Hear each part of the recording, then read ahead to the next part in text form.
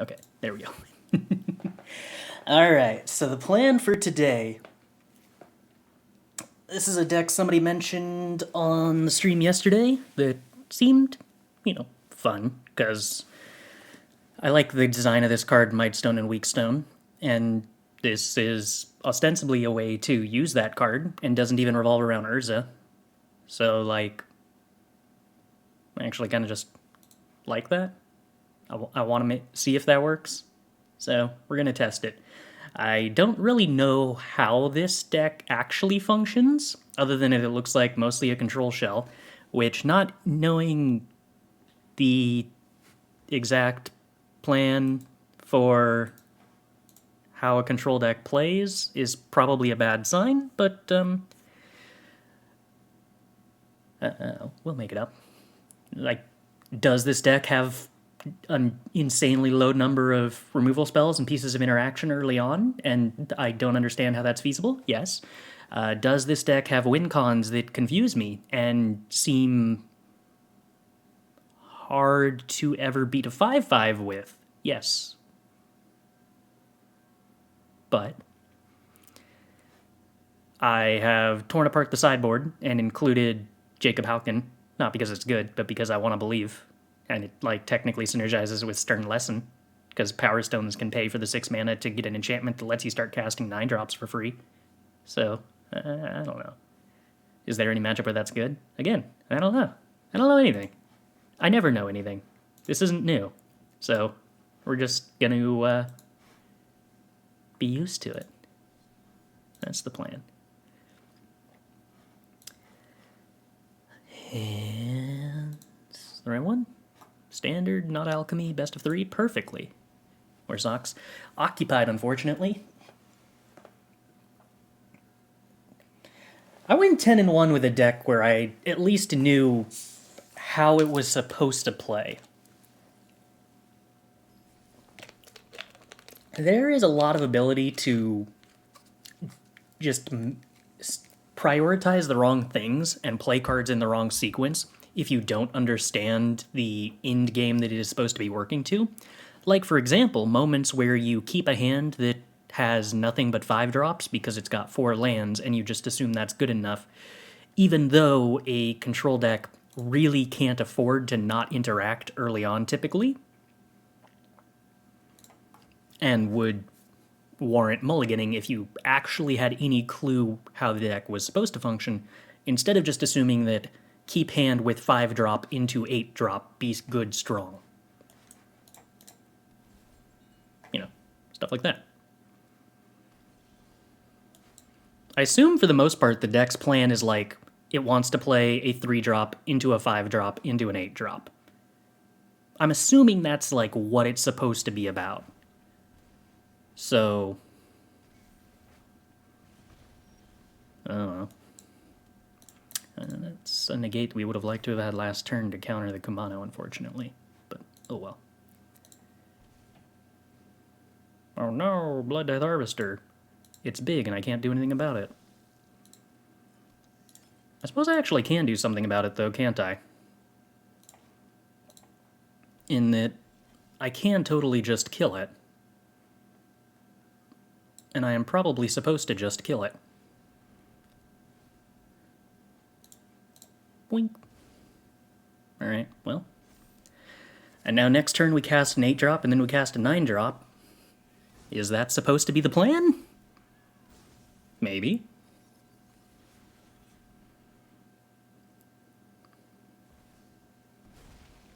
Oh, that's a cute synergy. Does Brotherhood's End hit Ob Nixilis? It does. Do I discard a card? No, thank you. No, thank you. I mean, being realistic, it's probably correct to not play the 8 drop and to instead oh, wait, no, this thing's at 4. Oh, so I couldn't kill that with Brotherhood's End. And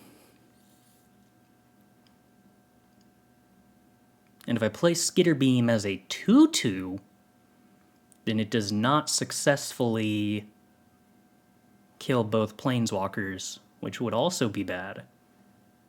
So yes, we will just be playing the 8-drop because it is large and costs 8 mana, and this makes me happy. I would probably rather kill the big Obnixilis than the 2/2. We will see if we regret this decision.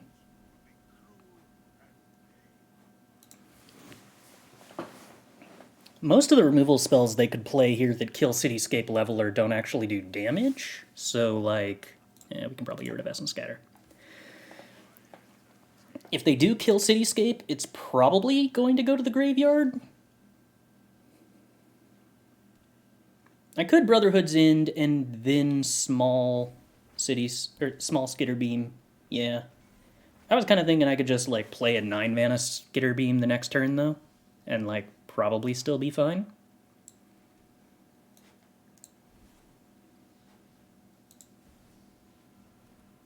And by, like, probably still be fine, I meant kill them, but they just gained a bunch of life, which kind of complicates things. So this is what, 20?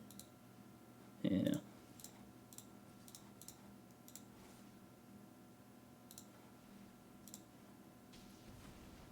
Probably wasn't supposed to swing with like 2 of these 4/4s and hold them back to block since I'm going down to 7, but I don't think they're going to do 7 damage to me.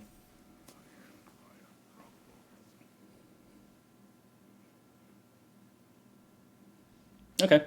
So did that answer the question of do I understand how this deck works at all? No, because I kept a hand of 4 lands and a 5-drop, an 8-drop, and a 9-drop, and it, like, worked out perfectly? Yeah. Do you create the token copies if they kill Skitterbeam with the trigger on the stack? Yes. Stuff that references the stats of a permanent in play, if that permanent leaves play before the ability resolves, as long as the trigger doesn't use the word target, the game engine uses what's known as last known information. So it looks back in time and references the stat of the permanent as it left the battlefield. So we would still get 4/4s.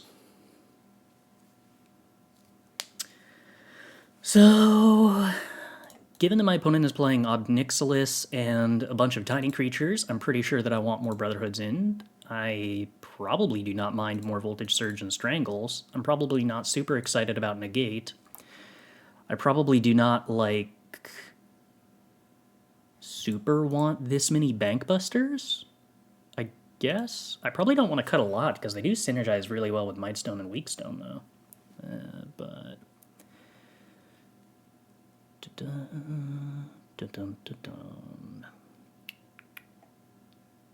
I mean, I probably don't want Essence Scatter. We saw the opponent cast how many creatures? 1? And it was a 2-drop? So that's, like, probably not amazing.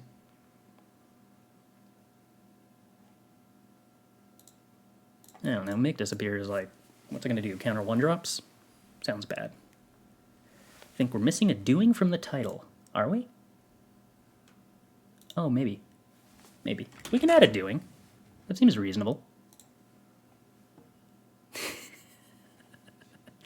Okay, so we kept 4 lands and a 5-drop as our first play, and that worked. I don't think we're keeping 6 lands and a 9-drop, however. Oh! This is a matchup where I was supposed to sideboard in those 2/4s, but I didn't see them in the sideboard for some reason. Am I supposed to keep these just as, like, 5-drop? Probably not 2 of them. You're also missing a no? Well, hold on. No, dunno is a contraction, right? So, like, that functions, I think. It's just a contraction that doesn't actually use a apostrophe for whatever reason. Wait, if you would put an apostrophe in dunno, where would you put it?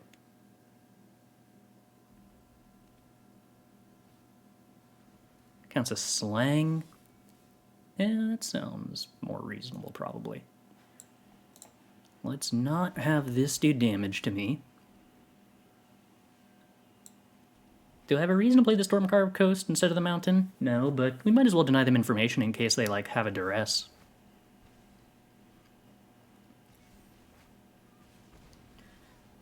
Well, alright. Not doing anything, but we're eventually going to play a lot of 2/2s, which is at least good against this board. So if we draw a land, I can Sokenzan. We draw a thing that isn't a land. So, I mean, we'll have a bunch of 2/2s and we can crew the 4/4. That's like kind of okay. It's not the best. I mean, again, this is sort of like an exchange of card advantage. I'm not sure how my life total is this high. It's about to not be this high, but, like, I really would have expected that it would be lower by now. This is more like what I was expecting. Wait, was that not 10? Oh, no, it's not 10. Huh. Okay.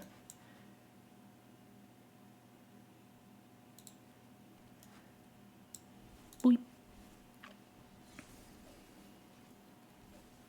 No attacks. Alright, opponent, what you got for me?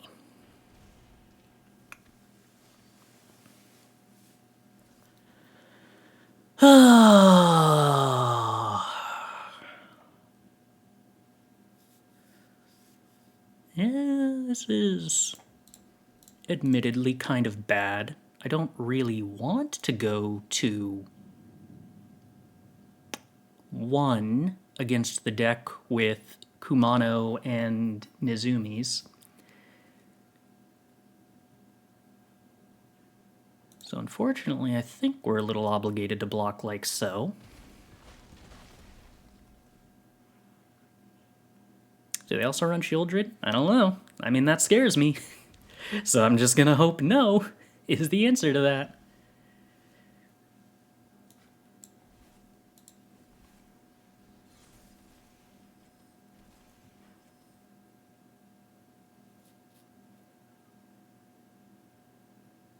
Do I want to play this lounge? I think having Bankbuster makes me want to play the lounge.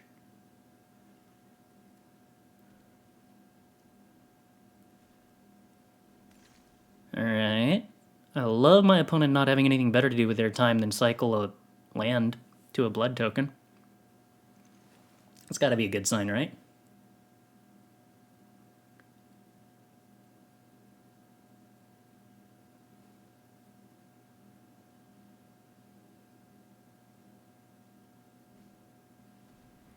Okay, Fable is not good, but it does at least mean they're not underdogging me this turn.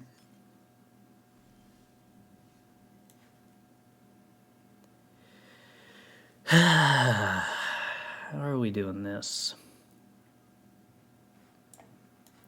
I think Bankbuster's less important than Stern Lessening first. Yeah. Oh, Brotherhood's End, you would be so valuable some of the time, but not this of the time. So I'm a little reliant on these 2/2s, to be entirely honest. Am I really about to discard the Brotherhood's End? It feels so bad. I think I am, though.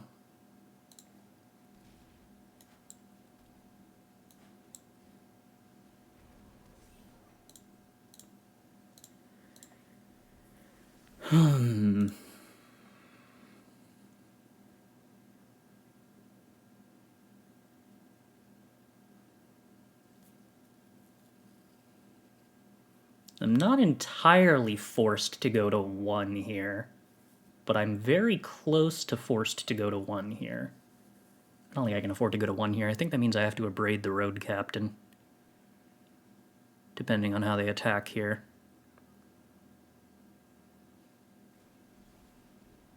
Huh. Sokenzan rather than Underdog is a little surprising.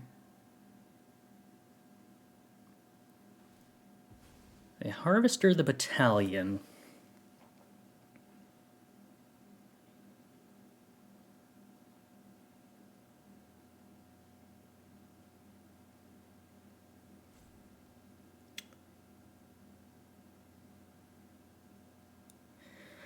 I could Abrade the blood token in response to keep the battalion around. Is that better than just abrading the road captain after attacks? don't think that's better in any way.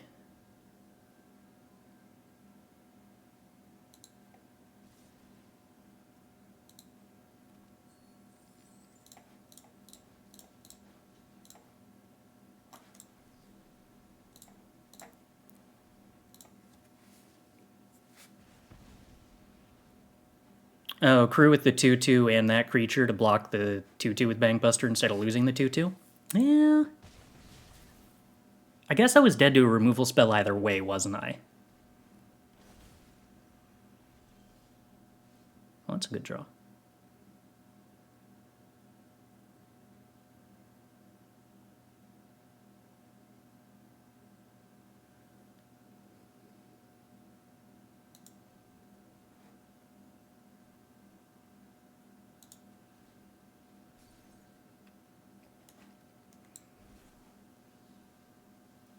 The make disappear, not terribly useful.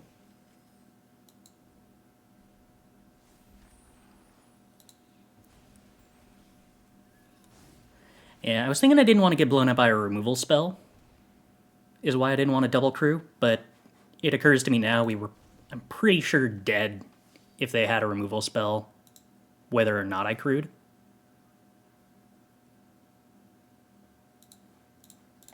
Attacking with the 1/1 here seems weird. I wonder what that implies.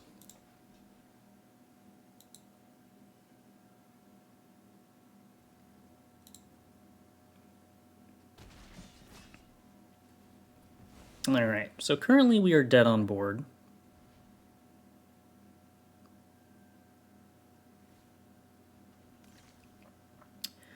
Which will require... Well, now we're very dead on board. Well, Mightstone and Weakstone was a solution. If I had had one more mana for Make disappear. Huh, fancy that.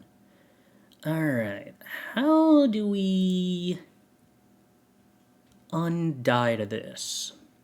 Cityscape Leveler was the answer to that. Now, can I draw into Cityscape Leveler if I draw 2 and draw an untapped land? Do I still have enough mana to do that? No, and that will not do.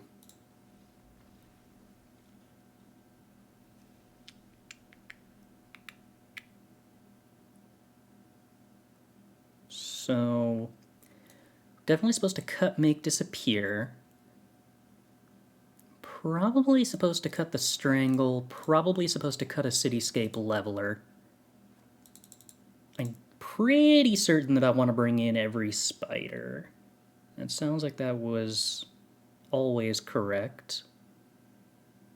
And then, what's the other cut? Maybe the Bankbuster? I feel like I'm probably supposed to have the other Strangle, but I don't know what for. Oh, I can probably cut Stern Lessons if I'm bringing in Thran Spiders, because it more or less replaces it, doesn't it? Which, I wonder if that means... Would I prefer to have Bankbuster over Stern Lesson then? I've got to assume just having as many 3-drops that curve into your 5-drops as possible is what you're supposed to want. So I don't think I'm supposed to cut more 3-drops than that. Especially because I don't think we need that much card advantage off of our 2-drops.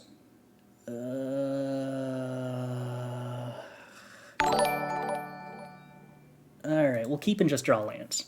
Just draw what we need. Mojo! Thanks for the raid. How'd the stream go? So normally I would think Thran Spider's the best 3-drop in this position against this kind of deck. But given that I don't have my next land, maybe that's not the case.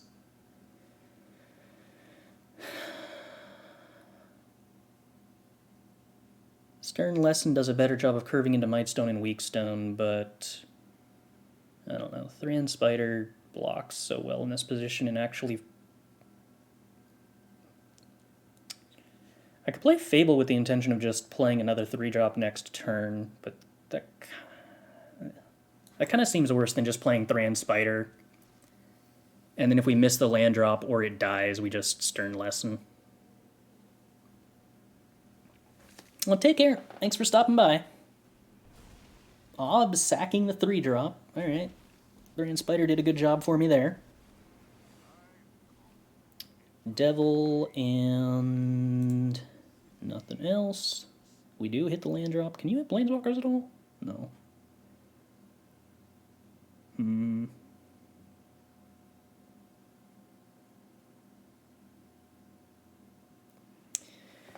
I don't believe that I need cards, and I believe I want mana, so I think we're just killing a 1/1 here so that we get to kill an Ob Nixilis. And then we're drawing a card with the Reckoner Bankbuster. This feels like this is actually just a pretty good start. All things considered.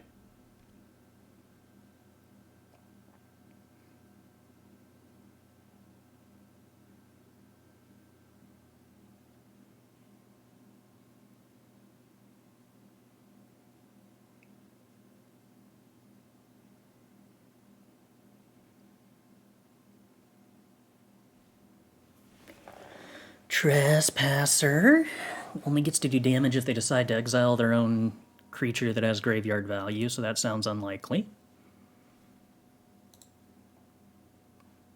And we'll decline.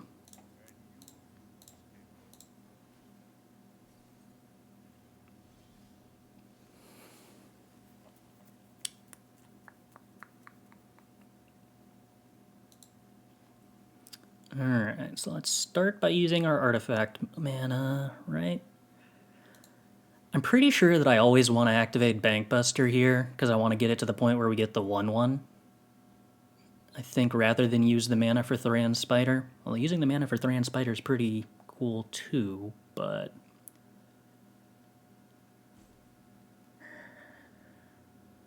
I guess I could play Thran Spider. I could crew Bankbuster and swing into the Ob, but since that doesn't kill the Ob, I don't think that's actually what we're looking for.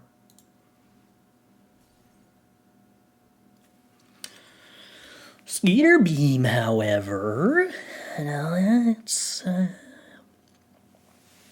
think we want to try to set that up next turn.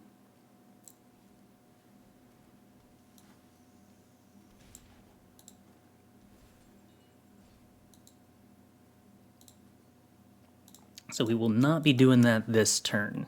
Don't want to cast for 5, would much rather cast it for 9. 4/4s seem like a good place to be against a deck that has a bunch of 3-power creatures. Yeah, like that.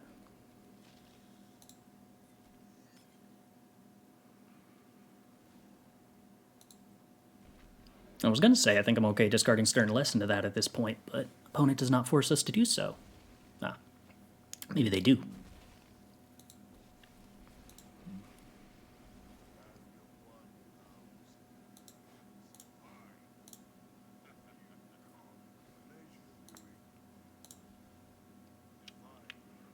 Still, they can't really attack through Thran Spider. The Power Stone tokens for blood, turning to their slight advantage. Good for them, good for them.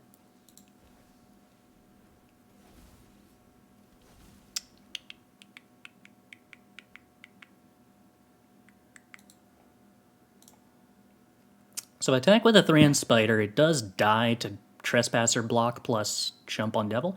Oh, these things have trample. Huh. So if I were to go swingity, swingity, swingity, they could save 2 of them and kill 1 battalion. If I swung with Spider,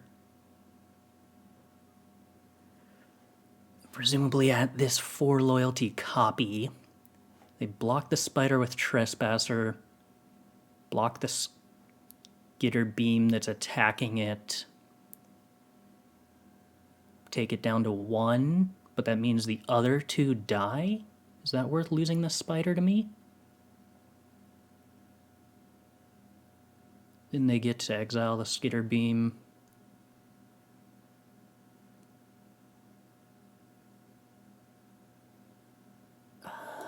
think...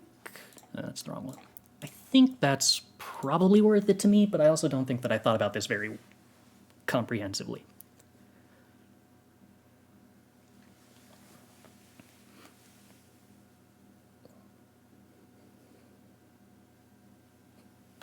Now it's the opponent's turn to do math and find out if I was correct.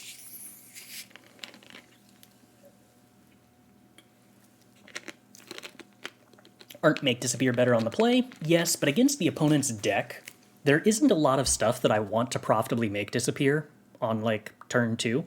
So I'd kind of just rather have more Bankbusters.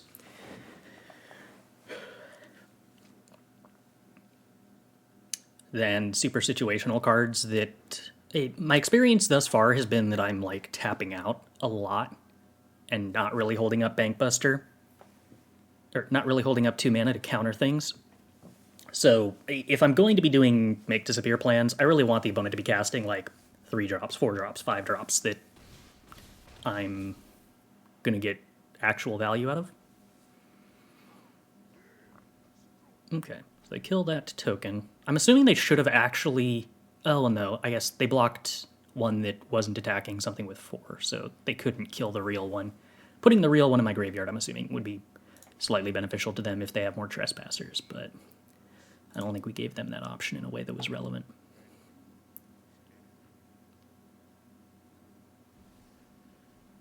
Alright, Tainted Adversary is an outlet for Power Stones, although they were 1 short.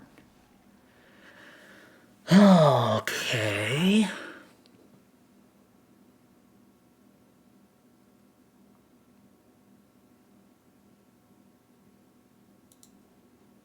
So let's go ahead and make these attacks.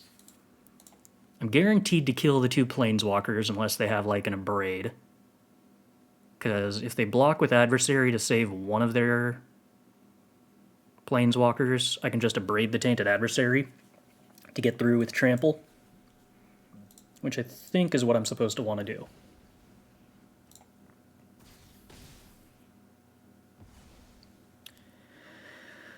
So then... Currently have access to 7 and or 8 mana, which means that I could activate Thran Spider, but I don't think I'm supposed to want to. So let's go ahead and draw with Bankbuster, get our treasure, get our 1/1. Play a Field of Ruin.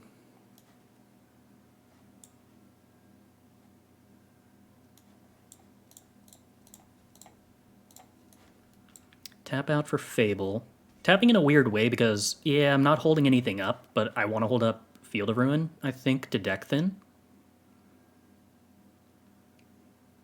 And my opponent's playing Bloodfell Caves. Do I think that that means that it's likely they're playing Invoke Despair?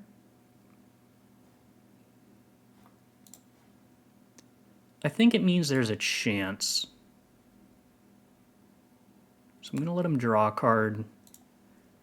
And then after that, so that I'm not deck thinning them, I'm going to blow up the Haunted Ridge to take them off for black if they're not playing more swamps. They're 2 colors, so it's not really going to make a difference, but, like, I don't know. Almost certainly they're going to have a swamp, but I don't know their mana base. Ooh, they actually could have punished me by floating mana to Takanuma.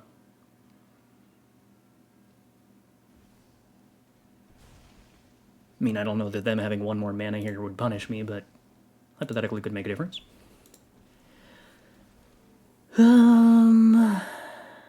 Yeah, I think that I just don't care about these cards in my hand enough to be worth losing life when I've got an onboard Thran Spider card advantage engine.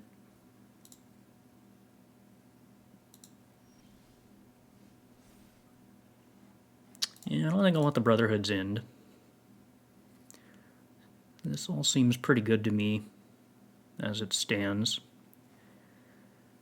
Okay, Thran Spider, what do you find? Find a Skitterbeam Battalion. Seems good. Could play that now. Do I want to? Probably don't want to. So we could go 4 here, 3 there, Could crew Bankbuster. Don't think that that benefits me in any way. So I think we just attack with a pilot. And I think at this point I'm actually supposed to hold the Field of Ruins to discard 2 Obnixiluses, which probably was already a factor, but nah, I mean, activating Thran Spiders is cool. But I'm going to cast this for 9 next turn. We'll hold it. I don't know. Maybe I'm supposed to play this. Who knows?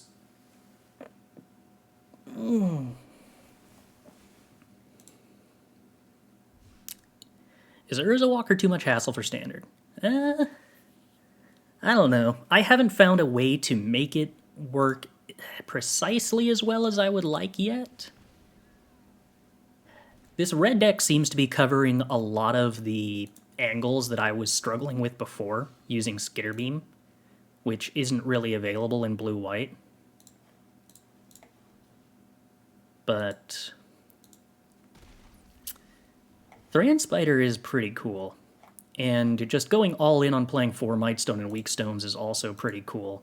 And Stern Lesson is cool, so maybe there's some kind of blue-white version that could go about those angles. But at the same time, I think this deck is also gaining a lot from Brotherhood's end, so it's tricky.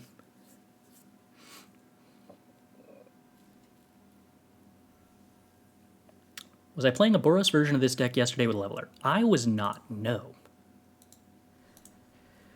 And Jeskai, I don't think the mana's good enough for, because you don't even get a Triome. And mana right now is pretty brutal if you're trying to avoid pain lands, which I think Control X have a strong incentive to do.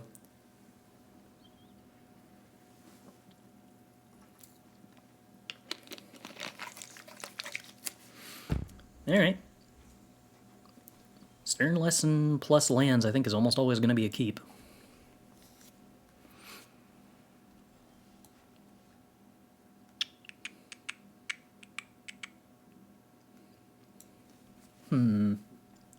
I don't think I'm supposed to play Bankbuster into a represented Abrade, especially when I could hold up Abrade instead. Okay. So I think they're probably supposed to take Stern Lesson from me. But yeah, defaulting to taking Bankbuster is, I think, really understandable, but my impression with this deck so far has been that, like, Stern Lesson is actually the more impactful card, especially on curve. Turn 4 Fable is not turn 3 Fable. Okay. I'm going to assume that the Field of Ruins are relatively unimportant against a deck that has already played 3 Swamps and is indicating that it is going to be a 2-color deck.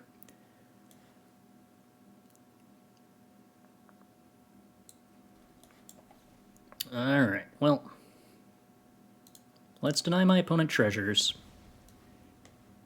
And I could choose... I don't think I choose to play the Bankbuster here, because I still sort of want to play around Abrade, so I'd rather play this when I can immediately activate it. We're holding up Abrade, which has some value, and we're actually holding up cycling the Xander's Lounge, which is also kind of cool. But yeah, that looks like something that I would like to Abrade for the most part.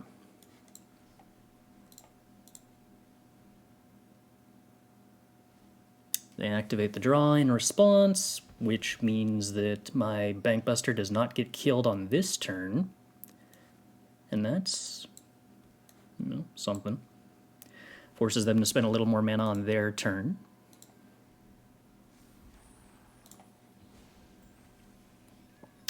I'm not sure if you can afford to play Roadside Reliquaries in this, given that you're playing the Field of Ruins.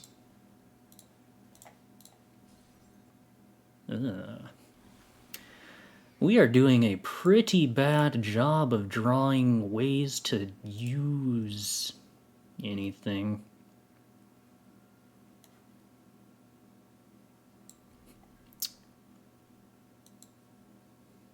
We have not yet found any ways to kill Sheoldred, which could be an issue. I don't think I care about my opponent gaining 20 life, or gaining life and being at more than 20. That might actually be incorrect of me. It might be that I, in fact, do care quite strongly about that.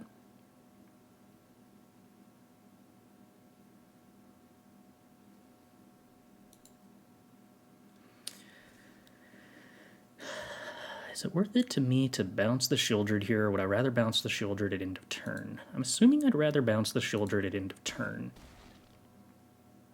so that I'd take less damage through all of my draws on my turn.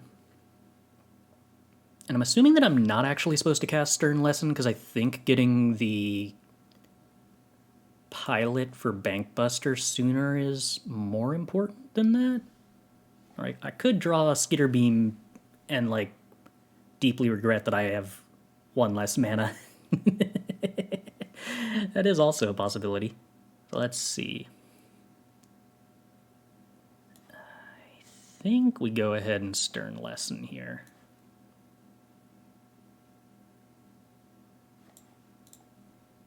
I think I want to tap Field of Ruin and not hold that up. Alright, Make Disappear is interesting. 3, 6, 7. I think we discard the land that isn't Xander's Lounge.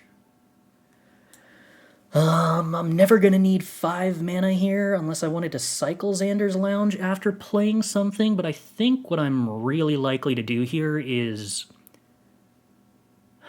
if they don't make a land drop, try to double counter the Sheoldred by sacking the pilot.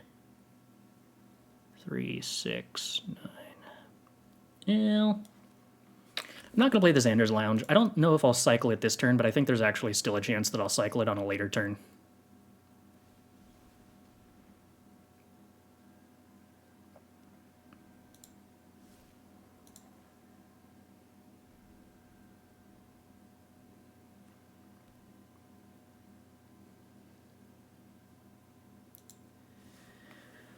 I think I'm comfortable taking this 4.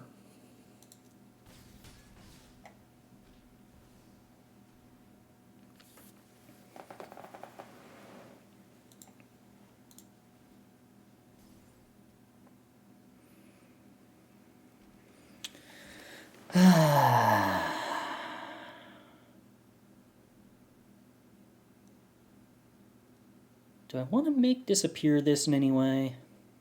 I don't think I do, and I think that I want to cycle in response. Yeah, they kill the pilot. Sure. More land. 3, 6, 9. Okay, I do have enough. Oh, well, hello. That's a fascinating draw. Do I have enough mana to do anything with that? 3, 5, 6, 8. Leaves me 1 short of Skitterbeam if I kill the Sheoldred. And I feel like blocking with the Skitterbeams is probably important.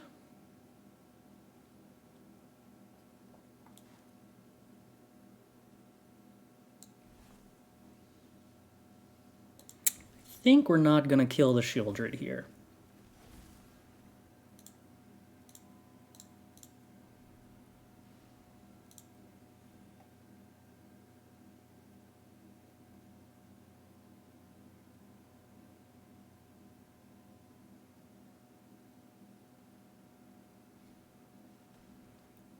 Soul Transfer. Okay. I should have crewed the Bankbuster. That was pretty bad. I keep forgetting I'm allowed to do that. I wonder if... I was going to say, I wonder if that baits them into attacking, that I didn't do that. It was actually a consideration for not doing it, but it did not successfully bait them into into attacking. Alright, so we end up going to 4.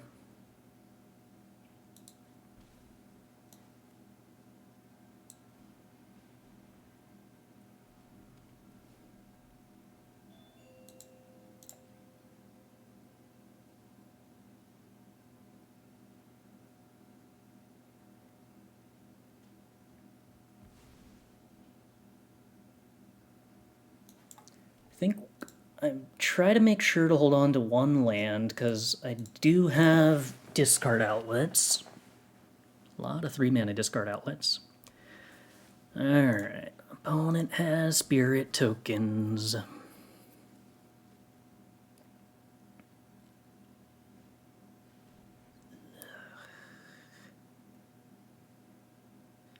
Yeah, that we can't really allow to resolve.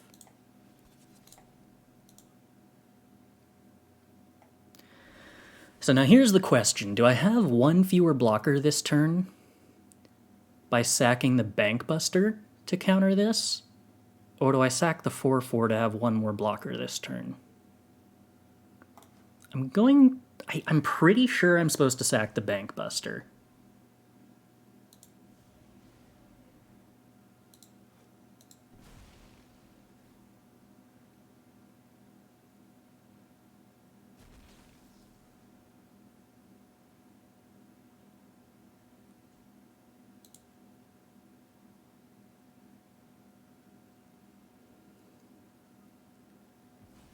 I don't think I want to kill the Fable first.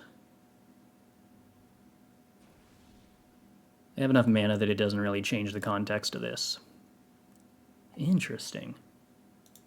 Okay. Why are you so willing to make this attack? What could you have that does enough damage to put me to 2? Or to kill me at 2? Another Invoke Despair does 4 damage, in which case this attack is mostly irrelevant. Oh, no, this puts me to 1. So the difference between 1 life and 2 life doesn't really matter. Trespasser. Yeah, Trespasser seems pretty likely. Shieldred would make this make sense, but I can't actually, do anything about it. I think we do Abrade to not die to Trespasser.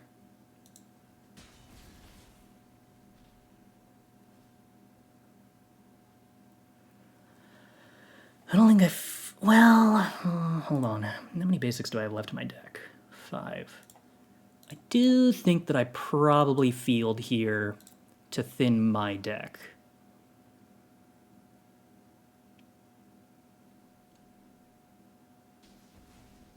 There's also a chance they might not have another mountain here. Or they might not care about a second red. Take the time to remove the mountain from your deck.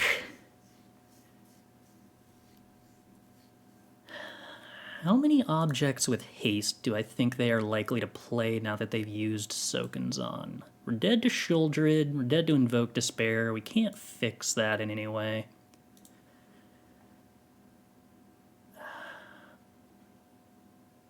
Attacking... I think I have to clock them, though. There's kind of too many draws in their deck that just kill me instantly for me to not clock them. Oh, hey, cool. That's a good draw. I like putting 12 power with haste into play.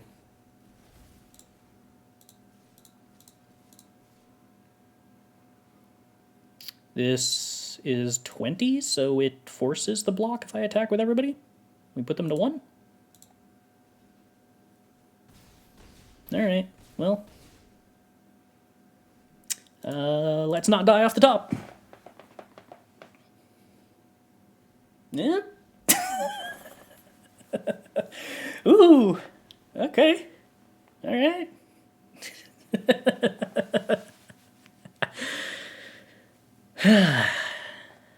Yeah, the main deck duresses these days are certainly something, huh? So... knowing the opponent is playing Invoke Despair and Shieldred, it makes me a little more comfortable keeping the Make Disappears. I wonder if Cityscape Leveler is, supposed to be valuable as an answer to Shieldred. I don't even know if I want to cut the negates. What am I supposed to do against black-red? This still feels like a spot where I'm supposed to bring in Thran Spiders. Is that wrong? I mean, opponent's got Bankbuster. Maybe Thran Spider just isn't a card I can bring in against Bankbuster. Most decks have Bankbuster, though. It might be specifically an anti-aggro card, to be honest.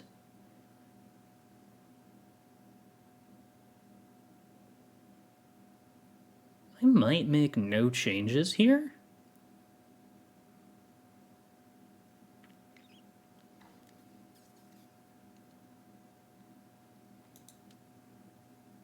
Do I really value Essence Scatter? I might prefer Disdainful Stroke to Essence Scatter, since it hits Invoke and Shieldred, and I don't super care that it doesn't hit 2-drops.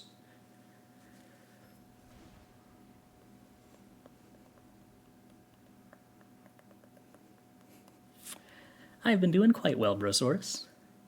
Thanks for the well wishes.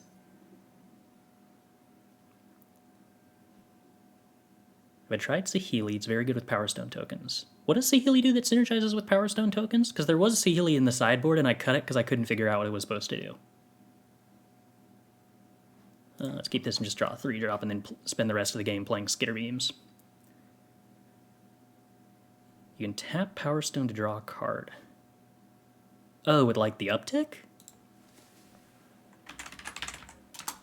Is that like good? No, my only card that doesn't cost 5 mana. Oh, hey, cool. The card I most wanted to see. Perfect. Saheeli.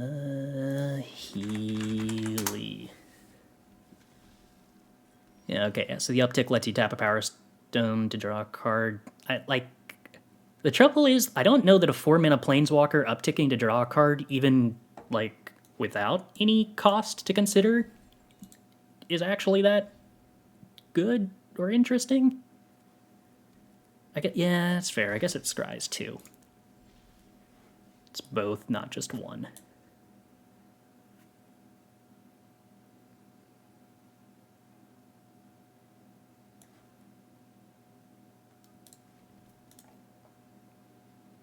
Well, we're going to begin playing Skitterbeams for a while.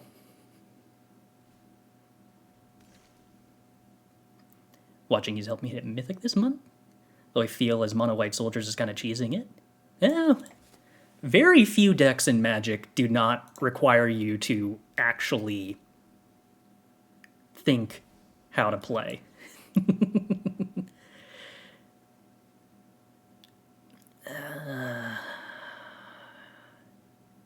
I'm probably discarding Stern Lesson here, right? With the opponent having a Shieldred in play. I don't really care much about the Fable, but I think I actually value the Xander's Lounge, because I kind of want to get to 9 mana eventually.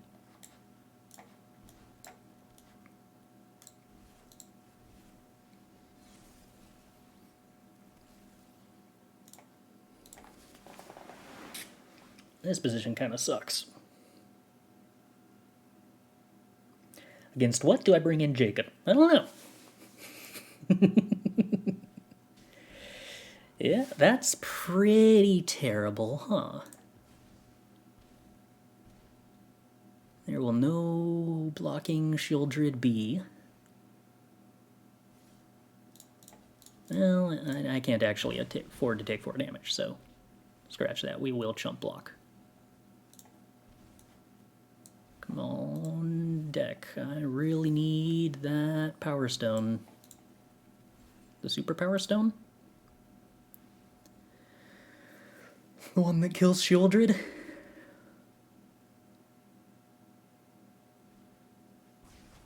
Ouch. Okay. Well, that's me dead. Well, is Brotherhood good against me? It's good against Skitterbeam. It might not be terrible. I don't know that it's actually that good against me, though. Huh.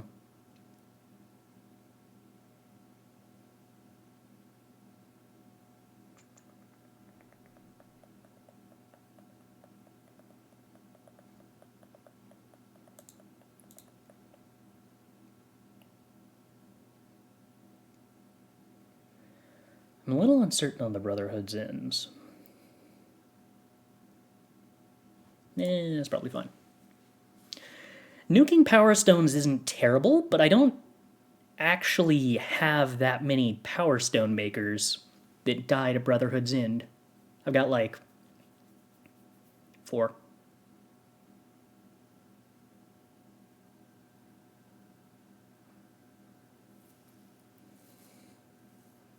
And of those, I frequently don't, like, actually need more than the 1.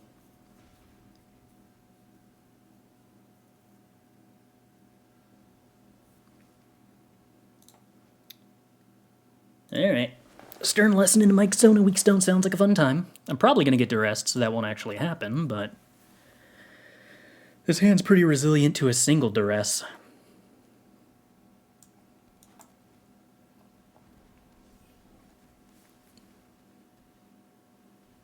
Yeah, okay.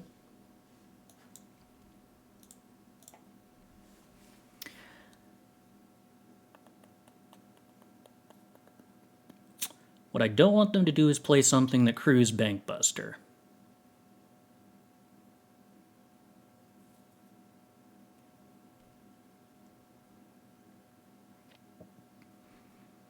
Rude.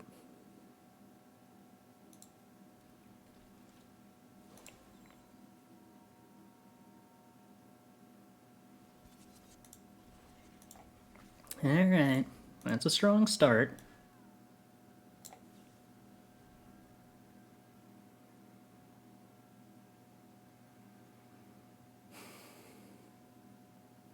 Field or Shivan Reef? I assume it's probably pretty much the same thing here.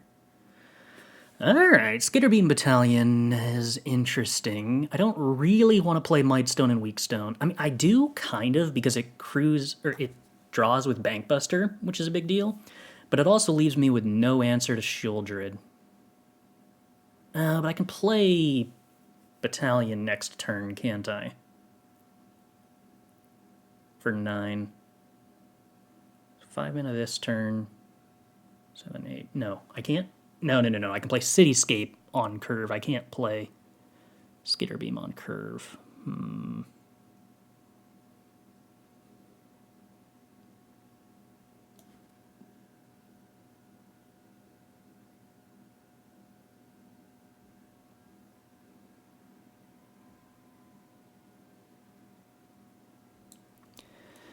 I think that I want to do this.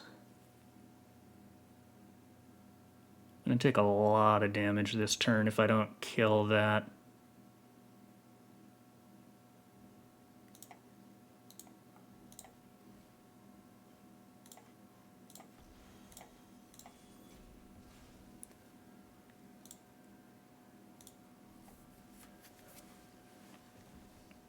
Yeah, no, that's not good.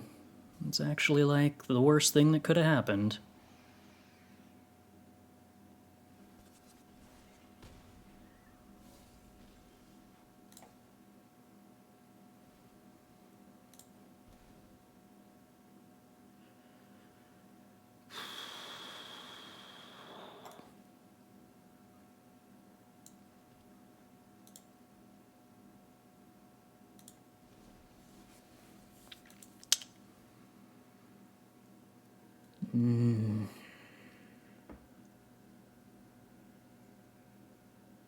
Yeah, I don't know. Maybe I just had to play the Skitterbeam and not play the Mightstone and Weakstone.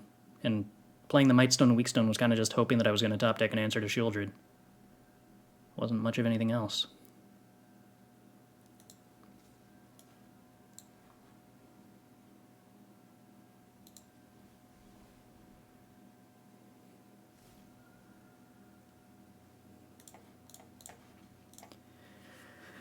We jump.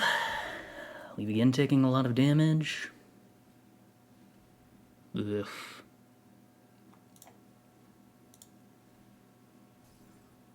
Ugh.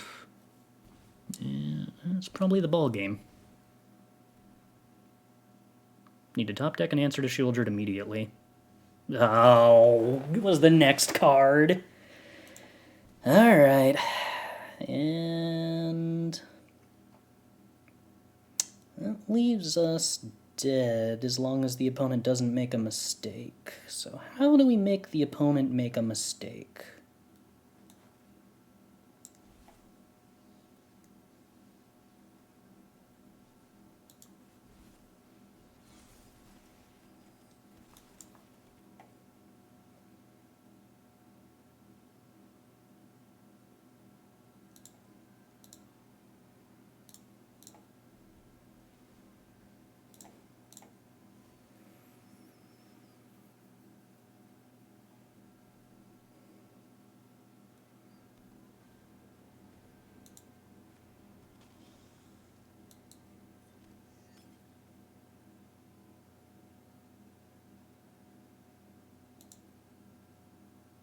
That was not making a mistake. Oh, come on! Twice? Ah, 2 turns in a row of drawing the correct card. 1 too late. I guess that means that if I had chosen to draw instead of kill the 3/3, we probably would have made it. Rough.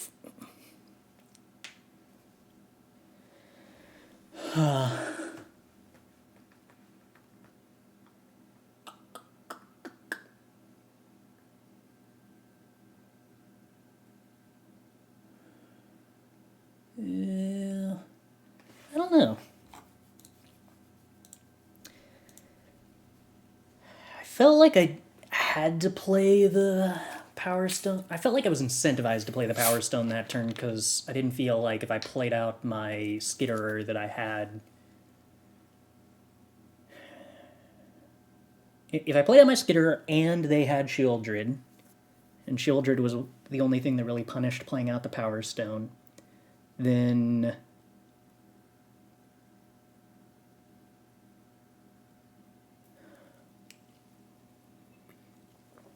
I would not really have a lot of resources left over after that point, after I killed the Shieldred and only had a pile of 2/2s. I guess I did still have the in-play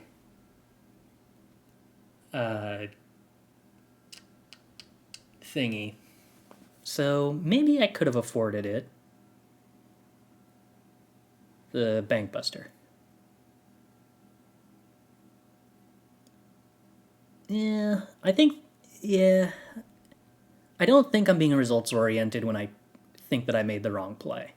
It probably was better to play the Skitterer there and hold on to the removal spell for Shieldred.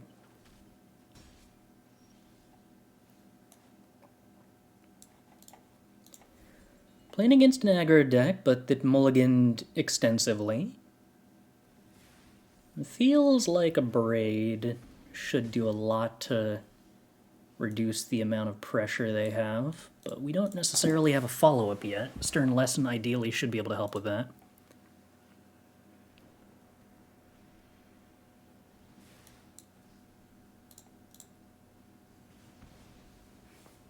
I think it's better to kill that and avoid the 2 damage than remove the Goblin Shaman, given that I don't think my opponent has enough resources to punish me for getting treasures. And I think it's better to just play out the Fable and trade off the Goblin Shaman than deploy Stern Lesson.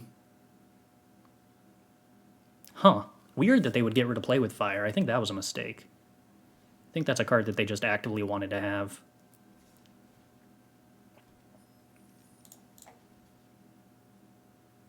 Do I want to get rid of the 2/2 more than I want to get rid of Etchings? Do I have any reason to get rid of the Etchings?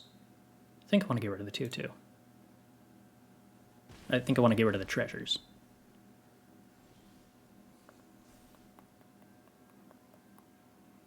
Alright, can definitely get rid of one Cityscape, can definitely get rid of Xander's Lounge.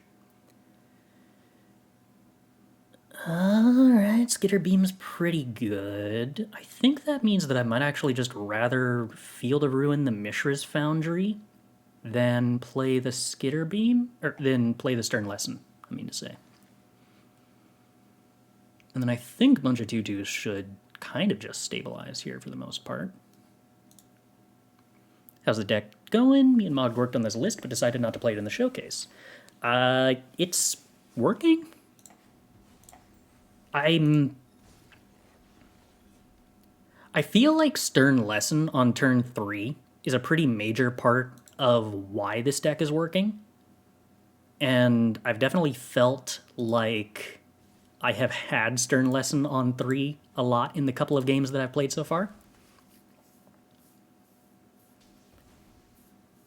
Which has made it look very impressive. Has Skitterbeam been good enough? So far, yeah. Just Skitterbeam on 4 has done a lot to just slow down aggro. And then Skitterbeam on 9 has done a lot to win games, which does... when you're playing a ramp shell, and in a way this actually is a ramp deck, having redundant ways to have access to ramp reliably and redundant payoffs for that ramp is pretty important. Because, like, this deck is essentially playing 8 copies of cards that ramp to 5 mana. If it was only playing 4 cards that paid you off for ramping to 5 mana, that'd be a problem. And playing a 5 mana card where half of the value is ramp, and only playing, like, 3 copies of cards that really reward you for doing that would not really be redundant enough outlets to justify playing ramp cards, considering the percentage of time where you just don't have a payoff for that. So the fact that Skitterbeam kind of gets to jump into both of these spots and be a payoff for the 3 drops and a payoff for the 5 drop really gives what feels like a lot of extra room for the deck to breathe, have room to do other stuff while also having an adequate number of payoffs at all of these spots. Alright, so we want to play Brotherhood's in, Voltage Surge, Strangle. We don't really want to play counterspells. We want to play spiders. We don't really need the Stern Lesson. We don't really need the Cityscape Leveler. We don't really need as many Bankbusters. And we ought to be good. This feels like basically what we were doing against the Sacrifice deck earlier.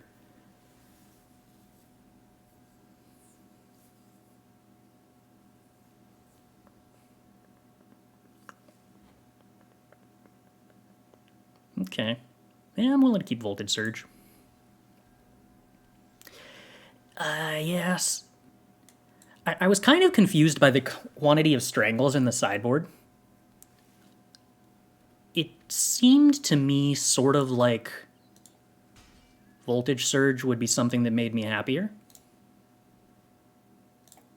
Because most of the matchups where I want Voltage Surge or Strangle, I value the instant speed more than I value the 1 extra damage. Soldiers might actually be an exception to that I didn't really think about. I don't know enough about the stat line on average in Soldiers to say.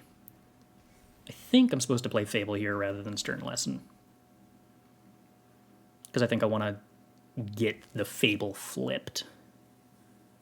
There's an important 2/3 soldier. Yeah, but you get so much coverage from 4 copies of Brotherhood's End already.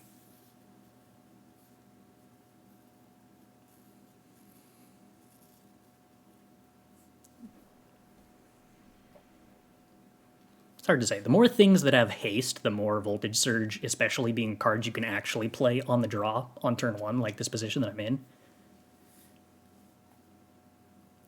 I mostly just really hate sorcery speed removal.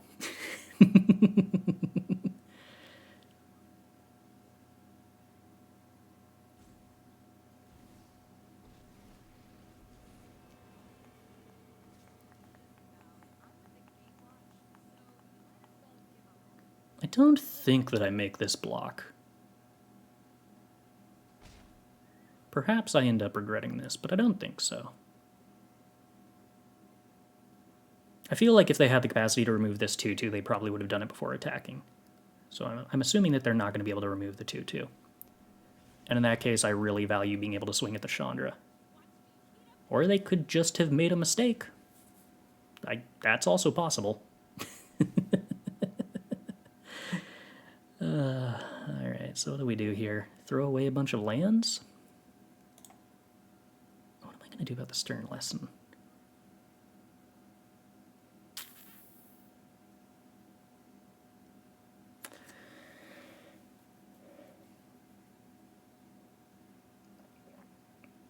Sokenzan into Brotherhood's End gives me a way to potentially kill the Chandra.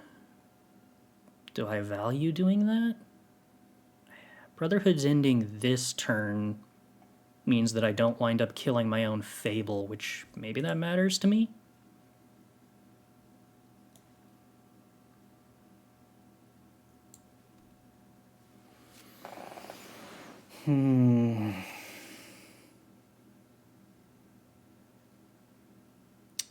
But if I wait, I also kill their Fable, and maybe that matters to me too?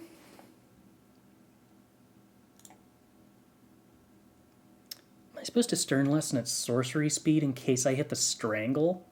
So that I could strangle the Chandra? Yeah. I kind of don't want to Sokenzan now, because I'd almost like to Mightstone, but I also don't think that Mightstoning is actually good for me either. And if they Foundry... Am I supposed to Sokenzan to trade with the Foundry? And then Brotherhood's End?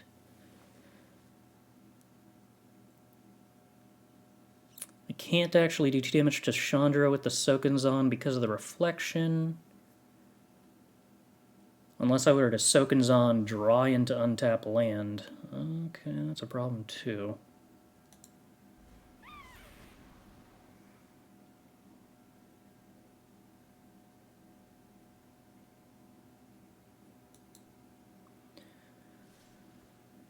Well, I mean, I'm probably going to have to Mightstone that.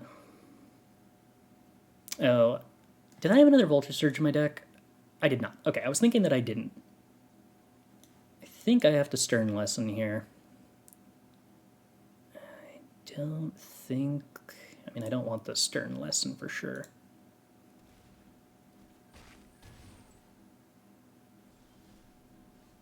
Okay, Field of Ruin's not terrible.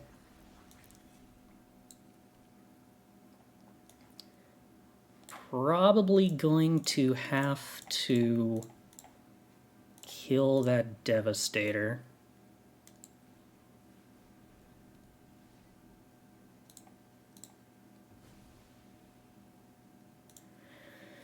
And hold up the Field of Ruin to answer the Foundry.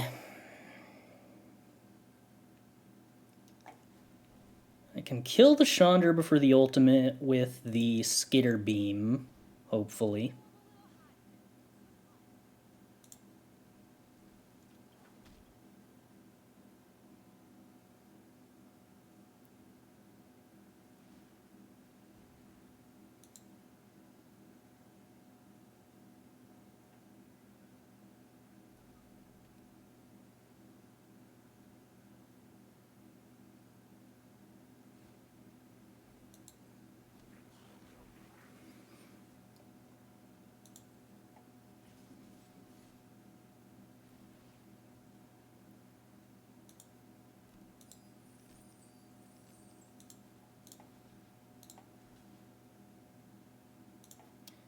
Then we get to Field of Ruin the Foundry.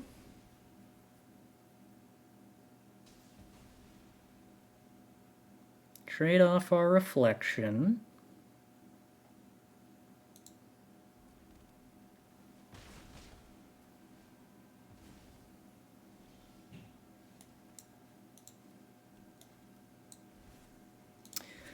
Play our battalions. This might actually stabilize, maybe?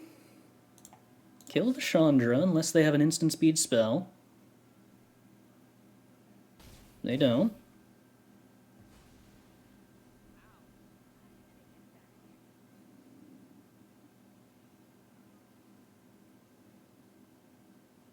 Alright. Okay.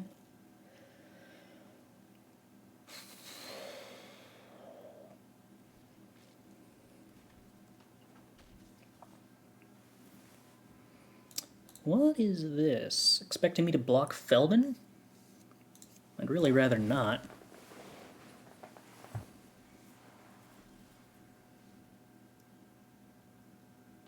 Do I get to see what they did with Feldon?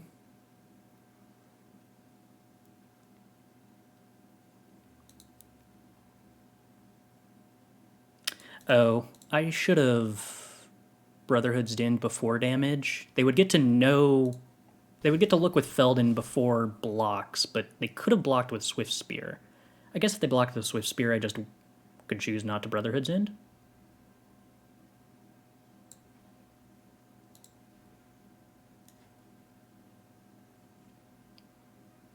I guess I should have drawn with Bankbuster before attacking, because I think that I'm doing this no matter what anyway.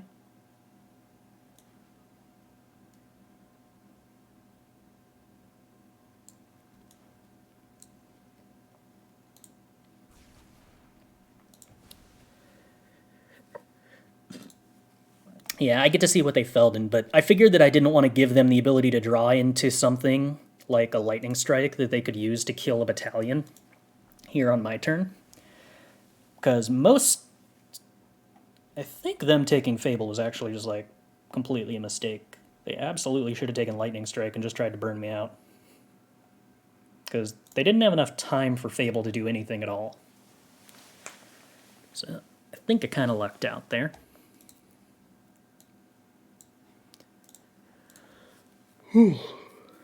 Alright, and I think that's enough incentive for me to feel like I am obligated to switch out those strangles at this point. I think there's too much overlap between Strangle and Brotherhood's End, but that there is significantly more value in Voltage Surge being instant speed, especially against decks that play lots of 2/2s with haste.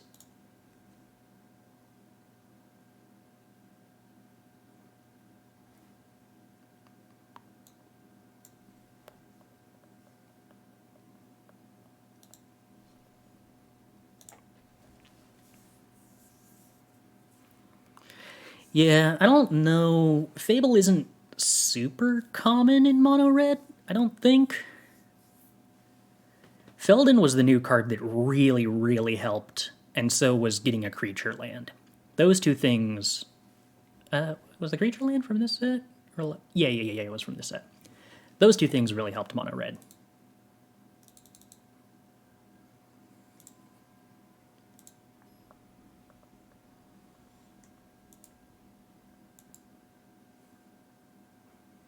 No clue whether the Fable came out of the sideboard or not, but if it did, then I think that was a mistake.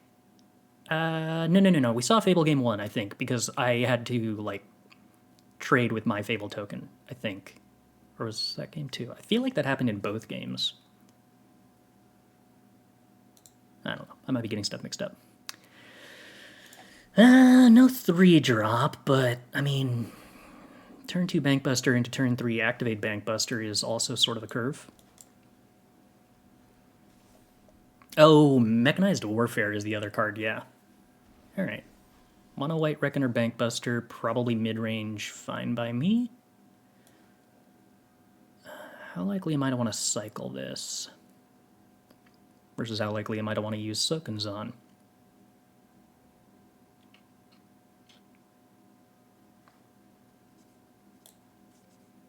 I think there's a pretty good chance that I want to cycle the Xander's Lounge at some point, so I think that I do not play it here.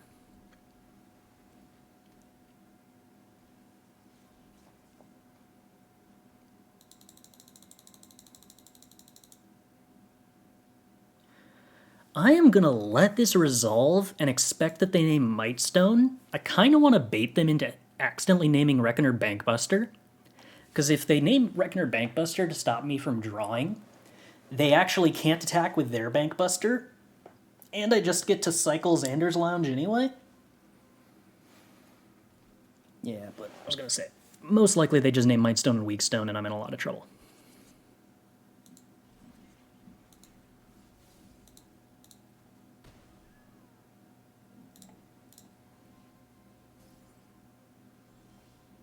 Ugh.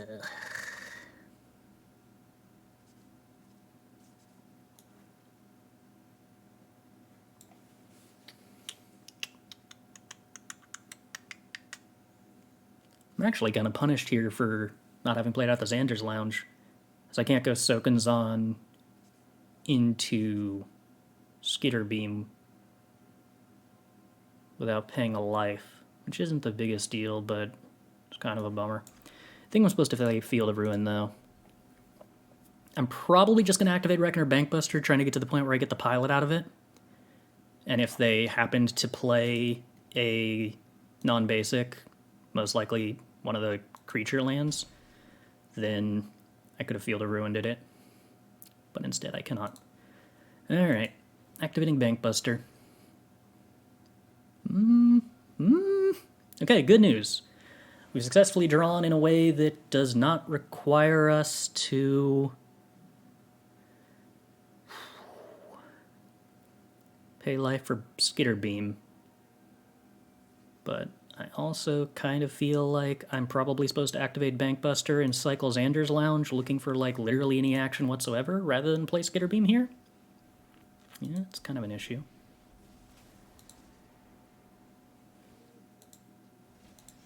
We're going to take a lot of punches. Hypothetically up to 10 punches.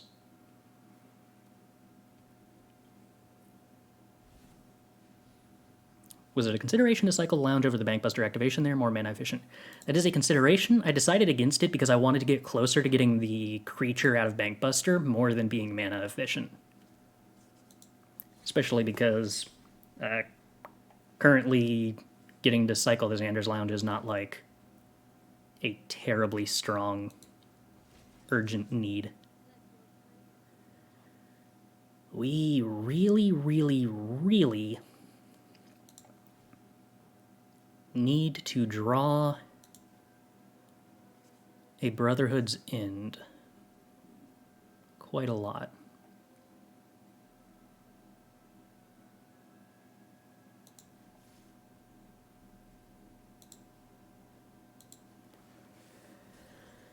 I'm shocked they didn't attack with a Bankbuster, but I guess they don't have any other use for it but to draw a card.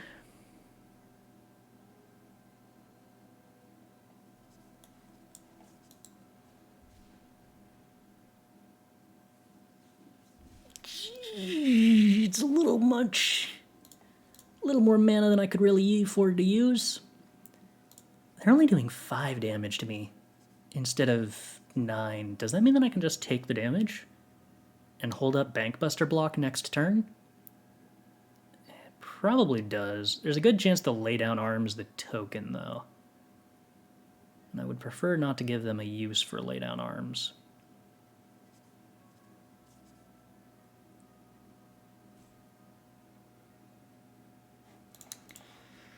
I think I'm still on plan draw Brotherhood's End because I think I lose most other games where that doesn't happen, which incentivizes the chump block here.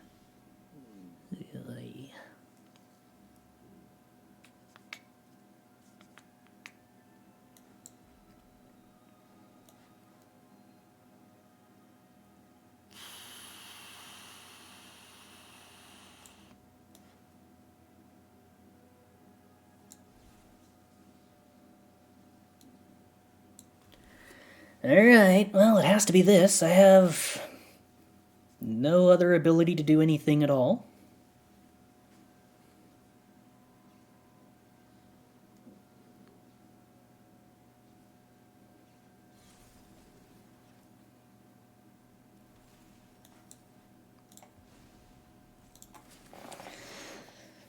This is a few too many lands to do anything with.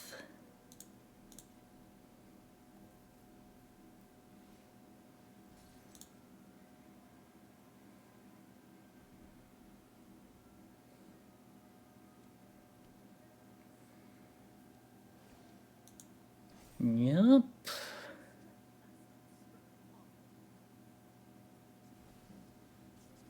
Okay, that wasn't a Steel Seraph, which is good, because Steel Seraph killed us.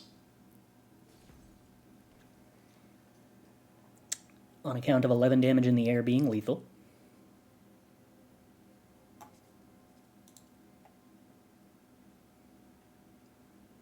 Instead, we're only taking almost lethal.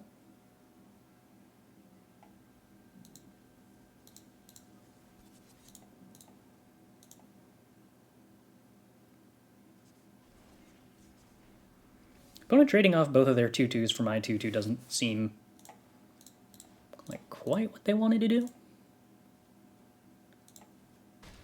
but I also don't think I have a lot of capacity to do much about it.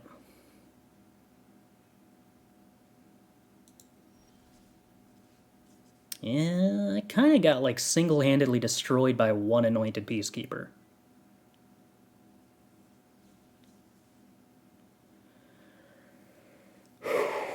How?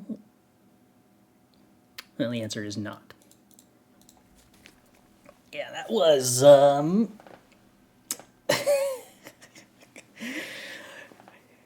pretty mondo horrendous draw. Alright, more Brotherhood's End, please and thank you.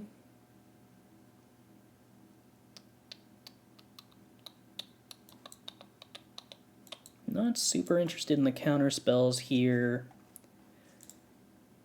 Opponent not really playing an aggressive deck, necessarily.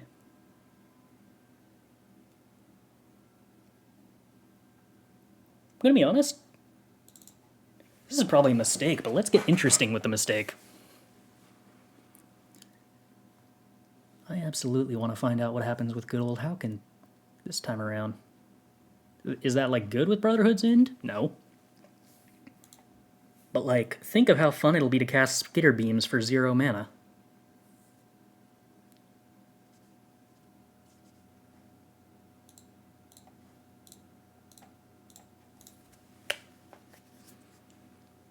It's like totally a combo, right?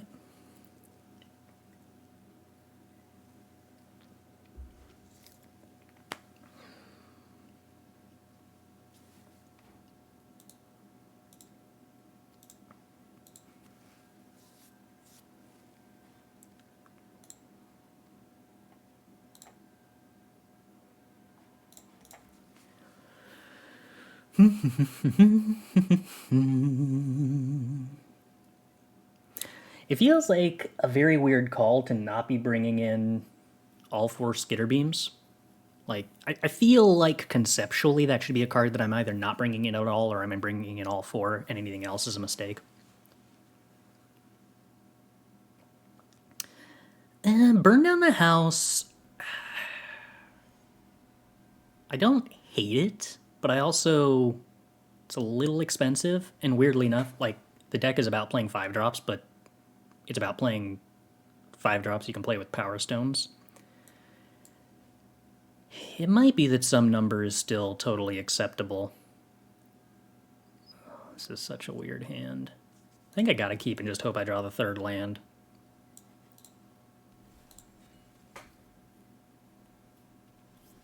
Alright.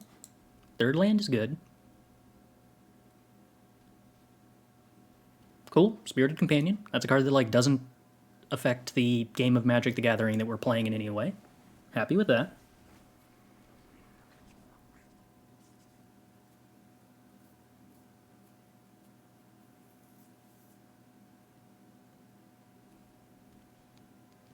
And there's Anointed Peacekeeper again, which has every incentive to go after Mightstone and Weakstone. No, they go after Brotherhood's End instead, which... I don't really know how I feel about that.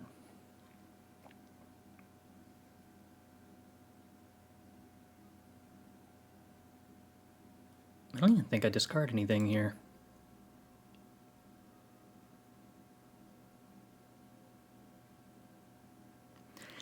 Am I throwing away the 2/2 just to play Mightstone and Weakstone and draw 2 this turn? Because I think I am doing exactly that.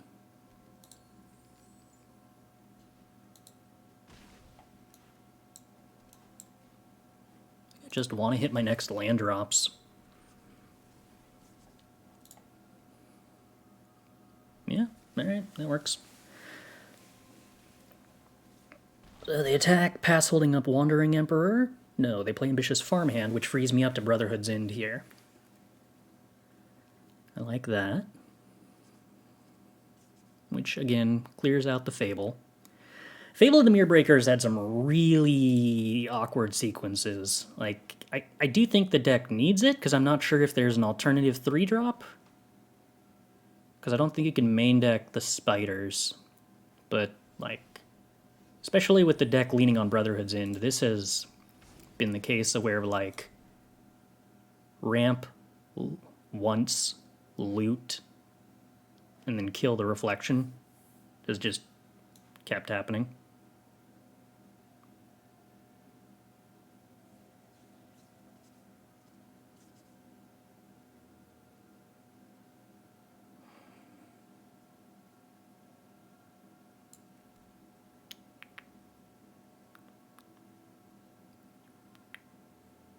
I don't even know if I want a Brotherhood's into this. I might just want to play the Thran Spider in the Stern Lesson instead.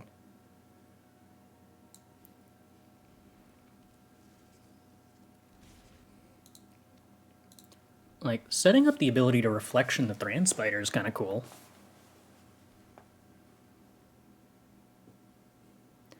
Yeah, I'm in a similar boat where I think that it's kind of fine. Yeah, see, they're just gonna do that. Do I even care about the Seraph? I don't care about what it does here. I can certainly wait longer. My spider's got reach. So this don't do nothing.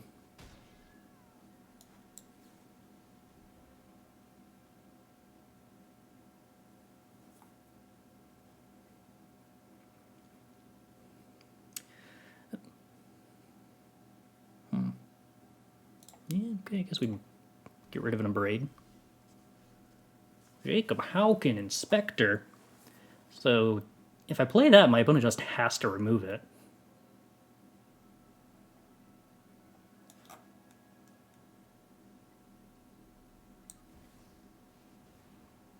But I think I'm supposed to play Leveler and blow up the flyer instead. Maybe not. Maybe I was just supposed to copy the Spider, Brotherhood's End, and play Hauken.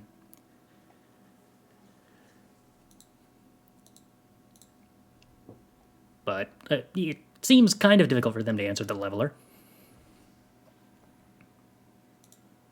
Oh, that's true. We could copy the Leveler. Is that, like, a good thing? It's probably not a bad thing.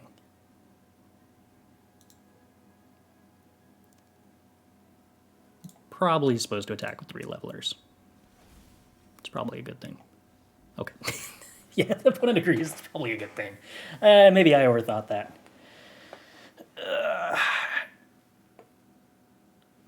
Yeah, that made Thran Spider look pretty good, didn't it? Did that make Thran Spider look better than Fable of the Mirrorbreaker, actually? Now that I'm thinking about it? Because I kind of think it did, and I'm kind of okay with cutting the Fables for more spiders. I mean, that was me on the play, and Fable was unimpressive, so...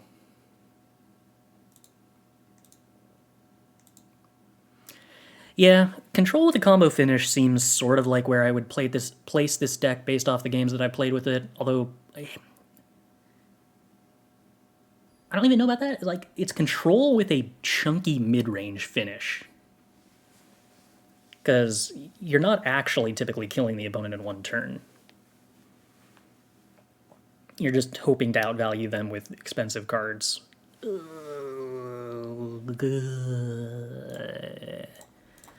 My opponent can't Anointed Peacekeeper me if they don't know what the top of my deck is. Can Big Score do what we get from Fable? Nah, because the role of Fable is attempting to ramp from 3 to 5 mana. And the problem therein is that, like, the 2/2 is very bad at ramping to 5 mana without dying if you're not dedicated to playing removal spells to clear the way for it, like Grixis is. Alright, so this probably names Abrade then, because there's nothing else they can name that's meaningful, but that means that we get to Stern Lesson, which is something. Yeah, kind of just have to. Oh! Why would you ever mulligan when you can just draw what you want instead?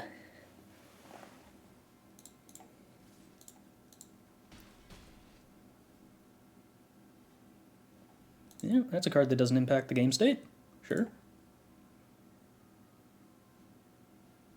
And that's a card that almost impacts the game state.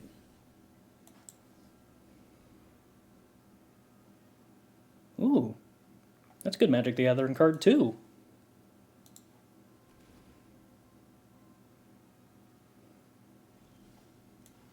Ooh. Ooh.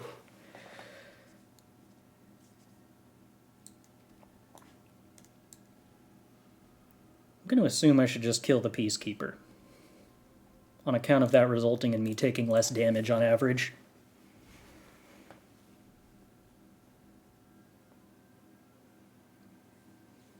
Okay, so I'm not entirely sure what my opponent does. Okay, naturalize the Mightstone. That does result in this board state being slightly different.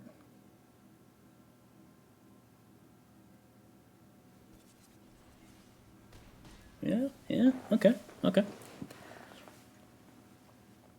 Fair enough. Let's blow up the Bankbuster. Let's blow up the board. Now 7 mana plus 2 cityscapes, so like a land is good. Yeah, alright. You could be annoying. Land, however, is good. I probably should have played the Otawara, because I'm not going to use the Otawara when it's my 8th mana, and I don't want them to know that I have my 8th mana when I have the Cityscape. So playing the island was to no benefit there. Maybe that's actually false now that they have anointed Peacekeeper. No, because I just Brotherhood's in the Peacekeeper away. So basically this does 3 damage to me, which is meaningful for them. I guess showing the Otawara then potentially changed this play from them if they suspected that I had a land. Ooh. Interesting. Alright, well that definitely means I can't Otawara then, since I'm not even top decking into Cityscape.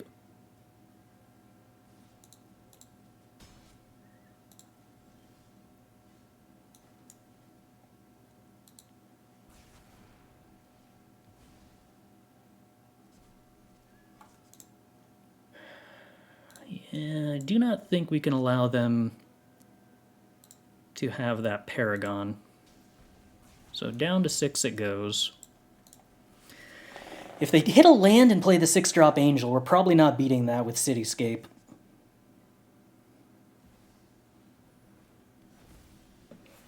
Alright. Top deck gods were kind to us on both ends.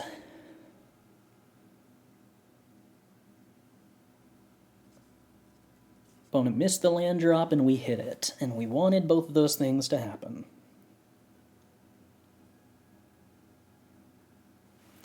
If Cityscape fails to... Okay, no.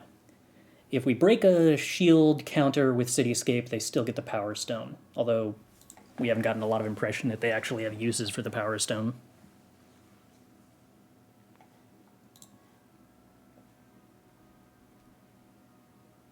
Lands for opponent.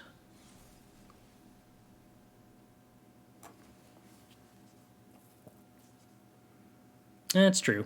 Angel is a use, Bankbuster's a use, but not uses that necessarily, like, super change the context of any particular turn. Well, I mean, Bankbuster does. But not at this point in the game. Mostly that 6-drop Angel that I'm super afraid of is the one that they can't use the Power Stones for, being what matters to me. This sure is about as mid-rangey as it gets right now.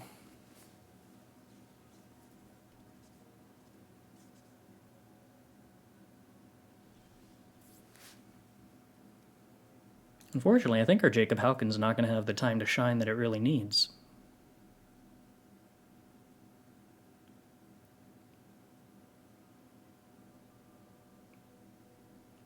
Well, they apparently didn't have the 6-mana Angel at all.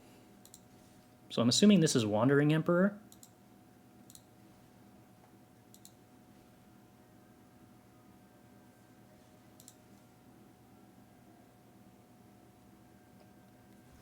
Which puts us in the interesting position of I think I'm about to Abrade the Cityscape Leveler that they try to exile.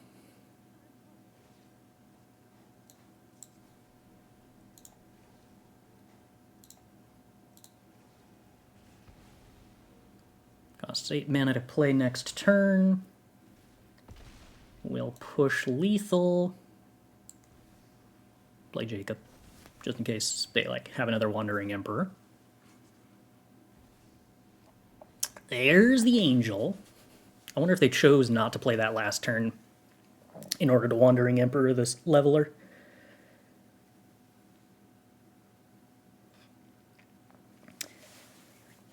So they're going to need an instant speed answer to Leveler.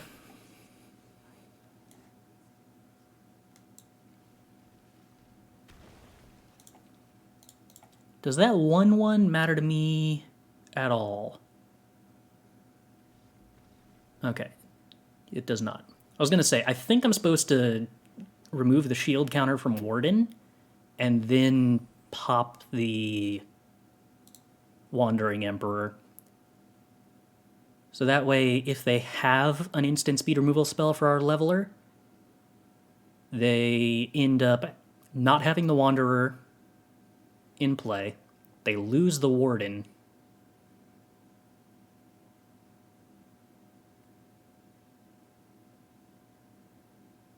And I think that's the best it gets. And I don't see any world in which this 1/1 makes any difference given both of these have trample. Oh, yeah. I was confusing about that earlier because I keep forgetting that Seraph is actually an angel. The one with the indestructibility counters that makes Humana. Well, makes 1/1s and draws cards, but in the context of that, the turn that I was scared of, where I was talking about them drawing the land, what I was scared of was specifically them playing Seraph and then just not actually making 1/1s or drawing cards and just sitting there with 2 shield counters so that I couldn't get through it, and then it would have just like been very likely to kill me before I could kill them. Don't they remove it before attack if they can? Yeah, that's true. I suppose they do. So the point where we were at, it didn't matter. Because they don't have any reason to bait us into an attack there. So, yeah. In that case, they're just dead. Alright, I will be right back.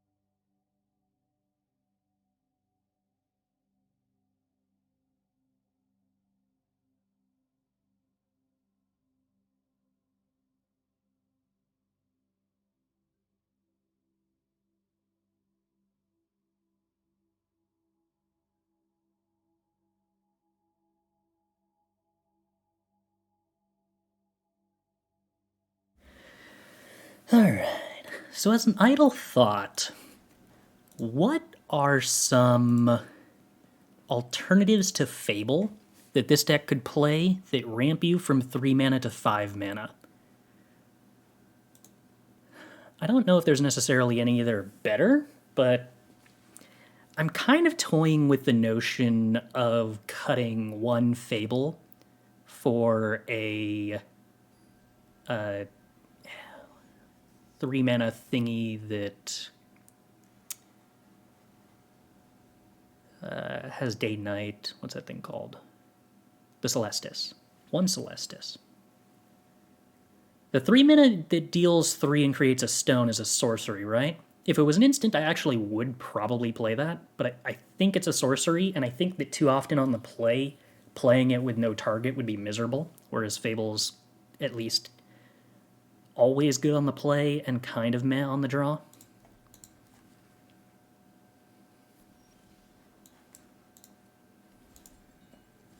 The main problem I have with Celestis is the main deck we have no 1-drops, which is awkward.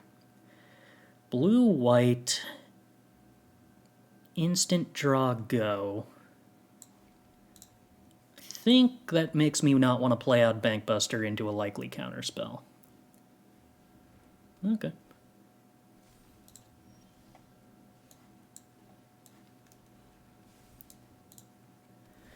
Well, this is a slow start, and not good against Wedding Announcement. I assume this means we're playing against blue-white midrange? Blue-white midrange that misses land drops, however, is okay by me.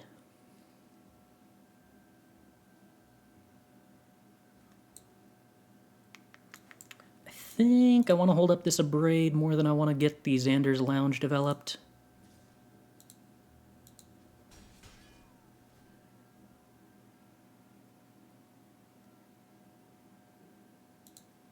Still missing land drops, huh? Okay. Alright, Abrade first. Play around Quench. Draw a card. Opponent's is on a Jeskai mana base, you say? Meaning that if I were to begin Field of Ruining, how many basics do we think the opponent's likely to play?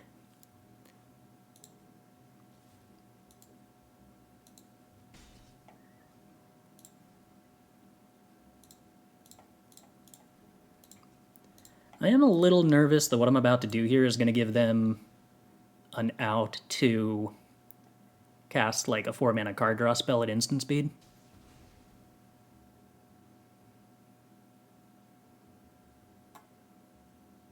But especially when they're missing land drops, thinning their deck makes me happy. Okay, so now they can Abrade the Bankbuster, because they actually are playing red basics. So we are going to not use Field of Ruin in the interest of getting more card advantage.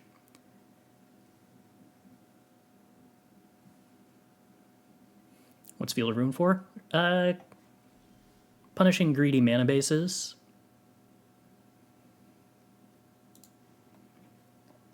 And also removing creature lands. And since you can use Power Stone outlets for it, it's a little less opportunity cost than a lot of other decks.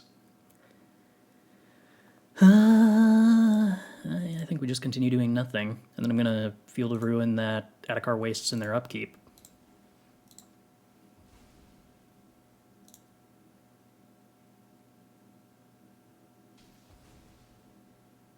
Okay, didn't float any mana. Fine with me.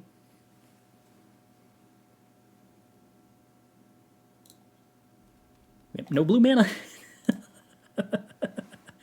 Oh dear. What does that mean?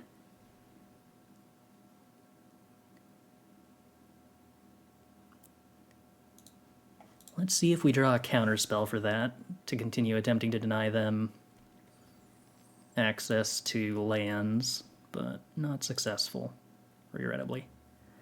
Does that mean this is a Reanimator list? Bankbuster. Ah. Can you afford to play blue? Really? I would not have thought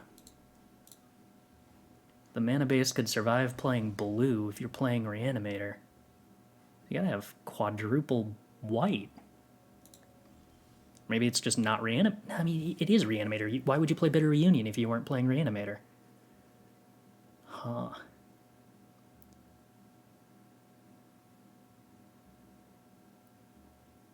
Well, now I can't jam Cityscape because they did find blue mana.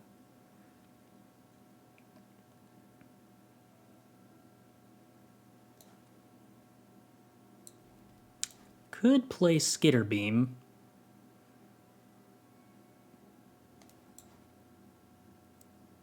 Kind of regret playing an untapped land, actually, if that was the plan. Because having access to 9 mana next turn after they attempted to clear the board so that we could push lethal with a second Skitterbeam would have been a good idea.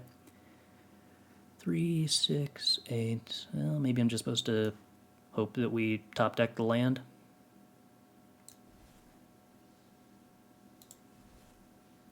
I think I'm still supposed to play Skitterbeam here, though. Just a little too strong into Quench. And in that case, I had to play the untapped land anyway to play around Make Disappear. So, yeah, I guess there weren't any good options other than do this and hope that we were going to draw the untapped land.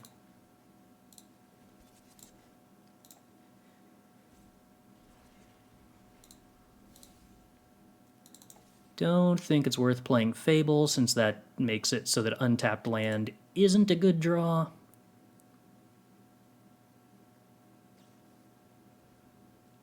Okay.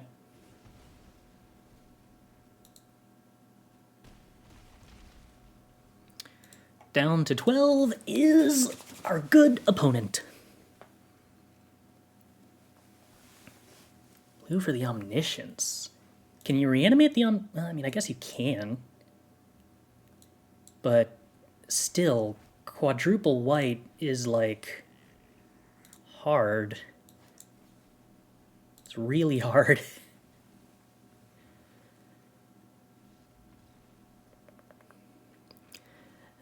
Well, specifically what getting the 9 mana available up played around was like a board wipe. So playing the tap land was theoretically better around that, but yeah, I think that this was the correct play since it played around getting Make Disappeared on the Skitterbeam without using the treasure. And if I had to use the treasure, then I couldn't play a 9 mana Skitterbeam next turn regardless. So, like, having the tap versus untapped land in hand at that point doesn't matter. So, we're playing against Reanimator, which means I want Disdainful Strokes. I don't really care about Essence Scatter. I want to play Jacobs if my opponent's going to sit around doing nothing. And I'm going to just not play End because my opponent doesn't look to be playing creatures, really. We should probably play Hearse. It's boring and I don't like it, but it's probably correct. What do we cut? We're hypothetically supposed to play something. Or hypothetically supposed to cut something.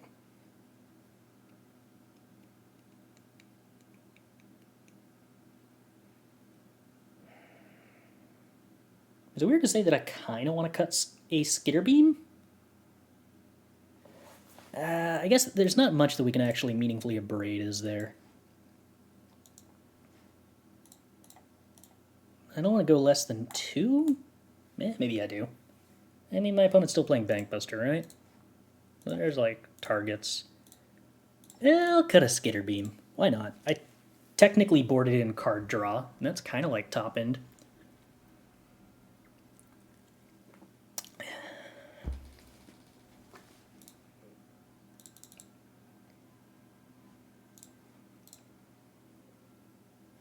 Okay. Alright. Mightstone and Hey, well. Just always draw good cards, and every keep looks fine. I was totally willing to just sit here and make land drops until turn 5.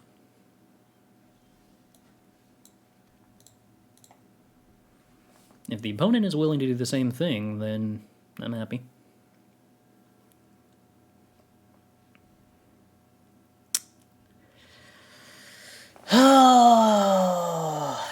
No, I'm probably not supposed to give them a discard outlet. Even if I would like to play Mightstone and Weakstone.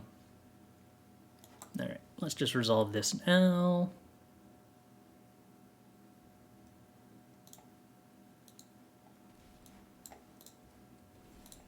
Alright, opponent. Now you can resolve whatever you like. I don't think there's anything they can resolve on turn 4 that isn't pretty much exactly the same as whatever they were resolving on turn 3. Yeah, alright. Is a Reanimator shell. That's a good draw. It's basically the best draw there was. I'm sorry, opponent. Oh, just the actual negate. Okay, okay, alright. We're going deep, but here we are. Yeah, this is an Invoke Justice deck. I'm just kind of, like, flabbergasted at the idea that you can afford to play blue in the Invoke Justice deck. I don't think you can, is the actual answer to that.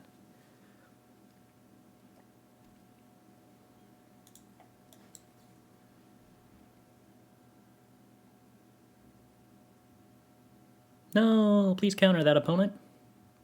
It would have made me happy if you countered that. Let's see. I don't think I care much about Fable.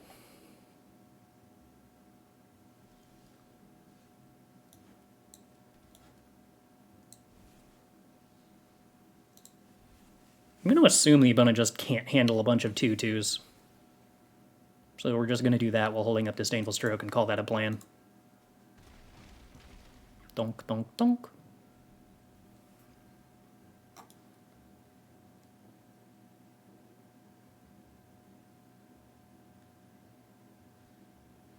Yep. That's not going to resolve.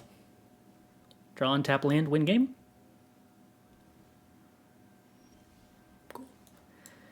Good talk, good talk, good talk.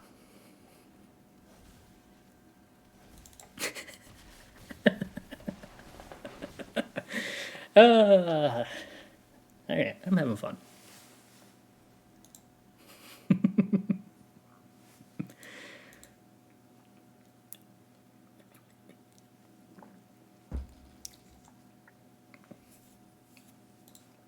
Yeah, true. The power of gaining 1 life was not enough to allow the opponent to stabilize.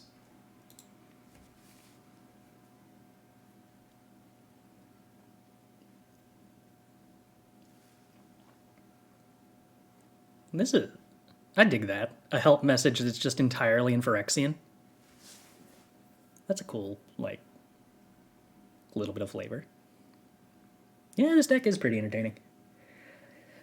I'd be curious to focus test it against Grixis. My guess is that it probably doesn't play very well into Spell Pierce and Make Disappears. But, like, do you need to be fun? It was advertised as good versus Grixis. Huh. Interesting.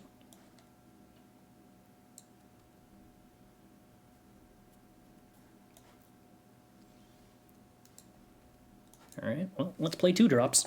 And then attempt to curve Stern Lesson in Mightstone and Weakstone. I got so scared that was going to be a Spell Pierce.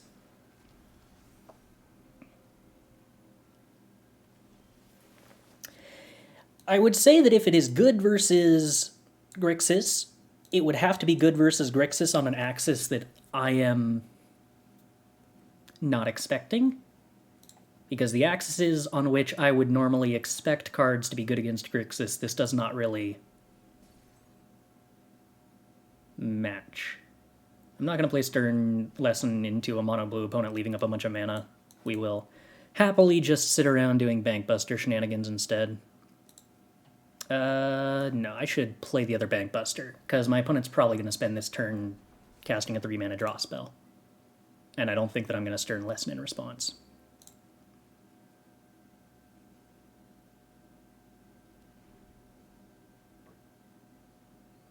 And then, is this the turn where they play the Haughty Djinn? It is.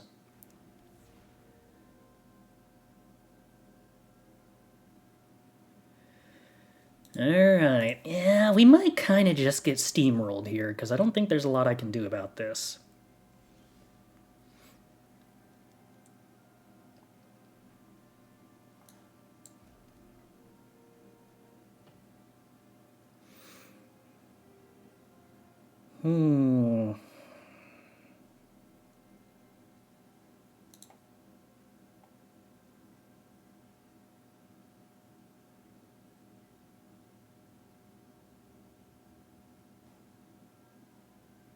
This is not a cast trigger. Wait, no, it is? Oh, it is a cast trigger. It's not when this enters the battlefield if you cast it. Okay. I mean, that's still not good, because they have a bunch of protection spells. But if they're relying entirely on counter spells, maybe we can kill a Haughty Djinn with a Cityscape Leveler.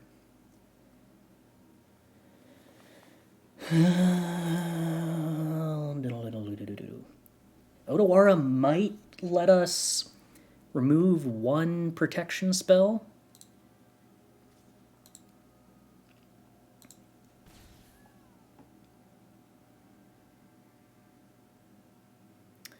If I cast Stern Lesson, do we figure the opponent's likely to counter that or leave it alone?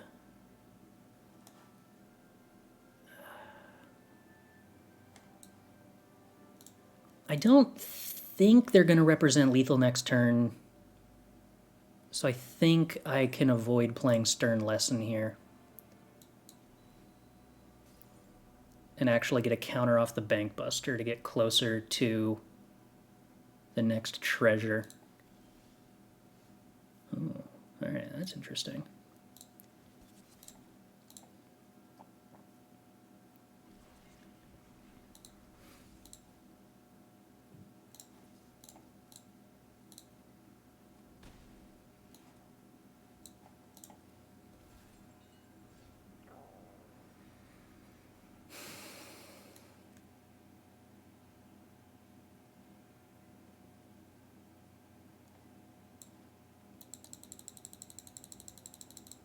I don't think I want to play the Bankbuster here. I think I'd rather activate Bankbuster and play Stern Lesson, or in the reverse order. I also think Brotherhood's End is basically irrelevant here, so I'm pretty excited to just discard the hand size. The opponent did nothing on the end of my turn! Alright, loving that.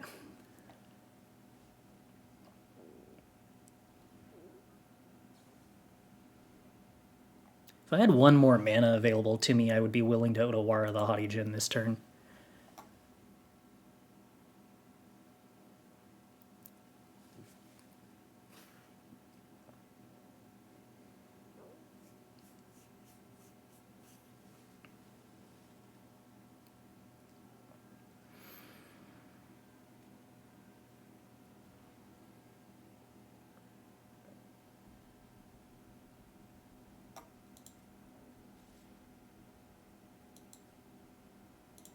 Okay, fine by me. That is also fine by me. That is also fine by me. Most of that is fine by me. Now,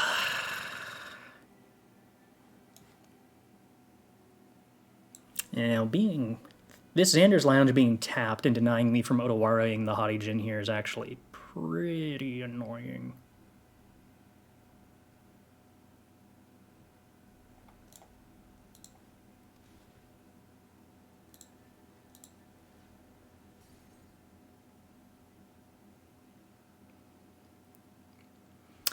Because now if they have an untap, or if they have a protection spell for that Haughty Djinn, I'm in trouble.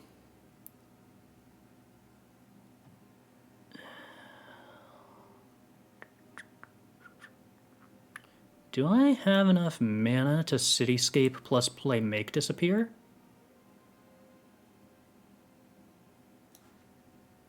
No. Which means I guess I have to Mightstone and Weakstone. Plus Make Disappear. We'll kill the Haughty Djinn.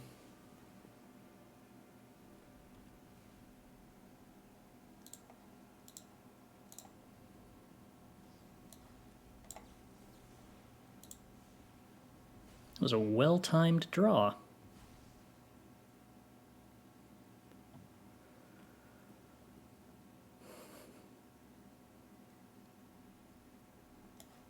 We can play a Bankbuster, crew this bank, or activate this Bankbuster, crew both Bankbusters, double block a Terror. I'd already played a land? Must have been a mountain. Huh, okay. So no Otawara then.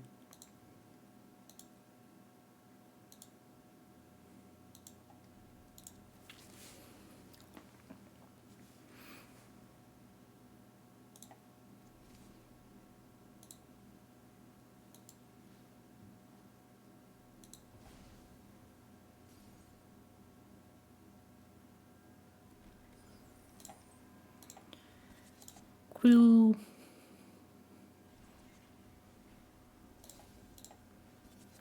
Crew.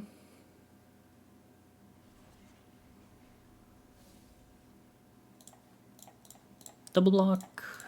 Get a card out of their hand when presumably they bounce one of my Bankbusters. Yeah, at least that was pretty expensive for them. Boink.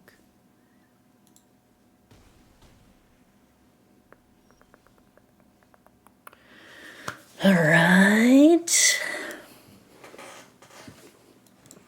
Shivan Reef, Leveler. Cast trigger. Pay.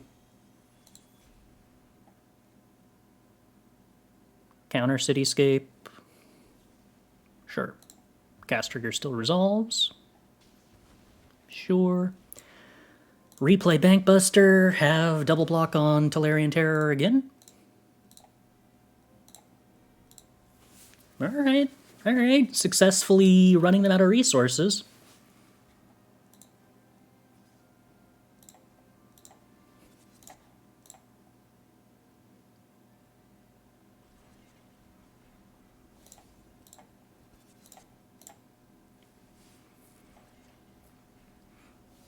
These 2-mana 4/4s are actually turning out to be kind of good. Yep. Another card gone.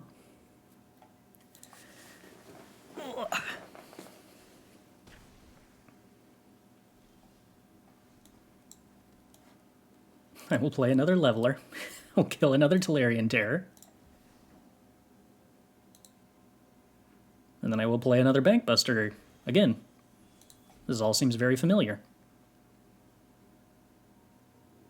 Okay. Huh. You get to draw a lot of cards when you just, like, activate Bankbuster 6 times.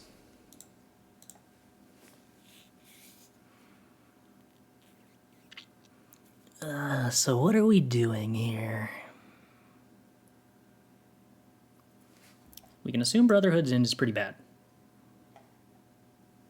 Spell Pierce is sometimes good against this deck. Abrade's generally pretty much useless, right? Hearse is usually good. I'm going to assume Spider's fine. No, I'm going to assume Hauken's fine. That's the life we're here for. We're here for Hauken life. And now, what about the rest of this? Is Voltage Surge good enough to play? Is Thran Spider a card I'm supposed to love? I mean, Voltage Surge technically kills Haughty. Thran Spider is technically good. Playing Make Disappear and Thran Spider at the same time feels pretty weird.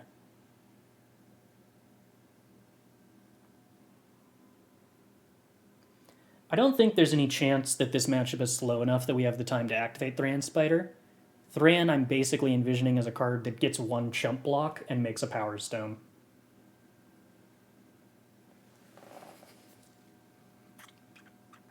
Maybe that's good enough. I don't think I want more than one, though.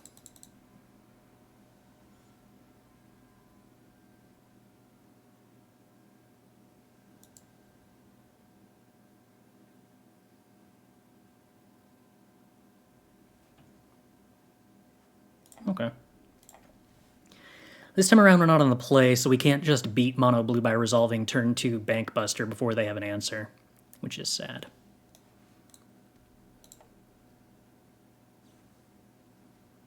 The RB consider.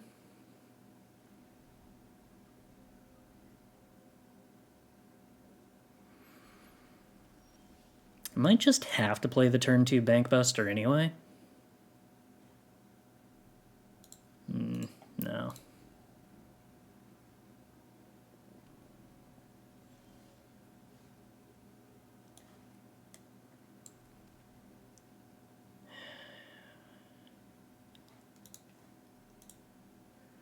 I'm awful worried that if I play the Spider... Nah, I think I gotta just jam the Spider. If they don't counter it, I get a Power Stone, which is big, if they choose to just cast the card draw spell instead. And if they cast the card draw spell, I would make disappear it, but then they can just resolve Haughty Djinn, and... I don't know. Maybe I'm just supposed to hold up, make disappear, and counter thirst, but I was kind of into the idea of attempting to beat Haugen this turn by playing Bankbuster plus make disappear, but I also think that's probably just too slow. So I probably can't win this. Could play Mightstone and hope they don't have a 2-mana counterspell, but that seems unlikely.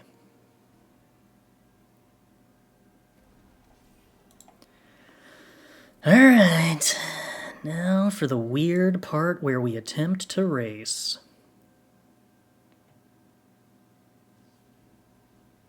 Sure. They just really want the scry, I guess.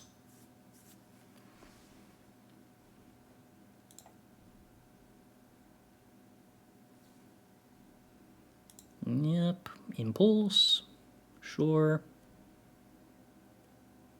More land.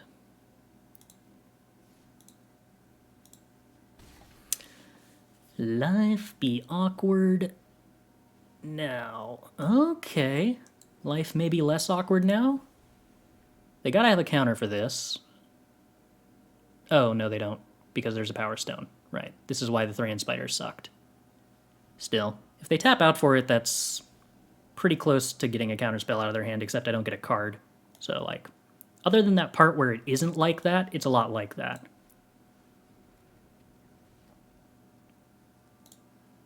Still means we get to kill the Haugen. That's almost the part that I care about more. Alright, then we're just gonna sit on Bankbuster. Yeah, Thran Spider being awkward with Make Disappear is why I only brought in one. I don't really want it, but with Abrade being dead in this matchup, I had nothing else to bring in.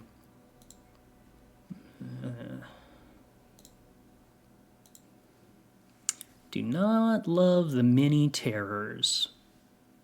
With me having drawn no answers.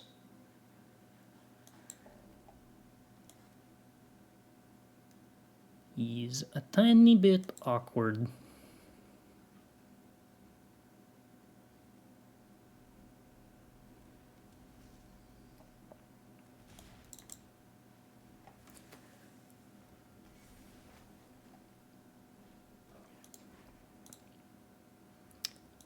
We're gonna have to do some chumping. Which is not a good place to be. What's the matchup the 4X Spider is targeting? Basically, any matchup where they're trying to aggro you. And you just play a 3-drop ram spell that is a 2/4 reach blocker.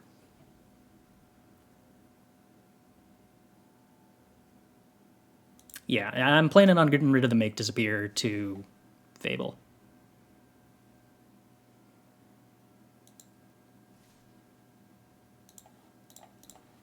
Down to 6.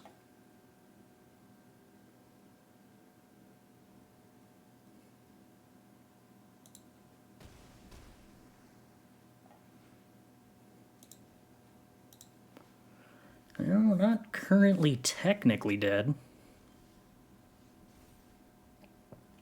We are, however, mostly dead.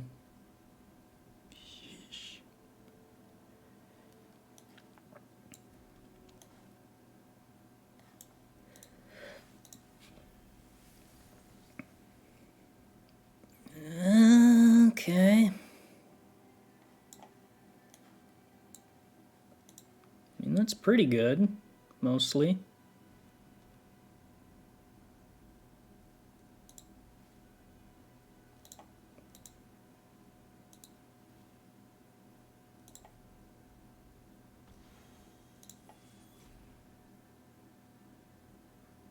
Ugh.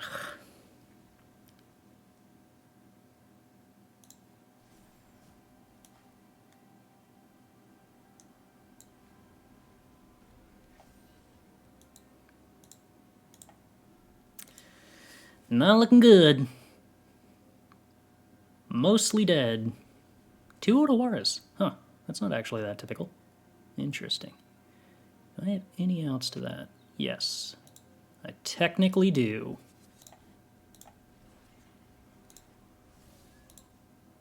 Unfortunately, it's summoning 6, so I cannot activate this. Down to 1.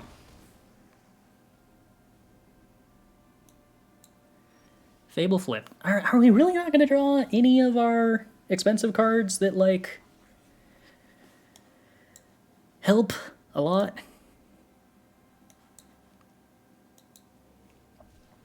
At stabilizing? That technically counts.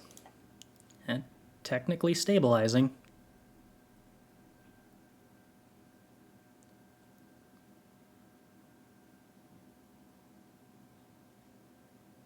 I mean, no, stable is an aggressive word, but not being dead on board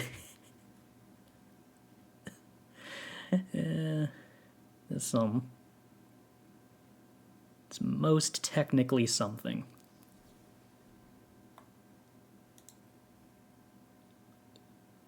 Okay. Would like to keep this one. Would like to kill this one. Would really like killing that one to actually, like, resolve. Okay. Alright. Holding? Alright, we got 8 and 9 drops that are really good. Let's draw some 8 and 9 drops. Let's go. Oh! Well. Alright. That's, like, actually successful.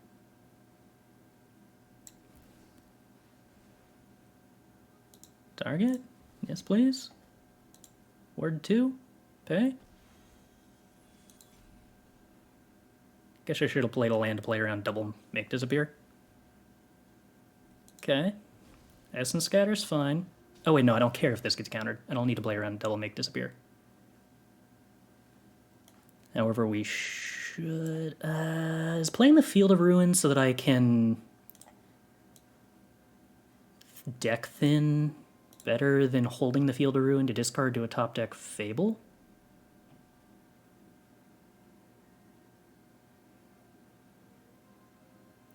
I do not think deck thinning with Field is likely enough to matter. I guess playing around make disappear on Essence Scatter might have been worthwhile.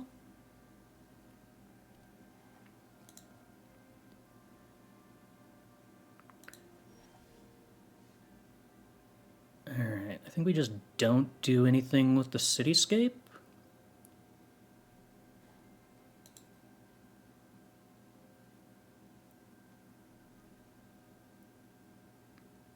I think we save that for when they next have a creature. Ugh. Gross.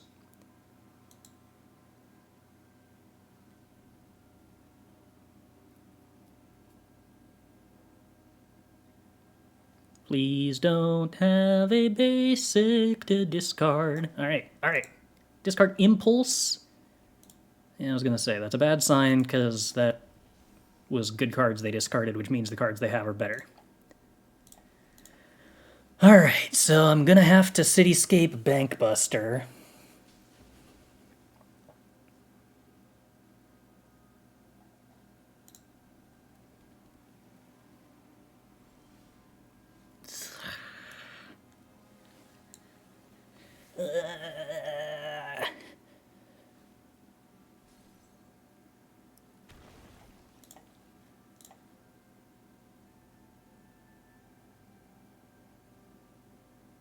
No. Oh. Oh, I think that doesn't work the way they want it to work. Wait. How does that interact?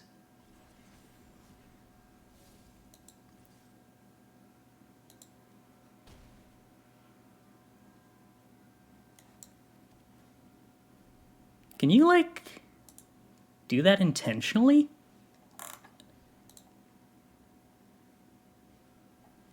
Absolutely not, and I'm going to attempt. But if they have a counterspell here, I just lose. Oh no, they tapped a Bankbuster for whatever reason. Why is the Bankbuster tapped? I don't know, but I'm not dead yet. Woo! Oh, how fun. Can I discard this somehow? To attempt to win the game? No? Okay.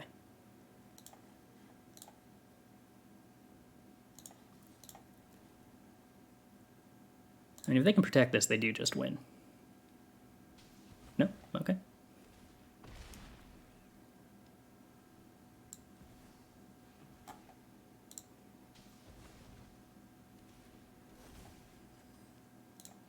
I could have attacked for 4, but I don't think attacking for 4 changes this game state dramatically. And I felt like being able to... no, they don't have any haste threats. I guess attacking for 4 was totally fine. Woo! What a game.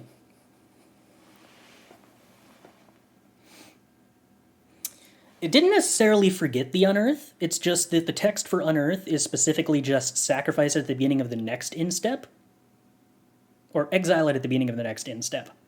So it triggers, and if the trigger happens and doesn't do anything, it only triggers the once. It doesn't trigger every instep. You can slip out your own Unearth stuff. I was wondering if that actually, like, had utility as something you might do intentionally. It's an interesting option.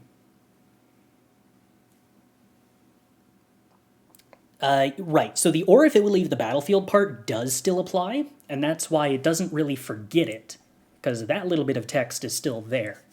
It's just that the one-time trigger is gone. Similarly, you could stifle it. There is actually a counterspell in Brothers War Limited that like counters an artifact or enchantment or counters a triggered ability, or triggered or activated ability, that you can use to counter your own Unearth triggers. Isn't the goal to make a good deck worse? I think you need to add phase outs. I feel like if I'm resolving Unearth, I'm pretty happy already.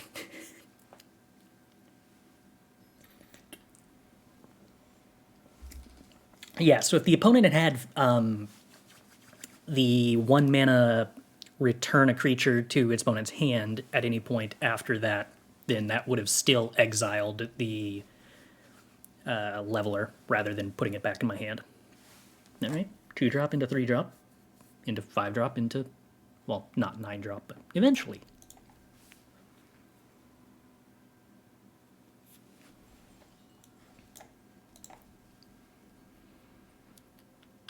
I'm going to be very sad if my opponent plays a turn 3 Fable.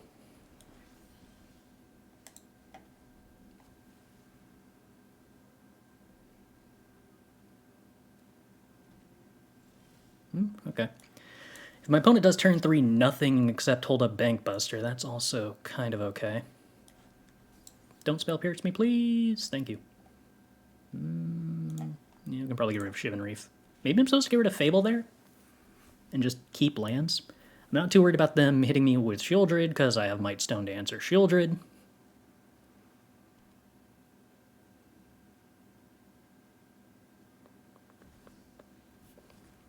We take 6 damage from the Shieldred, which is not my favorite, but is acceptable-ish.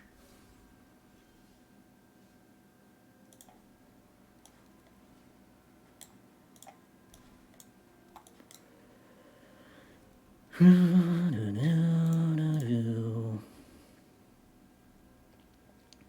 kind of curving out exactly the way we want to, but if the opponent just has good cards here, like another Shieldred, we're kind of just in trouble.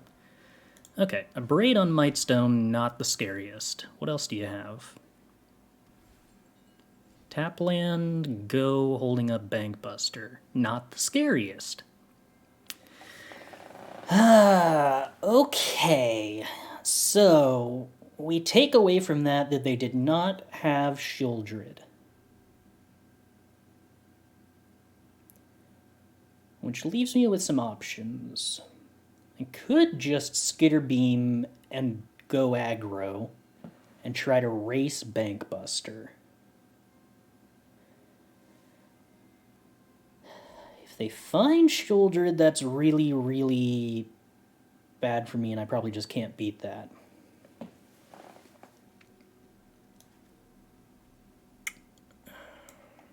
I think this is either play untap land, pass, planning to Stern Lesson plus Essence Scatter, or it's tap land plus Skitterbeam, get aggro. I think it's pass holding up Essence Scatter, but that may be too cautious.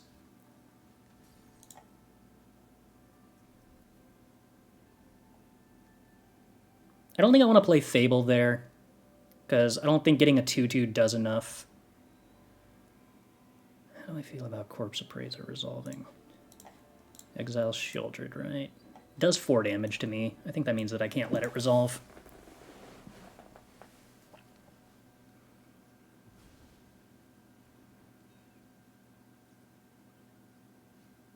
Yeah. Alright. That's pretty bad. Does mean they're not animating Reckoner, at least. That seems like a mistake. Do they not play any copies of the Black Legendary land that could get back the Shieldred? I mean, it wouldn't be absurd if they didn't, but... Does that also mean that they only have the single, or only the 2 swamps if they can't even afford space for that? Down to 10.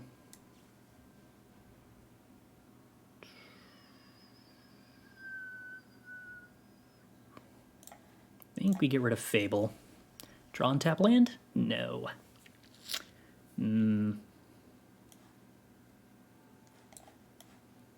was really hoping to slam the Leveler. That would have been powerful.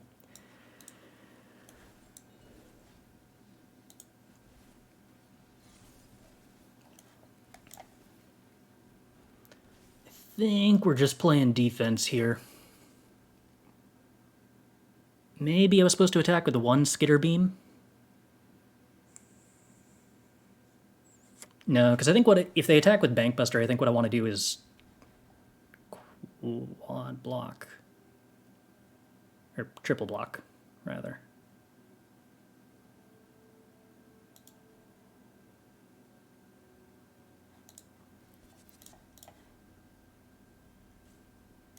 I think I'm crewing like this, then sacking this, taking 4. So hypothetically leaves me worse off to an Abrade. It doesn't even really. Abrade on Bankbuster is pretty much just as bad as abrading after I double block.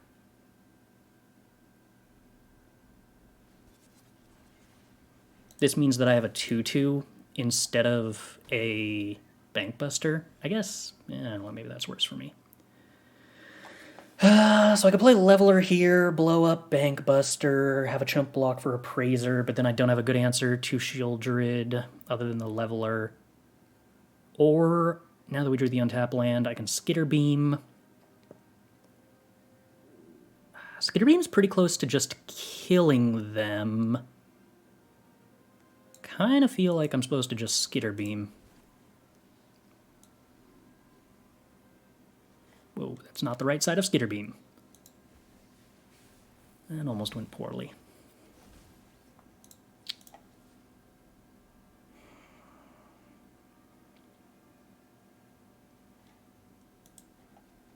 Maybe the fact that I can't attack with 3 Skitterbeams means this was wrong?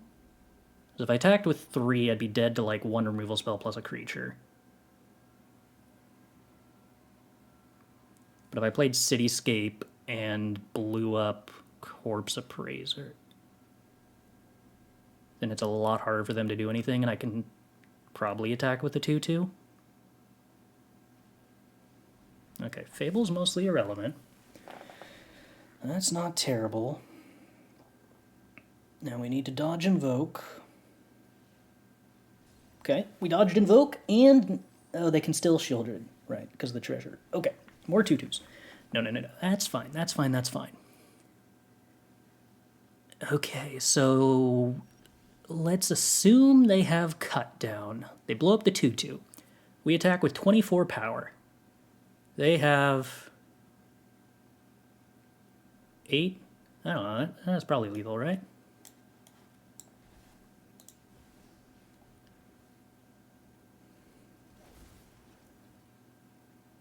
I think that's lethal. Cool. Oh, I got so lucky they didn't have a Shieldred to follow up the first. Alright, so what did we decide earlier?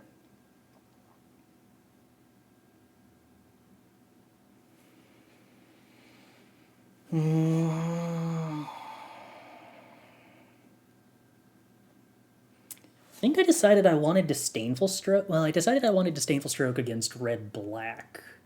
Do I want it against Grixis? And what would I cut for that? Maybe I'm changing nothing here?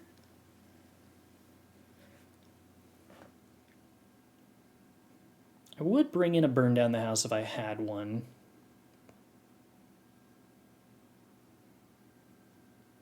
What did I cut against red-black to bring in the strokes?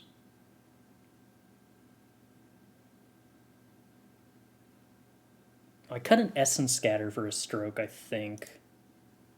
The logic that it was mostly just better. I guess Essence Scatter hits Corpse Appraiser, but I'd rather hit Invoke Despair than Corpse Appraiser, I think. Especially because the opponent's not likely to be playing Corpse Appraiser on 3, given that I don't have any creatures.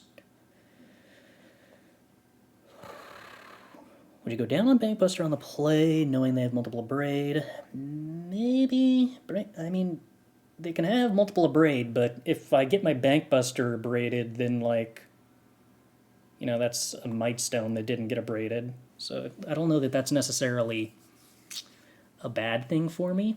I mean, I guess then I'm playing Essence Scatter and Disdainful Stroke instead. I'm probably supposed to play the one Spell Pierce. Is it that I'm not supposed to play the every copy of Brotherhood's End? I also just don't know that I love Fable.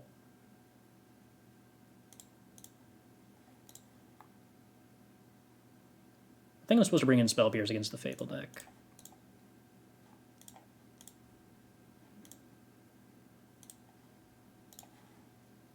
No, I was definitely supposed to do the Disdainful Stroke instead of the Essence Scatter, but forgot that I had the other Disdainful Stroke and was kind of running out of time. Are we negating anything cheap? We're negating Fable and Invoke Despair. Ugh.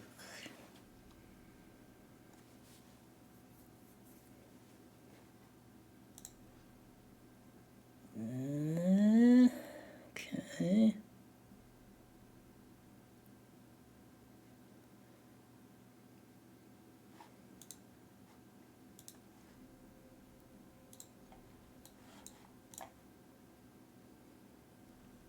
I don't think we have any strong need for the second blue, although maybe that's wrong. Not enough to keep a pain land, I don't think. Okay, so they do have Takenuma. They just made a mistake last game. Also, if they're on double black, I'm gonna happily play out my Bankbuster.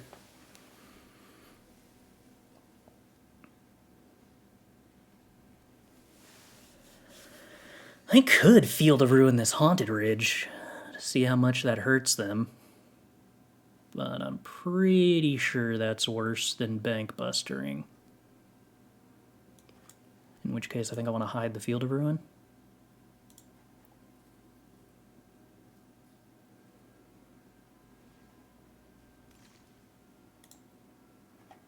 Opponent discards Corpse Appraiser. Take that as meaning that they're lacking blue mana.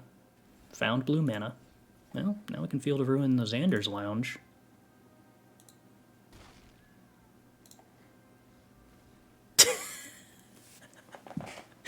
Okay. I'm assuming the hand wasn't very good.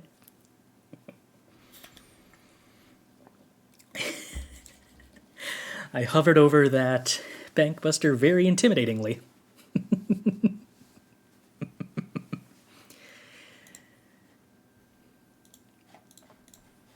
How are we doing so far with this? I feel like... Have we only lost one? I think we may have only lost one.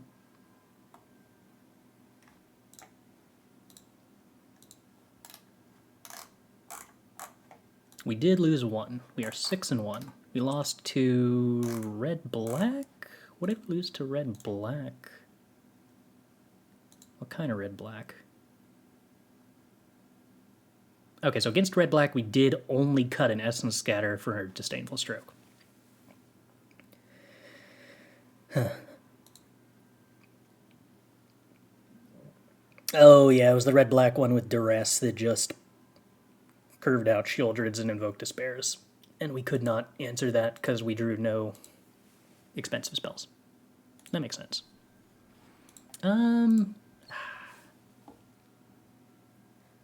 I am really interested in the idea of playing like one Burn Down the House, but I don't even know if Burn Down the House is like...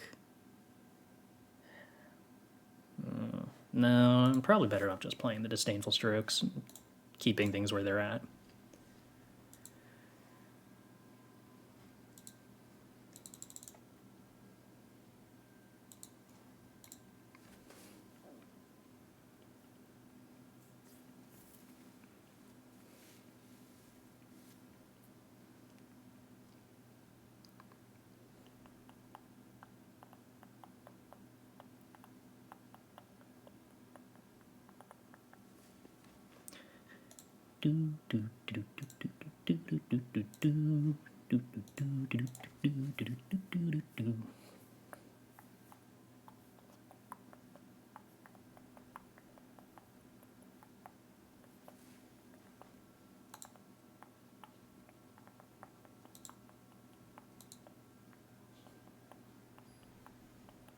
Yay, alright.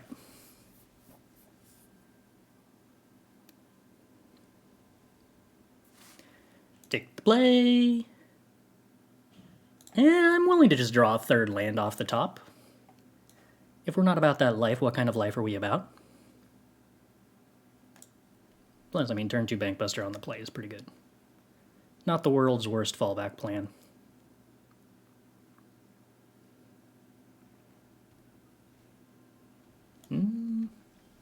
Okay, perfect. Never, didn't, have it, etc., etc.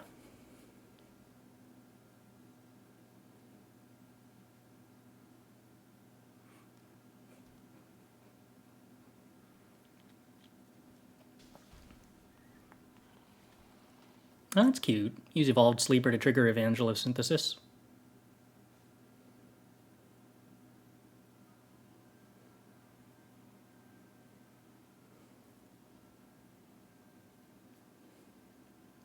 Assuming that means I search Sorcery Speed, Stern Lesson, because the opponent could be playing counter spells.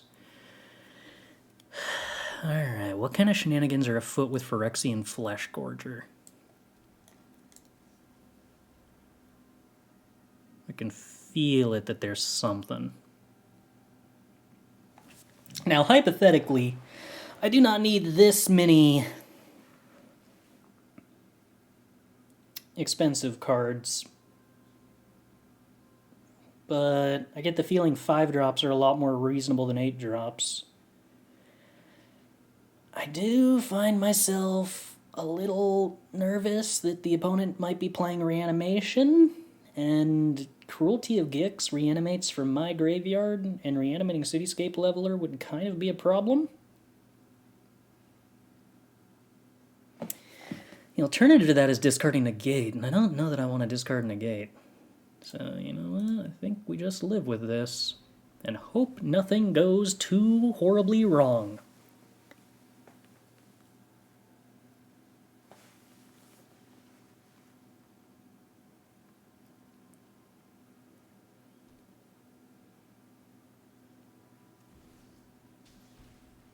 Yeah, that's not good for me. It is the opponent getting to draw a lot of cards, but this also makes it a lot less likely they're playing Cruelty of Gix. Looks like they're, I don't know, just discarded Fleshgorger because they had nothing better to do. And that whiffed untap land is going to be a big issue. My opponent getting to draw 5 cards off Gix could end up being a concern. Playing Esper. Wow. This is kind of an unreasonable stretch on the mana base to be an aggressive deck that wants to curve out Sleeper into Synthesis. I do not know about that. Alright, well, I guess we have to draw into Quench. No.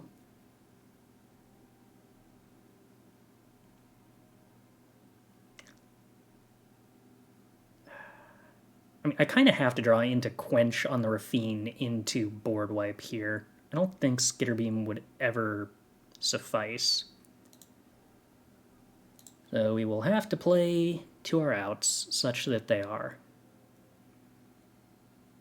Well, that's what we needed to draw last turn.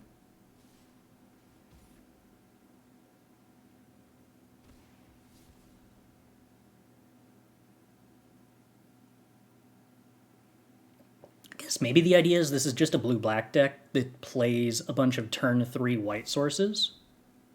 Nope, because now they need white on 2. Yeah, that is not a mana base that can survive being an aggro deck. That don't fit.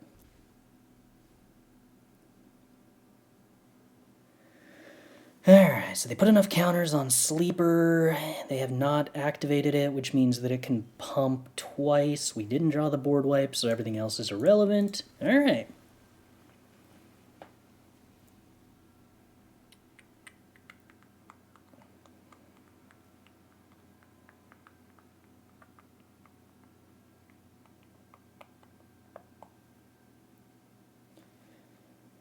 Playing against Esper.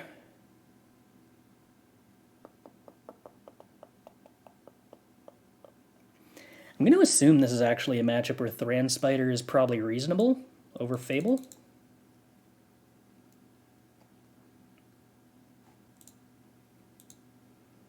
I'm going to assume the opponent's not on Invoke because that would be just complete madness.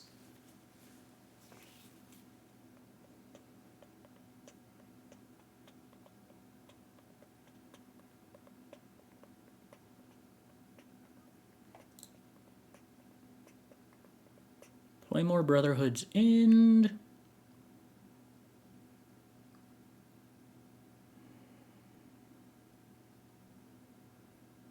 I guess we can call this good. Howdy, Timic. Oh, how goes it? I feel like this isn't necessarily enough answers to Shieldred, but maybe we have to accept that.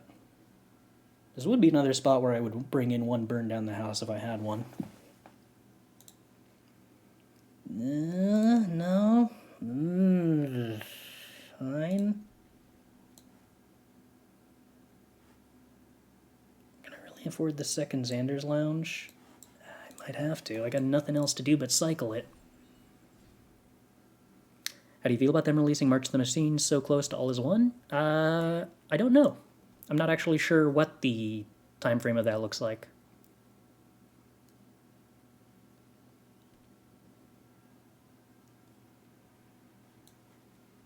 Boink.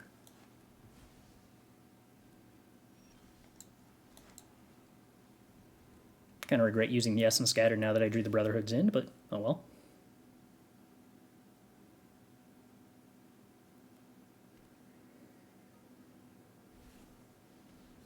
Flesh Gorger gets to be cast with Power Stone. No!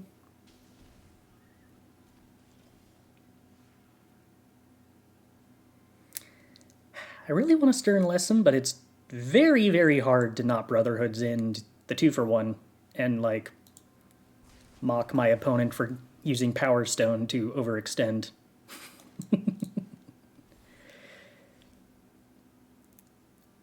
I don't think I do 2 damage because, hypothetically, the opponent could spend this turn blitzing.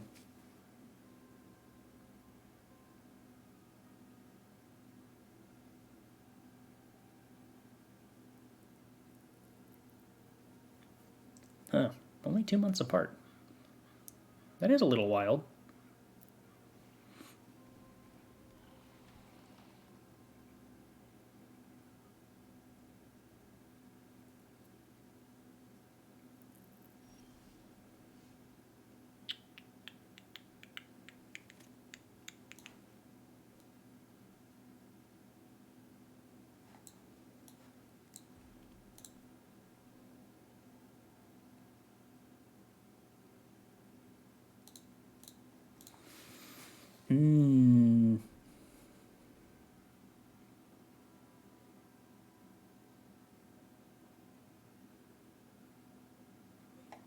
Opponent's... I'm still blown away that my opponent's playing aggressive 1-drops and, like, 3 tap lands. I just don't know if that's doable. What are we discarding? The Mountain? Probably the Mountain. At this point, the Brotherhood's End is probably, like, actively bad, right?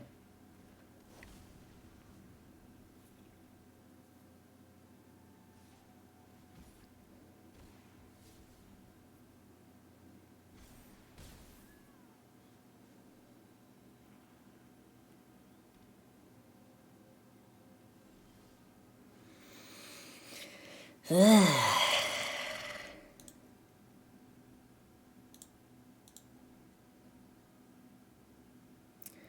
do seem a lot less well-positioned to deal with Rafine decks than we are to deal with Grixis.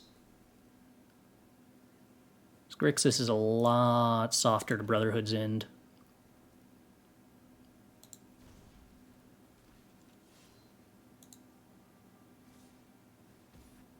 Alright, where does Rafine put the counters? Presumably on Rafine?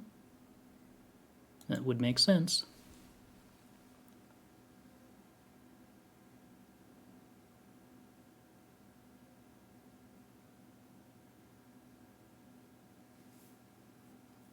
Do we know if they play basics? Probably not very many. But I was 1 mana short of playing Field of Ruin, I think, this turn.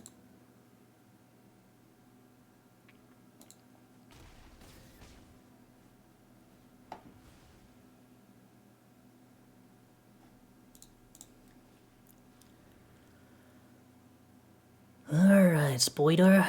Cityscape Leveler's good. We can play that on our Fiend.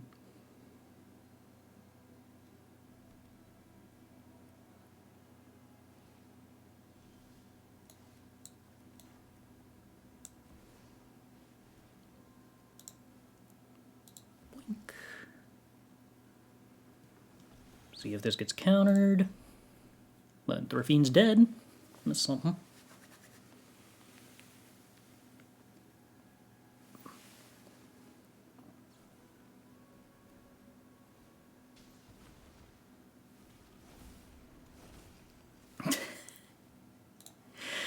I have deep and abiding questions about my opponent's mana base's sustainability. I mean, Undying Malice is supposed to combo with the Phyrexian Fleshgorger so that it comes back as the an 8/6, which is powerful, but it's...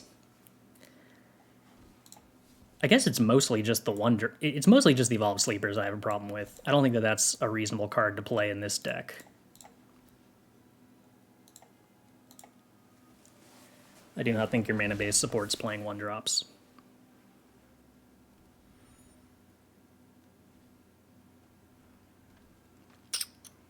But I can't beat it. Oh, I really can't beat it. Jeez. So what I need is a board wipe, and I still lose to an untapped land even if I hit a board wipe?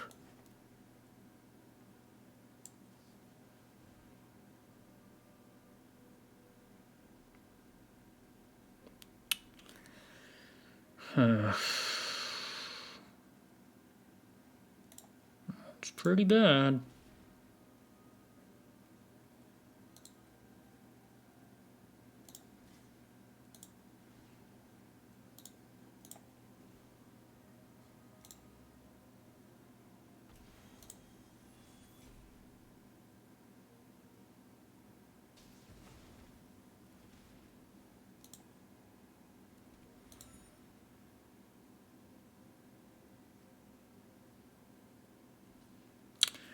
Ooh. Okay, where does that put me? Not good enough because I can't Otawara and Field of Ruin.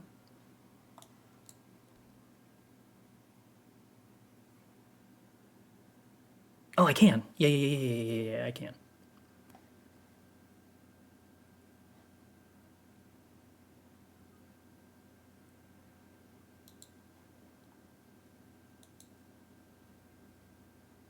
So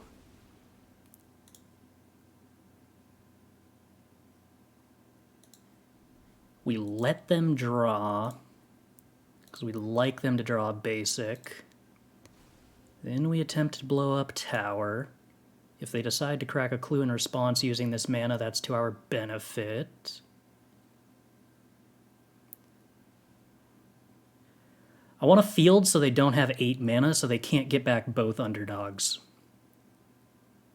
I'm probably still dead to the sleeper. But that's what my thought is. I'm not thinking about it very hard.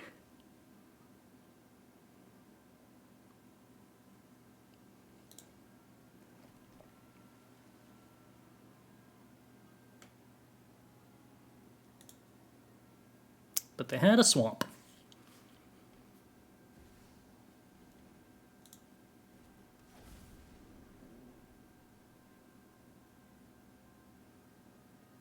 Is playing the Rafine instead of the underdog good enough to keep me alive?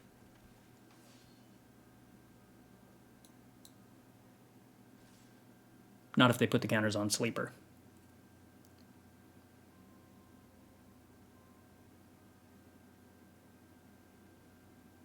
So if they attack with Sleeper and Rafine targets Sleeper, I lose. Yeah, that's a bummer. Almost tricked him into it, except not.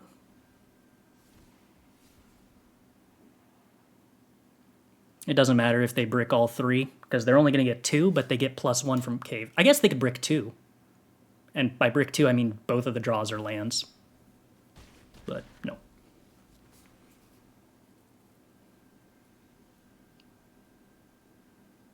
Opponent's dead? I mean, can't they block with the Rafine on the backswing, regardless? Oh, no, because we can blow up the Rafine. Yeah, almost. So if they had drawn 2 lands, then... Okay, so 1, they messed up. They should have cracked the clue in response to get 1 more card to discard to evolve Sleeper. Then, if all 3 of those draws were lands, then they were dead on the backswing.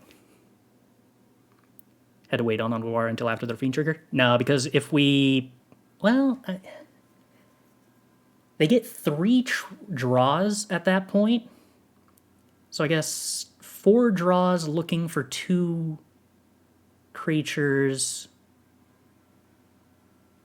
is worse odds for them than 3 draws looking for 1 creature. I believe that's how stats work, so yeah, it actually was better to wait there. Interesting.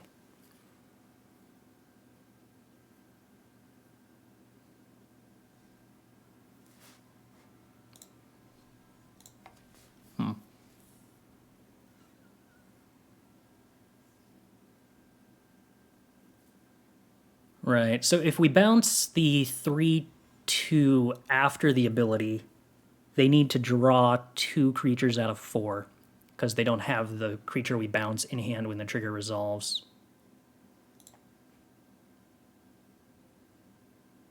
So it's 2 out of 4 or 1 out of 3, and 1 out of 3 is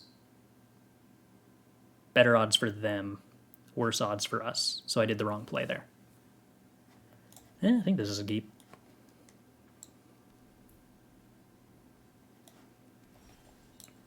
All right, opponent.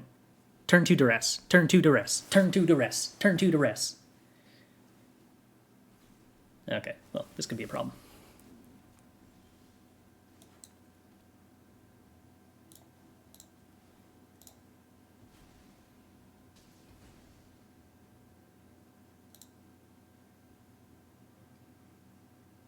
No, they had the basic. Rude. Rude. Opponent just has it all. Are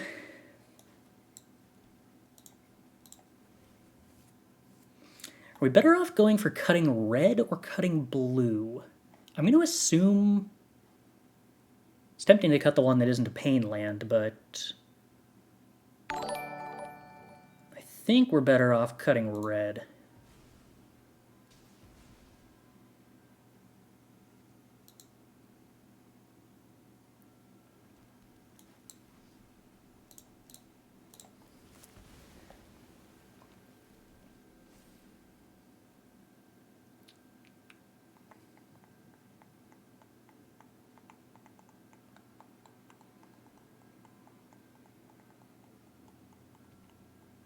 No, they found red mana anyway.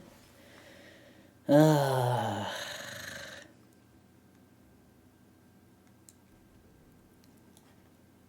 I think I have to do this.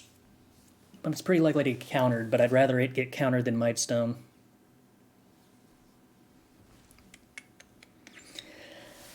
Opponent just never misses a beat.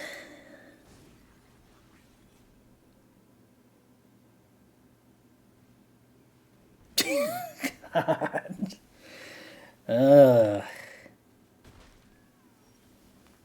Yeah, attacking mana bases is not particularly effective, huh?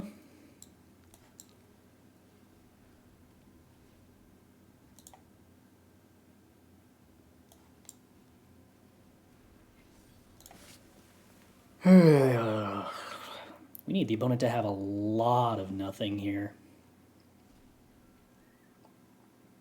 Currently, this is not a lot of nothing.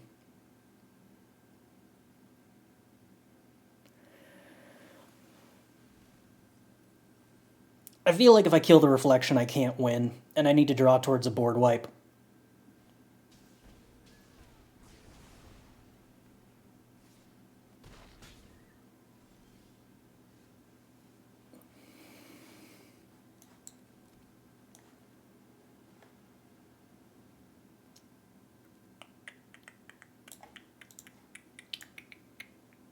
Still feel like I have to draw towards a board wipe.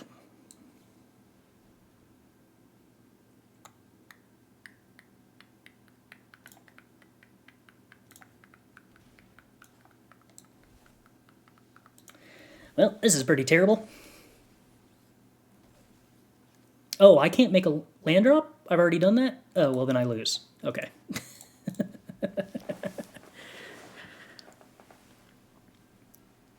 Yeah, I feel like if I kill the reflection there, I'm dead to like literally everything that isn't a land. But if I draw 2 and then get to like potentially draw into board wipe plus interaction, I have half a chance of surviving.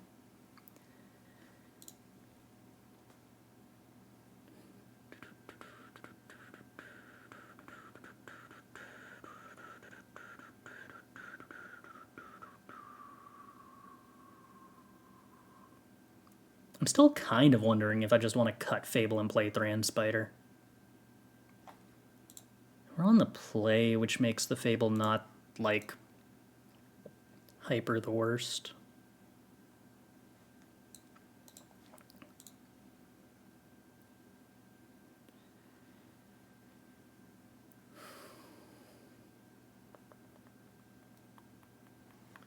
Spell Pierce, 2 strokes. Don't want the Essence Scatter.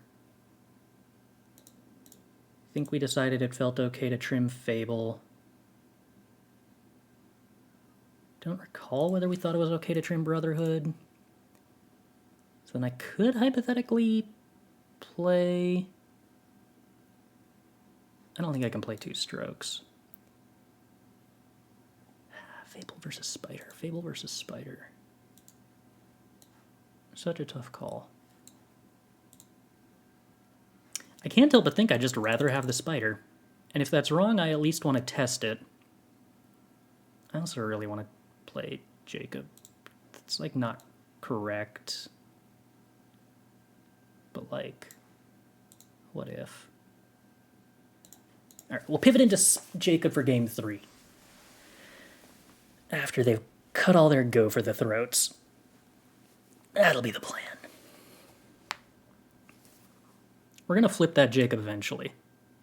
Alright, this is good.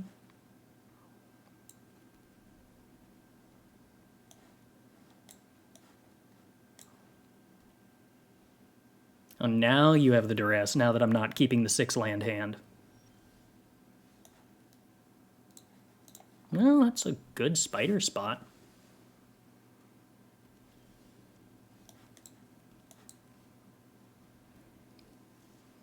But I want to abrade my spider.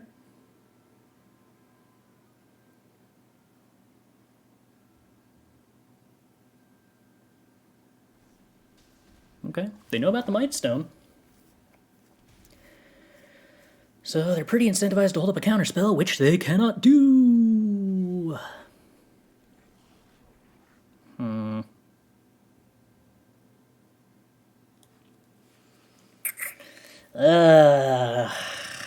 I do not like this spot at all.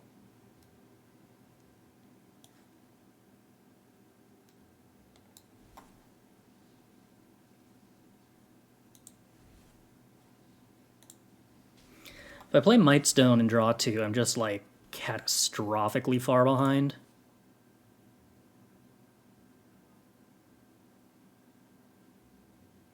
What if I just race? They Brotherhood's end me?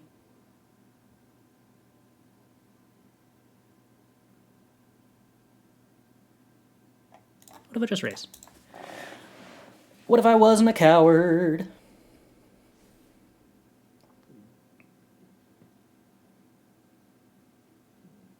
What if I just top deck ways to successfully kill him and ignore what I have in my hand? It's a very bad sign that they discarded Soaring, because that seems like a card that was very, very, very, very good against this board state and the information that they had.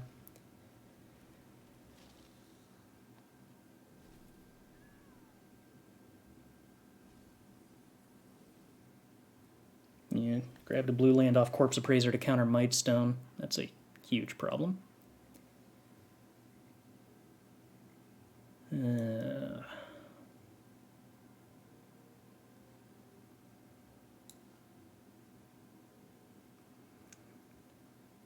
you want to play mono green, just get matched up against Rakdos. It's easy. As long as you do that, everything's great.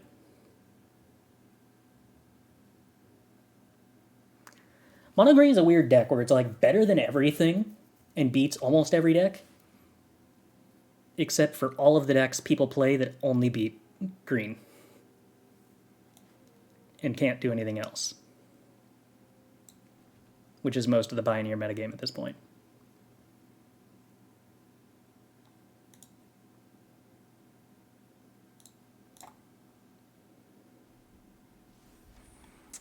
We have reached the point where I regret attacking with the Skitterbeams last turn.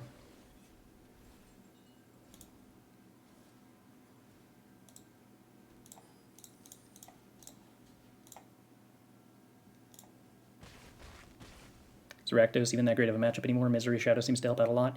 Mono green's still pretty favored, but Misery Shadow did help Rakdos not be as completely miserable as it used to be.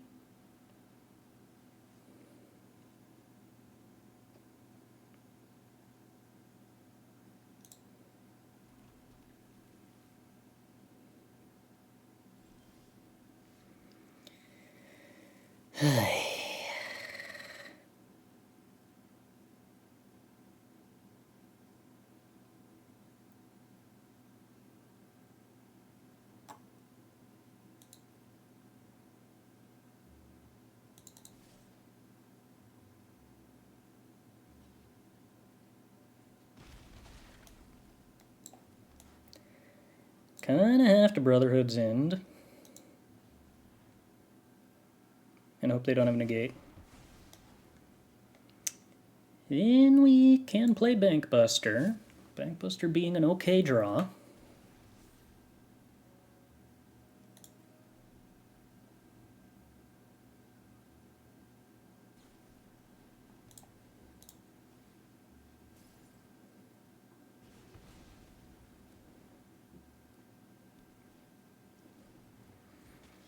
Okay, Harvester's not the worst. It's not Shieldred. That's certainly something. He had Stroke. Interesting. Very terrible for me, but interesting. Alright, now play the Shieldred that you were sandbagging because you knew about the Mightstone, right?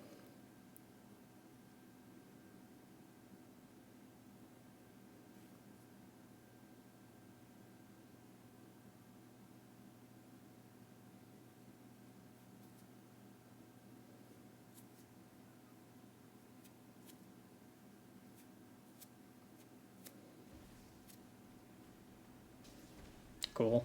Well, that's awful.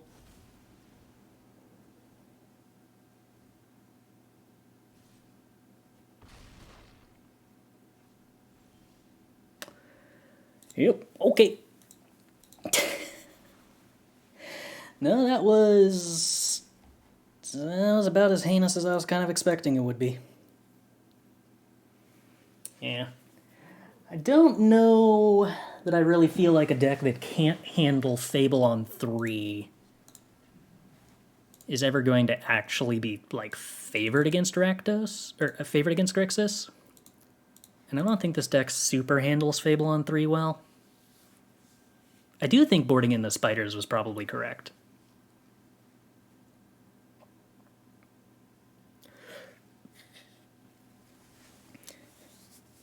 It's possible I should have kept in more of the board wipes. I don't know that you could afford to. Yeah, maybe this deck taps out too much to play as many counterspells as I was. So, like... maybe you can't play the Negate? Did I even keep the Negate? Maybe you just play, like, 2 Disdainful Stroke, no Negate? No, Negate counters Fable, you have to have Negate.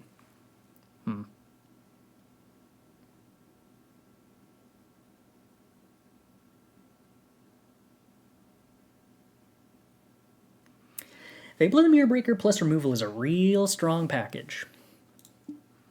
Because if you elect to not play removal to punish Fable for... or to punish the Fable player for playing so much removal, which is, I think, what this deck is trying to do, then if you don't play creatures to punish them for having so much removal, then you don't have creatures to answer Fable. And using removal spells to answer Fable is mostly just bad.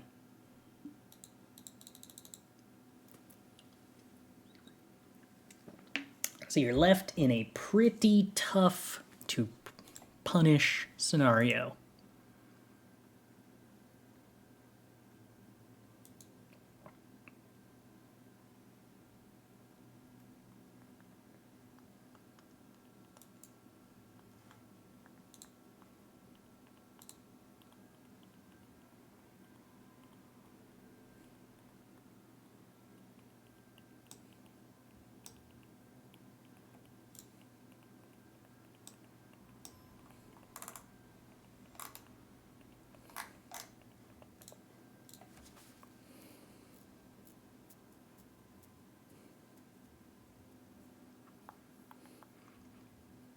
Are the Fire's Invention decks 4-drop tribal? Aren't they more like 5-drop tribal?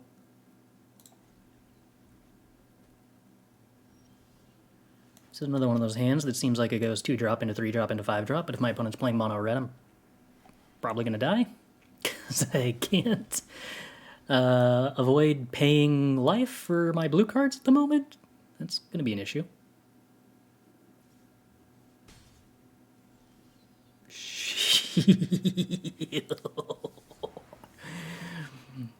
Oh, I'm in danger.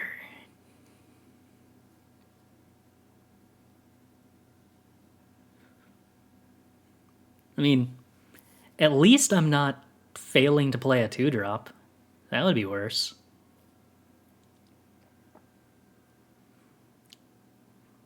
How about you just, like, play Fable of the Mirror Breaker, opponent?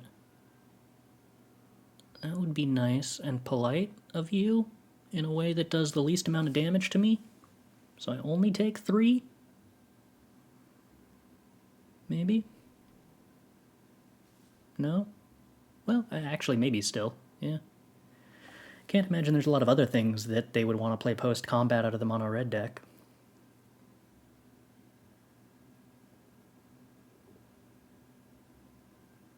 I gotta imagine they're playing Fable if they're playing Bloodthirsty Adversary. Doesn't seem like a card you'd really want to play without Fable giving you a mana sink in the late game.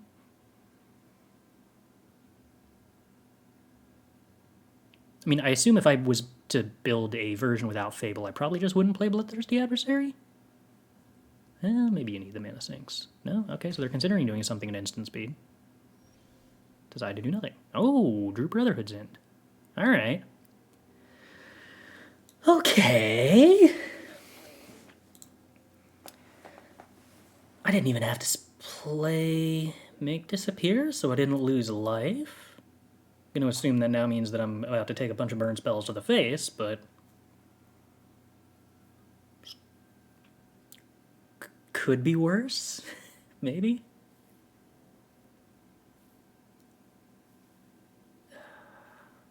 I'm trying to figure out if there's, like, any way that I want to Field of Ruin the Mishra's Foundry to get an island instead of playing Stern Lesson, so that I take 1 less damage.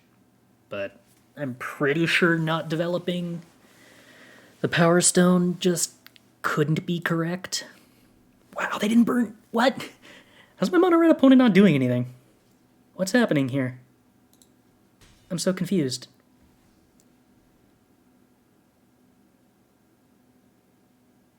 Like, I'm pretty sure I gotta kill that. Unfortunately. Alright. I'm taking way too much damage from Bloodthirsty Adversary, but still, we're hanging in there. I can now play a Negate without taking damage. Okay. Sure. Atsushi resolves? Huh. Was not expecting that.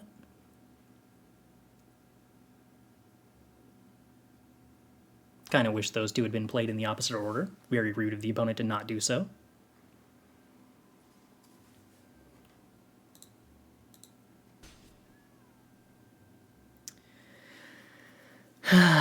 So I'm going to Mightstone Atsushi.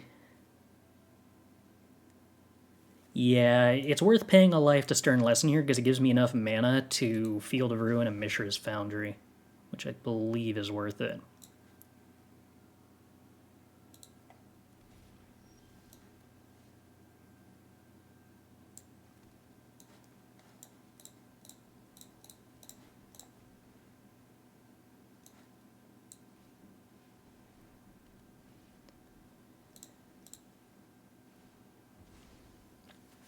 Presumably the opponent's going to draw two.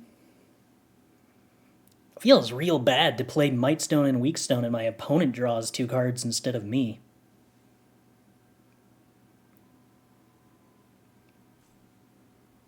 It's just, like, deeply unfair. Still, at least we have a lot of mana now. Okay, there's nothing in the graveyard for them to Bloodthirsty Adversary, so if they decide to kick that, at least that could be worse. Probably not going to kick it.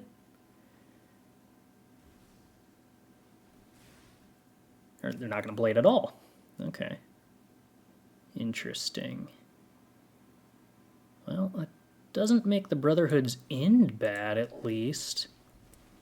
Doesn't kill the Jaya, but wipes the board.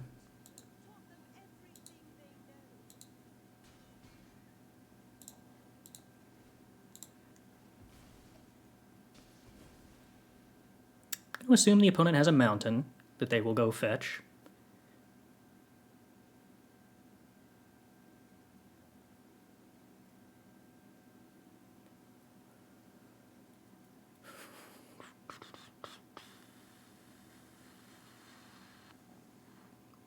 Probably want to get the island here. Oh yeah, definitely, because we have a mountain in hand anyway. Play with fire. Sure. Down to 4. Brotherhood's End. That'll clear Jaya next turn, so we don't need to do it this turn.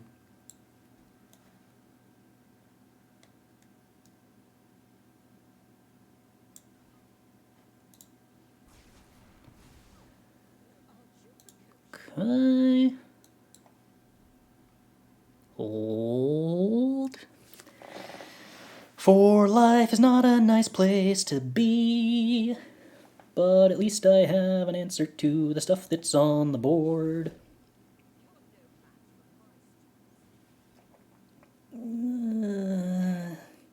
Do not think I can let my opponent resolve a draw 2.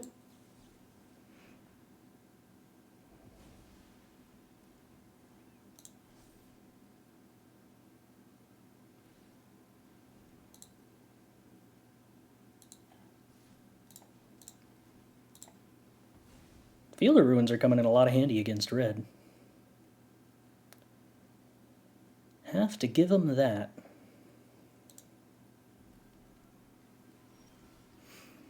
Okay. Sokenzan's nice.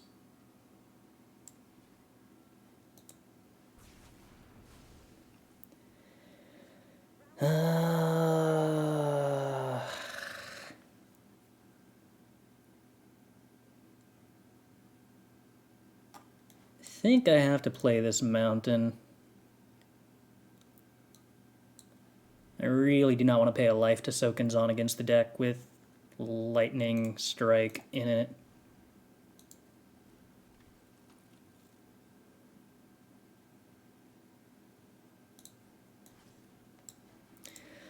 I'm not in love with Feldon being a card that just gets to be a redraw, but here we are.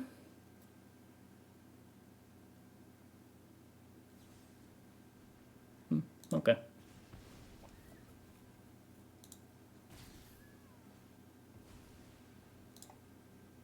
Functionally turns Abrade into the redraw.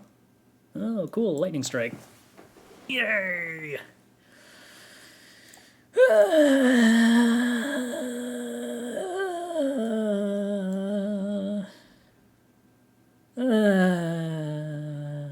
Okay. Well, yeah, if we make it through the top half of our deck without finding, like, any threat, will not go well, I suppose, on average. Alright, Leveler, every counter spell, bring in the Inns, bring in the Surges, bring in the Spoiters. I think we mostly decided that Stern Lesson was the preferred cut over Fable here, if I recall correctly.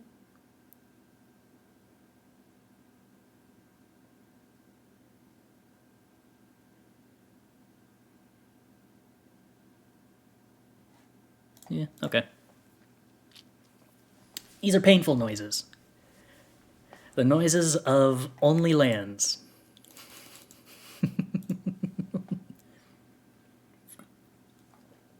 Take the play. Okay. We will accept turn 3 Fable on the play. Especially because this does not involve mono Shivan Reefs, like certain other hands did.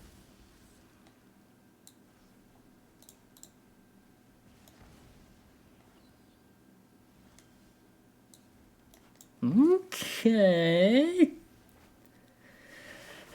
Fable into Mightstone and Weakstone. This is looking less and less awful. A lot less awful than last game.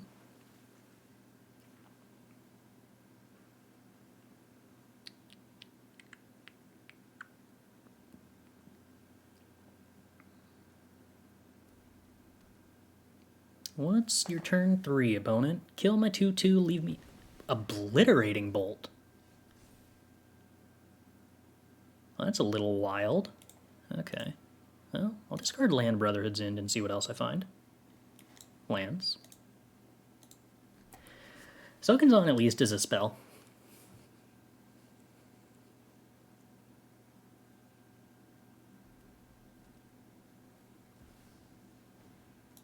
Chandra, so we'll probably have to Sokenzan that down.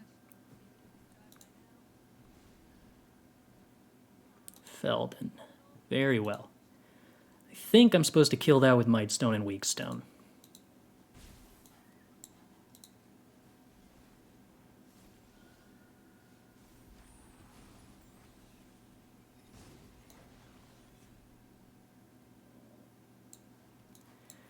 Because I don't really want them redrawing cards from it.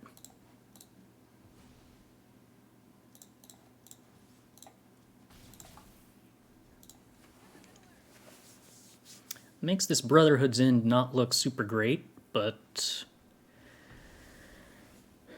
guess I'm happy we discarded the previous one. Okay, opponent might actually be flooding a tiny bit. That's not as bad as could be. More removal spells going at creatures.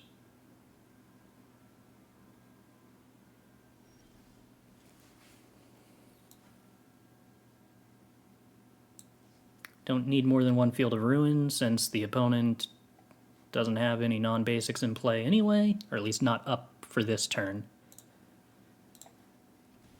We'll potentially keep the rest of the Field of Ruins for future turns. Tiny bit of flooding, also on our side of things.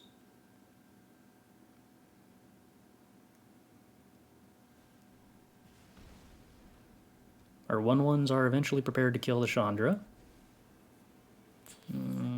Jaya ticking up to 5 is an issue. Oh, never mind. No issues here. Never any issues at all. Just top deck cards when you need them. That's just good magic. Planeswalkers, please go away. Whee! 9 drops are good against mono red. Who thunk? Who ever thunk? Now that we're on the draw.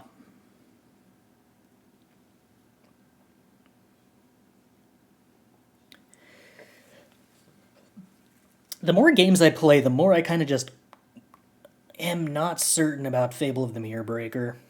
It's so weird. Make disappear back in.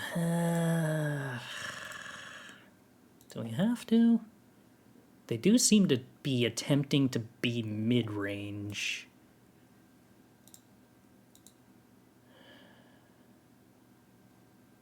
I don't even know that I necessarily want Make Disappear. I might want Negate. I guess sometimes it counters Feldon. Nah, I think I want to Negate.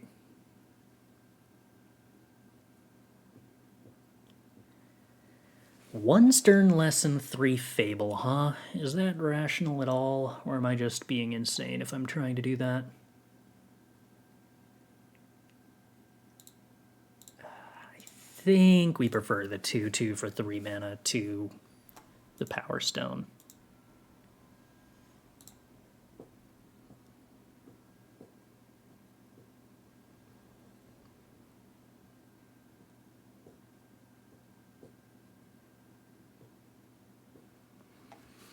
I don't know. Maybe the instant speed is important when I'm holding up Field of Ruin so often.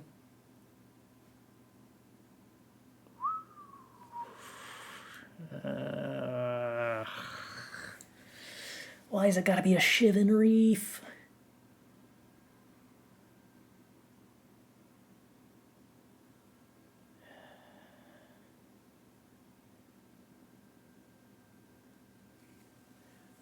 I don't think I can keep that. This is better. This is much better.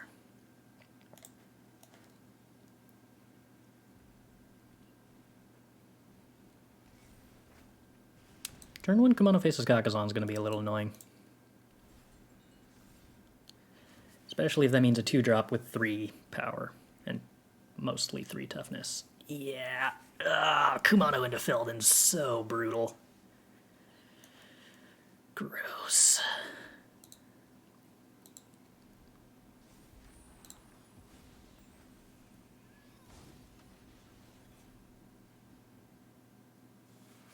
Do I have to let the Reckless Impulse resolve?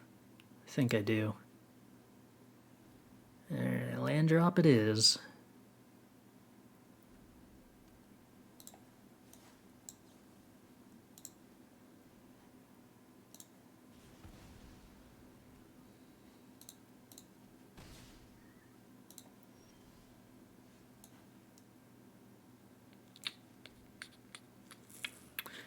Am I just playing Spider here? Or am I playing Bankbuster holding up Voltage Surge for the Bloodthirsty Adversary?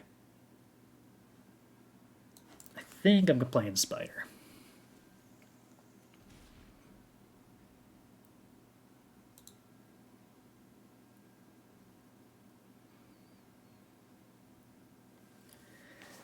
We may end up coming to a point where we end up like doing a chump block with the Spider and then sack it to Voltage Surge to kill the Feldon, just give them an Anticipate. Do they have anything? Oh, they can get back Reckless Impulse. Cool. Alright, well that takes up their entire turn at least.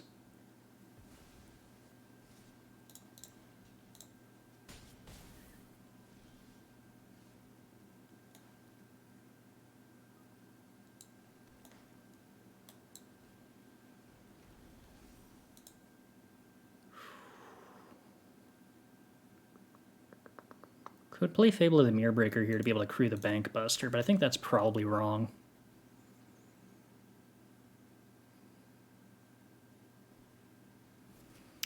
there's the Obliterating Bolt. I could negate that to keep my block for Bloodthirsty Adversary.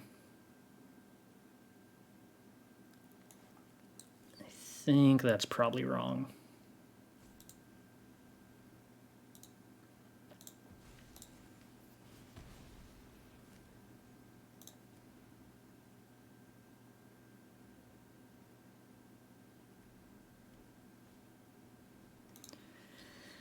Yeah, Swift Spear's bad.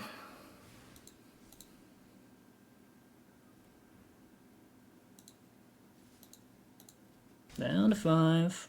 Good time to find a board wipe. Okay, found a board wipe.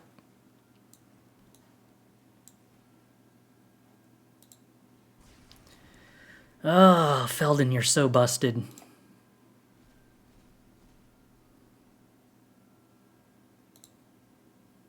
So wildly busted. There's a Swift Spear. Fortunately, don't have enough mana to play Felden here, or to play activate Reckoner Bankbuster. Then we're taking 2 off Swift Spear. Oh, opponent has so many cards in their hand.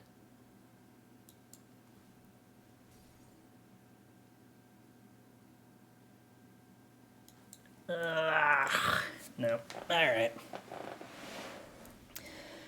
If none of the remaining cards the opponent draws for the rest of the game are anything other than lands, there is a chance.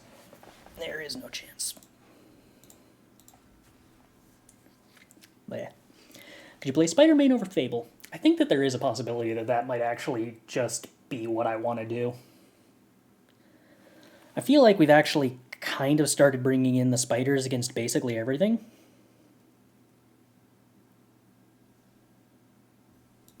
I mean, a lot of opponents have ways to use the extra mana, but, like...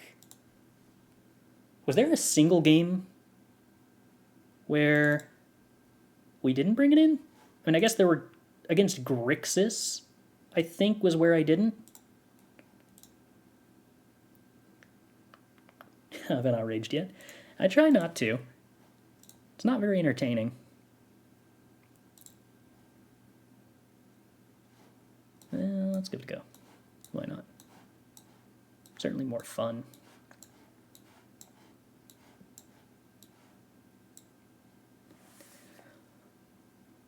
I guess a lot of the times that I'm bringing in the Spider, I'm technically bringing it in for Stern Lesson, depending on the matchup. But... I don't know. We'll feel it out.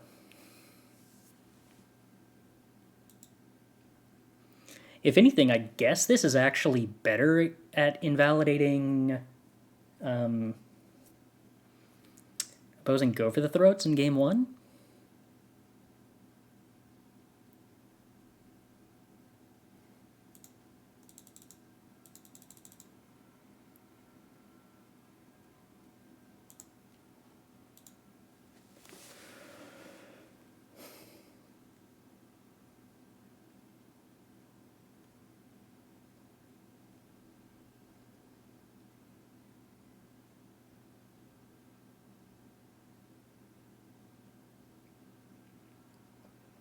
There's a reverse engineers the Mighty Ornithopter.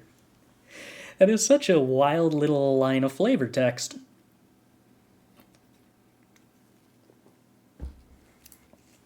I have never heard of anything described as a Mighty Ornithopter before.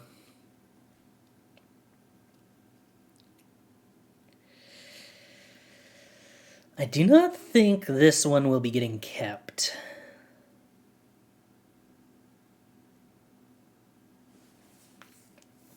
Does not strike me as strong. This is also not strong, but at least it's reasonable. Alright. Let's just keep 2-drops. Let's not draw more 2-drops. Let's draw lands. Just lands and 3-drops. Okay. My hand is nothing but 2-drops, so having a land that's tapped on turn 3 is not the end of the world. Would I rather make disappear an ambitious farmhand or essence scatter it? I believe I would rather essence scatter it because there is not a huge amount of creatures we care about out of Bant decks super often.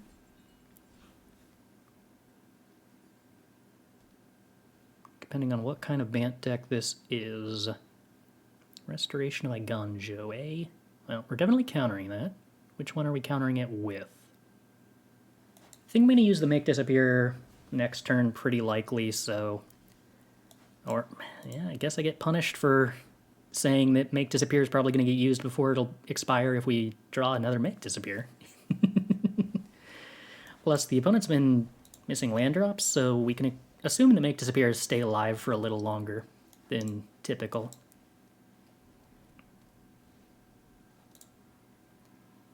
Alright.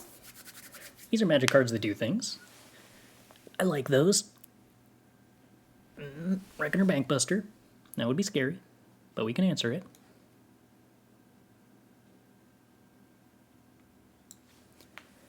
Stern Lesson. I guess we get rid of Island. Play Field of Ruin. I'm pretty sure I would rather get rid of Reckoner Bankbuster than hold up Make Disappear here.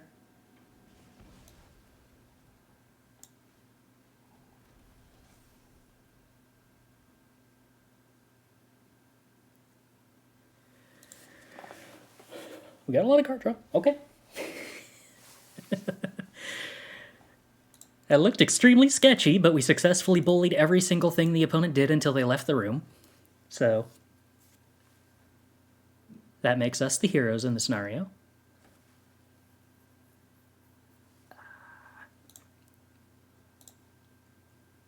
I don't think this is a matchup where we want Brotherhoods in by the looks of it.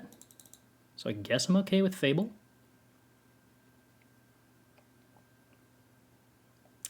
This is probably, if my opponent's playing Reckoner Bankbuster and Urza, I think I'm supposed to assume that I just do not want spiders in this matchup. Which means we get to play Jacob. Probably have to play Essence Scatter against the Urza deck. Yeah. Nah. Why would that be true? Let's engage in some healthy Disdainful Stroke nonsense.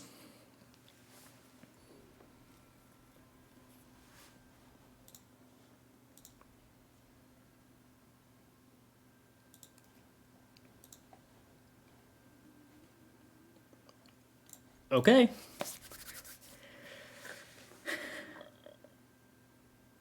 I'm ready to put all my faith in Jacob.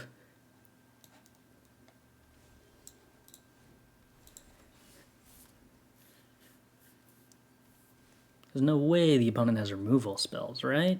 In the deck that's playing Laydown Arms. Oh, that would be a bad land to play. Let's play a land that actually lets me cast my spell instead. Please don't have Laydown Arms. It would be rude if you did.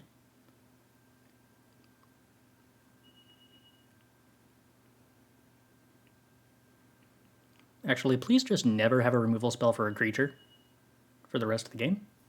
Non-artifact creature. You can remove my artifact creatures all you want. No removal. Perfect. And look at this. Jacob actually successfully got to do a block. Is this face down? Yes. Perfect.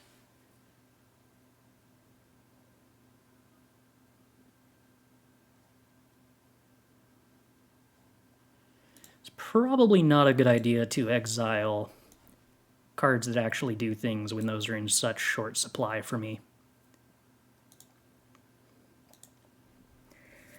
Was debating whether gaining 1 life by leaving Jacob up was worth, you know, not digging 1 card deeper in the hopes of a... whatchamacallit? Oh, wait! This is a legendary. That makes Sokenzan cheaper. It's like, I actually just get to trade off here. Oh!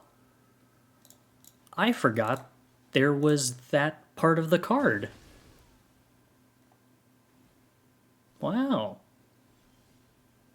Well, that's cool. Also, it's a very good time to draw a Reckoner Bankbuster. If the opponent wants to counter it, they have to not draw with Reckoner Bankbuster. Look at all of this coming together. Now the opponent's desperately trying to find a removal spell for Jacob before things get out of control.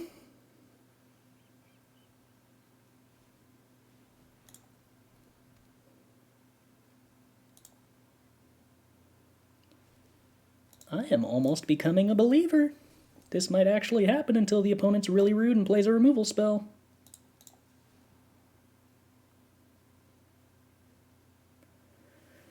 Would we rather put Cityscape or Skitterbeam underneath this? I'm going to assume Skitterbeam because there's a good chance we'll need Cityscape if they do kill Jacob.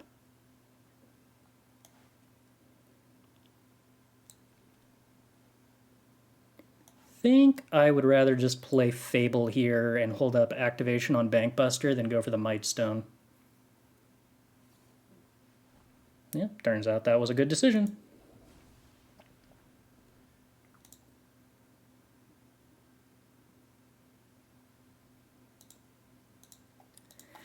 Alright, opponent, you got to kill the Jacob. Or have an enchantment removal spell, I guess, after it flips. But that would be lame, and nobody would do that. At the beginning of your upkeep, exile the top card of your library face down. You may look at that card for as long as it remains exiled. Once during each of your turns, you may play... Okay. So we can do this at sorcery speed on our turn.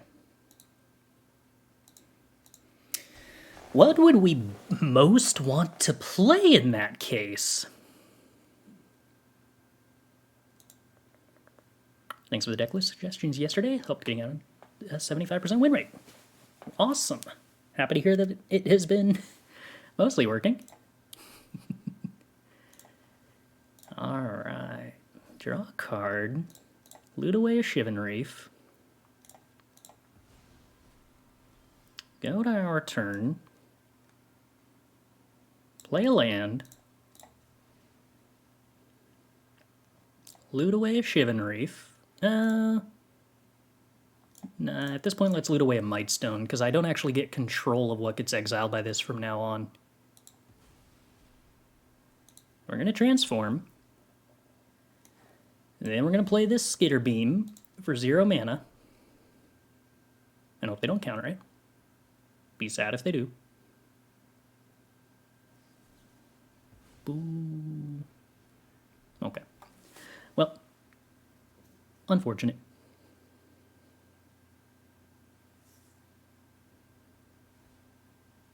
I like how this stays tapped for whatever reason. I mean, there's no reason to untap it, but it's just funny to see a tapped enchantment. That's a lot of creatures, and I boarded out my board wipes. Huh. Okay.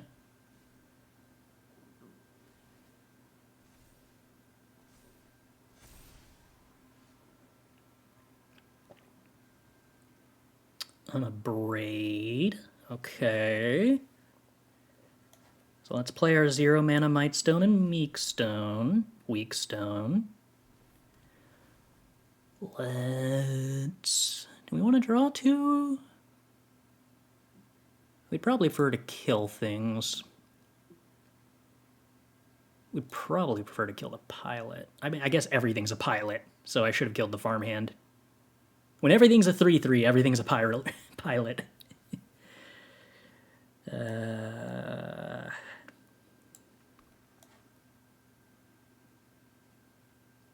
Well, alright.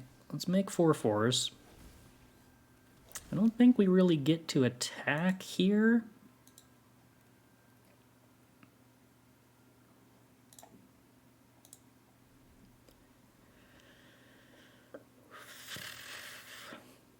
Random Alchemy is such a fun format. I understand the costliness complaints, but the mechanics themselves are hugely fun. That is exactly my opinion as well. I think Alchemy is a super well-balanced, interesting format that they have done an admirable job with, that is extremely hamstringed by being more expensive than it ought to be, which is a shame. Because I think all the complaints about digital-only mechanics are just deeply flawed, because the digital mechanics are good. Alright, what are we getting? More copies of Abrade, huh?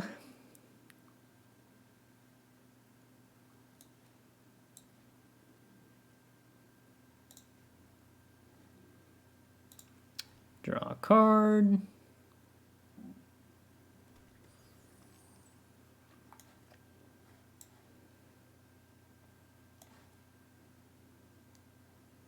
Can we afford to play the Cityscape Leveler here? I don't think so. I think that would probably be a mistake.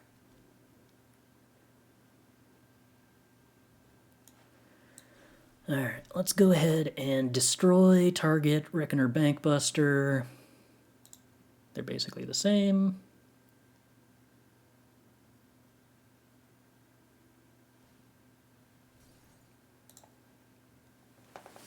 Oh, this is the world's weirdest grindy mid-range fest. I'm not even entirely sure I know what's going on.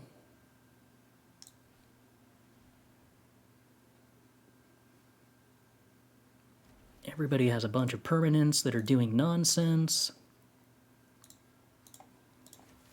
Everybody's drawing 4 cards a turn.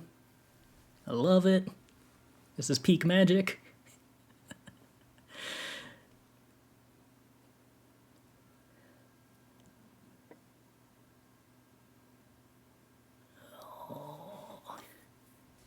This feels like I'm playing a game of, like, Brawl right now, is what this feels like. Restoration by Ganjo. Okay. I'm curious how many blue sources my opponent has if I were to just start Field of Ruining every blue source. How many islands could they possibly have? What even happens if they farewell? Like, no matter what they choose, farewell is, like, equally bad for each... Oh, no, they choose not to exile creatures.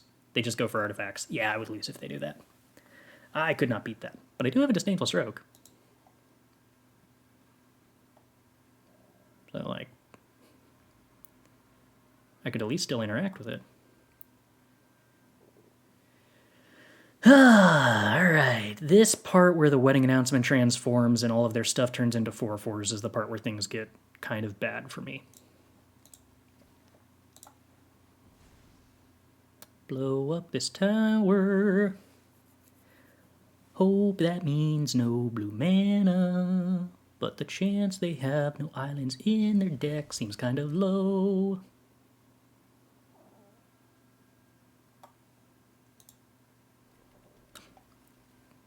Did they just really not get an island? Okay. Alright. Interesting opponent. I'm actually not going to hit the Adhikar Wastes on the off chance that they're just messing with me and they do actually have an island. Because, I mean, they have a treasure, so they can hypothetically counter stuff for free that way. Ooh, more Field of Ruins. Delightful. Alright, let's just go ahead and blow up that Bankbuster before they make things less convenient for me. Let's go ahead and remove my opponent's access to 1 copy of Wedding Festivity, because my opponent having 4/4s is not okay with me.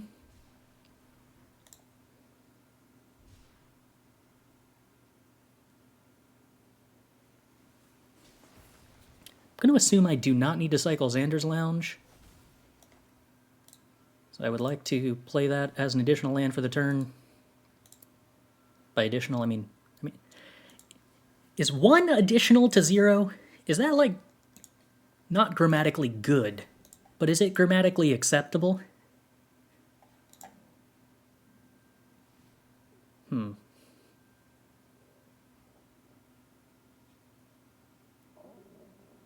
Am I'm having a tough time convincing myself that that would be grammatically acceptable. So the Bankbuster comes back, but comes back tapped. Alright. Oh, that is an unblockable creature. That might need to die.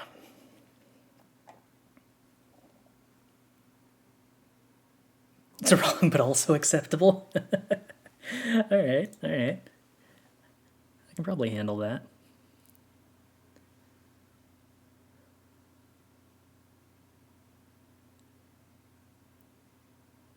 We did flip Jake. We have cast, let's see, 14...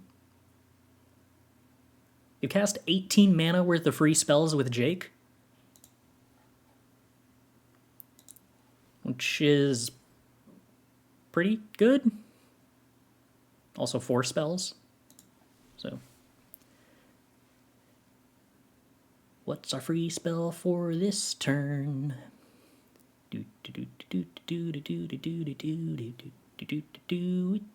Stern Lesson for 0 mana, or Field of Ruin to attempt to take out blue mana. I mean, 0 mana cards are pretty cool.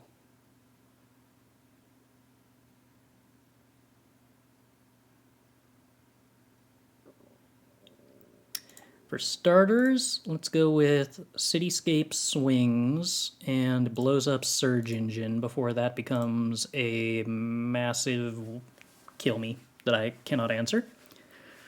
Because I do not like massive kill me's that I cannot answer. I prefer the kind that I can answer. Ambitious Farmhand, the very large lifelinker. Okay.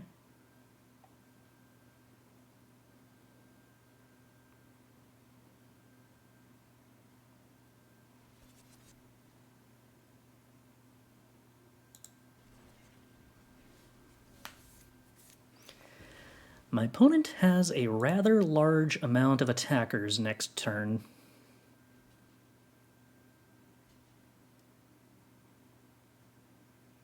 Okay. Would I rather kill a 6/6 or a 3/3? Probably rather would kill the 6/6. Given the amount of mana my opponent has, and given that they're going to get this Restoration of Iganjo capable of crewing things, I am going to assume that it is well within their capabilities to play creatures and crew that next turn. I do not have a land in hand. I think I'm actually supposed to play this Field of Ruin instead of the 0 mana Stern Lesson, weirdly enough. I also think that I am probably supposed to play more 4/4s. Because this is getting to the point where my capacity to not die on blocking seems questionable.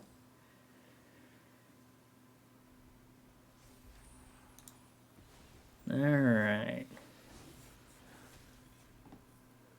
More blue mana? No! I don't have enough Field of Ruin. Oh, wait, I might have one more Field of Ruin in the deck.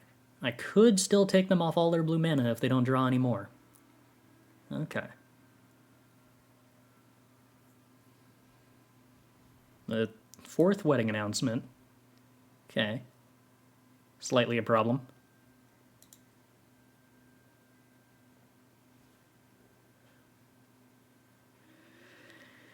So, yeah, I don't think Field of Ruining is, like, actually relevant here compared to drawing cards. 29 cards left in our deck, so we're good on that front.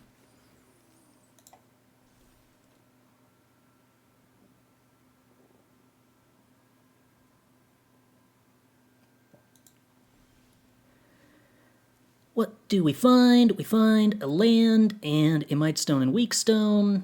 Would we rather make a land drop or cast a 0 mana Stern Lesson? Legitimately a weirdly tough choice. I think we just make a land drop.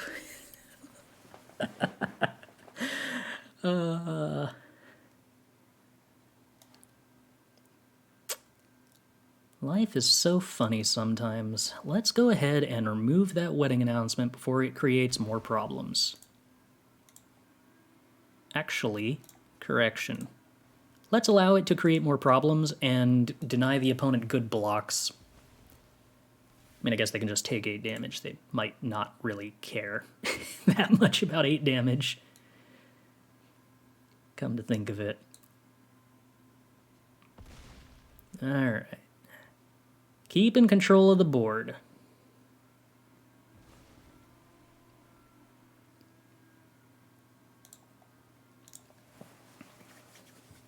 Still sort of just lose to Farewell plus a counterspell. Which maybe means that it is... No, I can't really remove enough blue sources to be relevant against that anyway.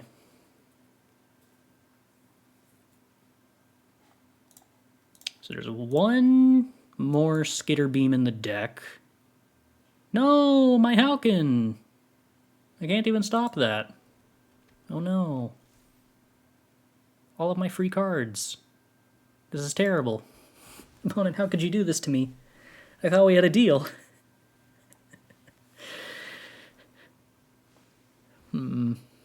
Oh, gross. Okay. Another unblockable threat, huh? Alright, we'll have to figure out an answer to that. Well, shucks, because now I, like, actually can't just mess around with Deserted Beach. I have to, like, actually find answers to things?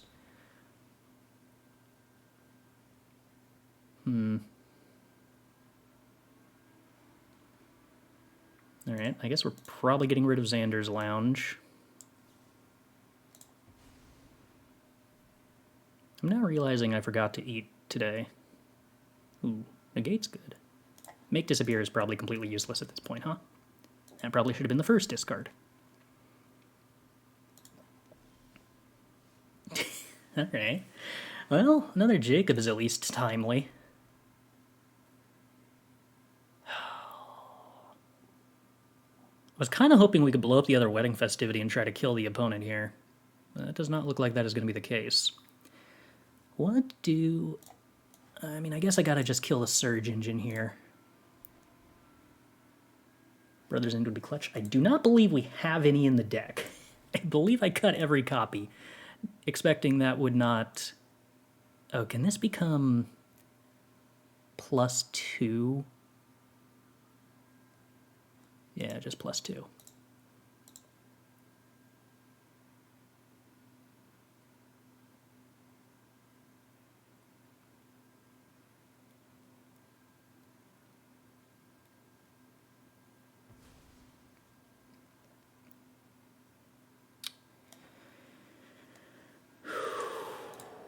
And play a Jacob. Play a Fable. Play a Fable.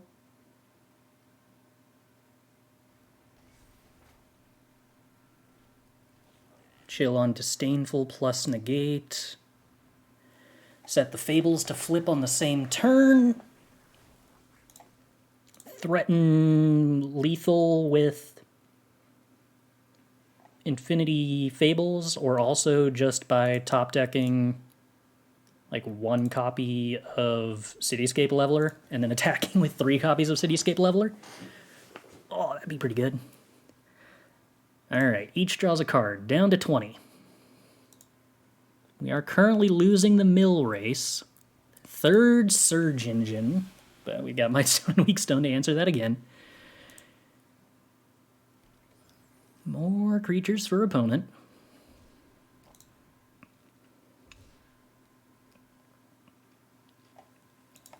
These are the strangest of times. Do I care about that? I probably do care a tiny bit about Urza transforming, huh?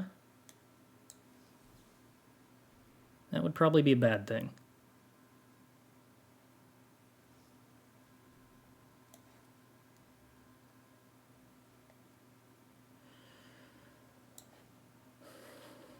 Yeah, that would probably be a bad thing.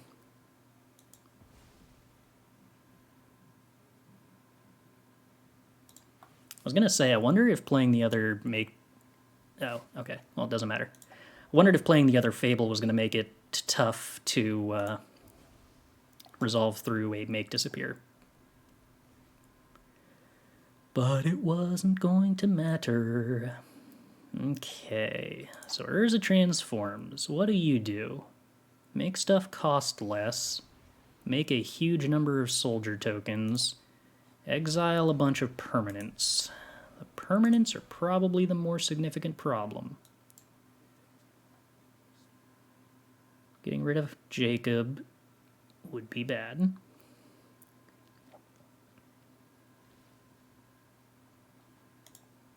Okay. Upticking, threatening to ultimate next turn.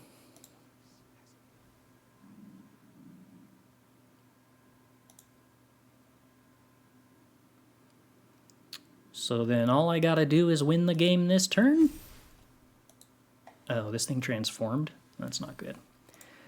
Okay, so Bankbuster and Fable go away. Disdainful Stroke and Island go away. Ugh. Stern Lesson. There we go. Okay. Okay. Is that good enough?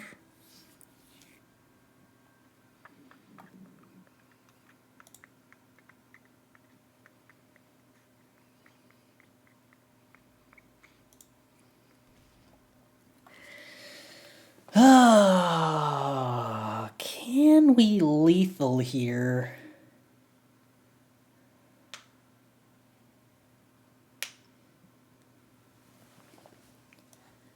So for starters, I should Otawara before flipping Jacob. I got no clue if I have enough mana for this.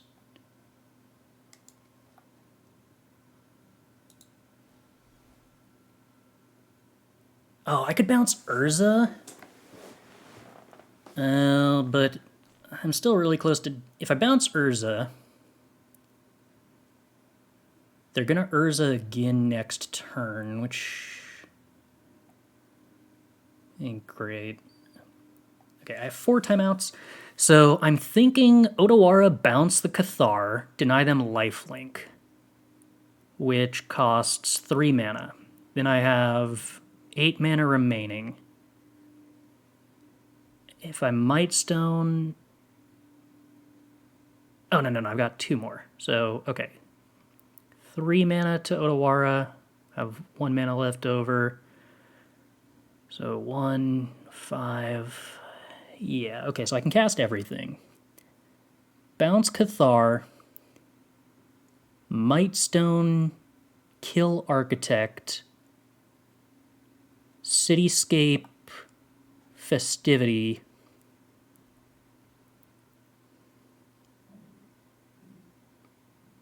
Oh, no, wait. Is it better to just remove both festivities?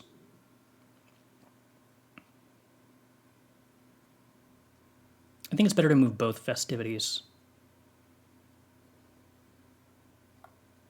Alright, let's try. I don't know. I don't have enough time to figure this out.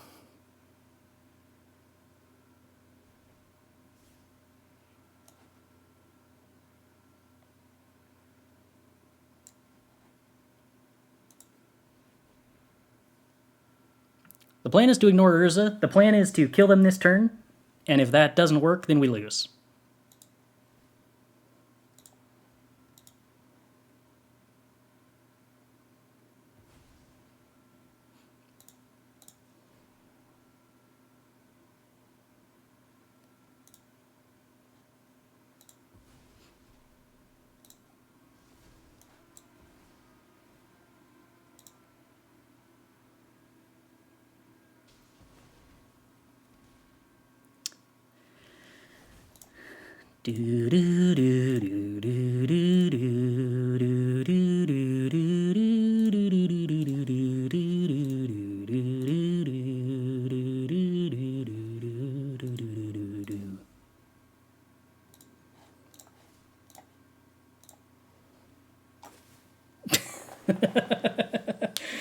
What's about to happen? I don't know.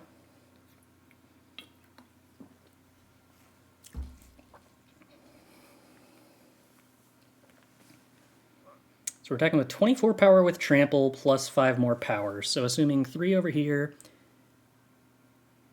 And they have 4, 8 plus 5, 13. 24 minus 13. No, I think they live with like 3 life.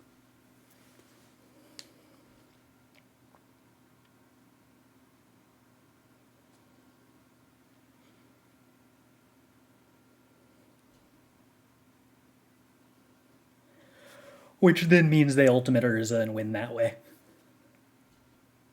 Oh wait, is that still not good enough? Well, I mean they get to play more stuff, but I might still beat them even if they ultimate Urza by unearthing Cityscape Leveler, because this isn't exile, right? It's destroy.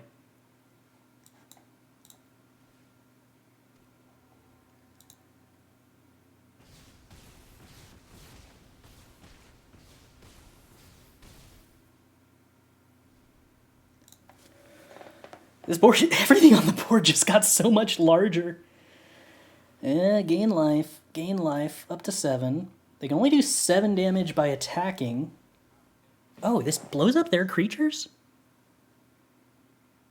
Oh, cool.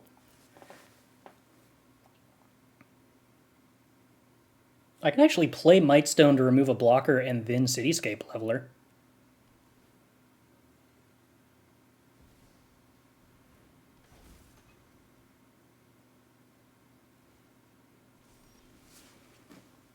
Alright, well.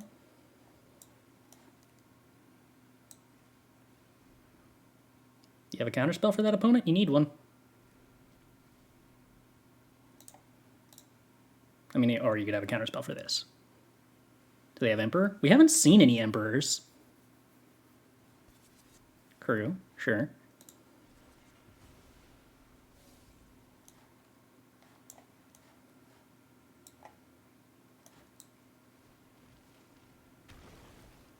Can't be a counterspell.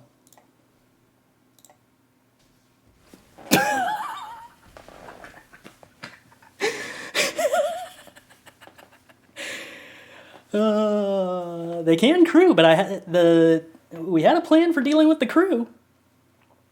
Oh, jeez.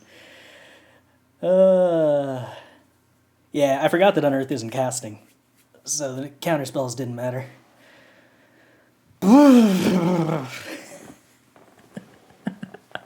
Oh, Magic's great. Yeah, they needed a stifle effect or a removal spell. Retrieve socks. You know what? I think I can try to do that. Oh, maybe I can try to find some, like, snack, too. I will be right back after that.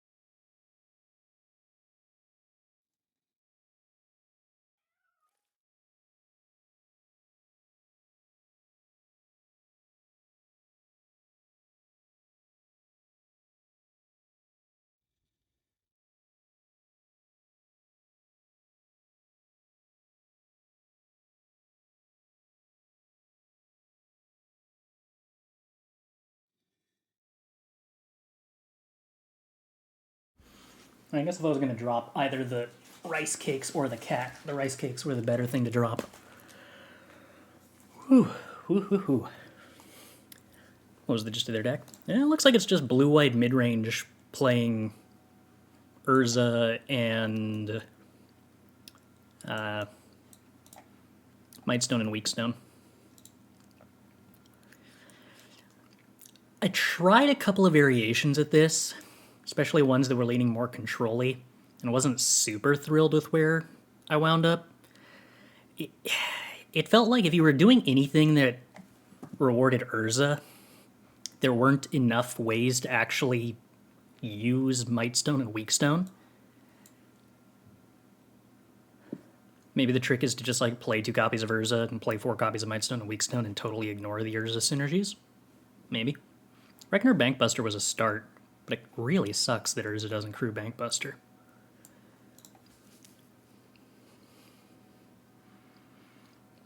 May 4th Abrade in the side be more useful than the 4th Fable?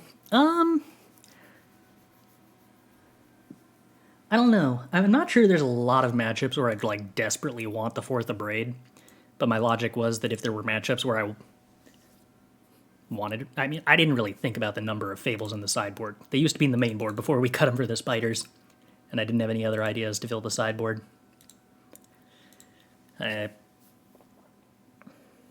you wanted something that's anti-aggro, I think I'd rather have Voltage Surge than Abrade. If you wanted something that's anti-artifact, I think you just don't need a 4th Abrade to be anti-artifact for any given matchup. Okay, cat. We must release my hand. Because I need hands free to eat rice cakes with.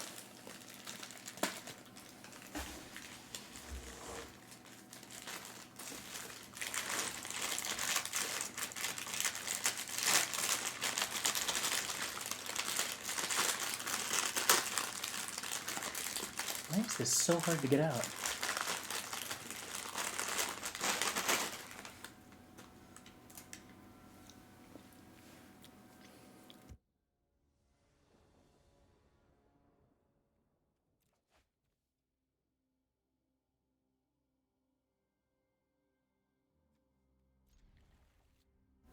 Okay, the plan here is to draw lands.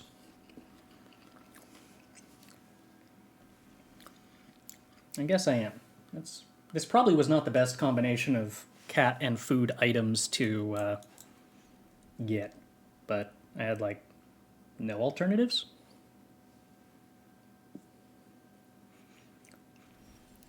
Hey, there we go. All right. Opponent on Grixis. Getting hit by Fable in this position, I think, is too damaging for me to Sorcery Speed Stern Lesson. If the opponent plays Fable here, then I'll counter it, Stern Lesson at Sorcery Speed to try to hit my 4th land drop. If they play Flesh Gorger, I just do not care. What are we getting rid of here?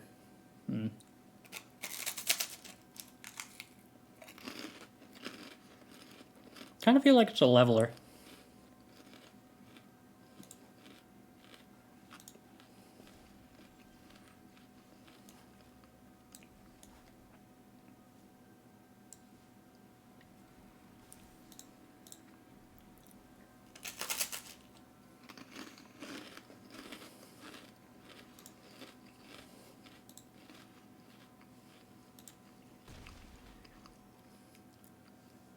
Not sure whether it's better to activate Bankbuster or Stern Lesson if the opponent doesn't do anything relevant here.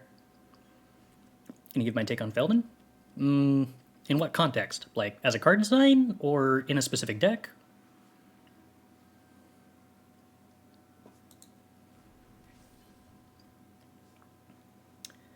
So if we Stern Lesson, we deny them a Bankbuster activation. We have 7 mana next turn. I don't think having 7 mana next turn is like super strongly important. So I think we can just get tempo on activating Bankbuster, play around a future Abrade better. guess if we drew Mightstone and Weakstone, it would allow us to play through Make Disappear. Through anything, actually, because we could hold up Negate. If we had played the Stern Lesson as a red card, how do you think it is power level-wise? I think it's real strong. It's just one of the cards that kind of suffers from legendary downside is the only reason you wouldn't play 4 copies of it.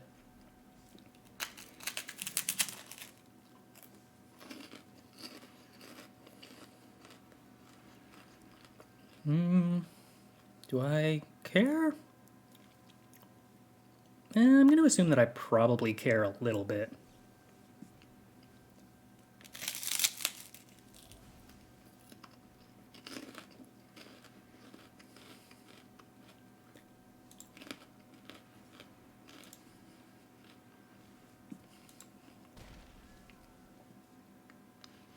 Could feel to ruin the Xander's Lounge this turn. Now I cannot. Or rather, now I do not want to. Now I would rather counter the Fable.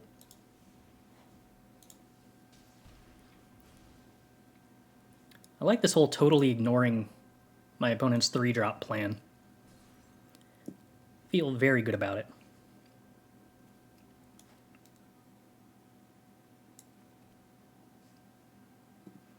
Come to think of it, kind of weird that they chose to attack with this rather than the Bankbuster. Guess they valued the life? I want to play Mightstone and Weakstone. I don't know if I want to kill the Flesh Gorger and go to 10 or draw 2 cards. I don't think that I need to draw 2 cards to win this game, so I think I just kill the Flesh Gorger.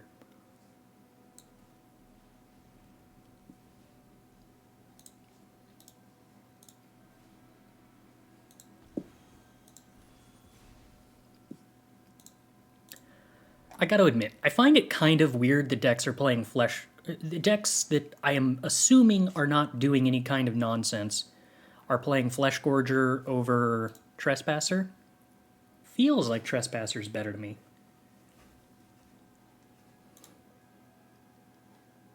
But, I don't know, maybe I'm underrating Lifelink and Menace in races, and I'm just over-evaluating how much Trespasser being hard to kill resource-wise annoys me when I'm playing mid-range and control decks, which is not the entire metagame.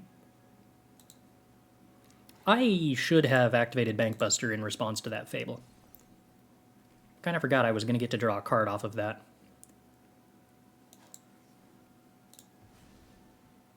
But not particularly punished.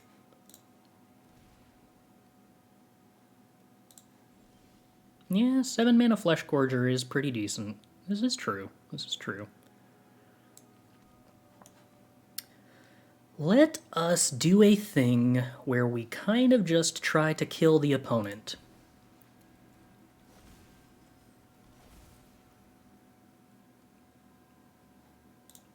Making life total 0.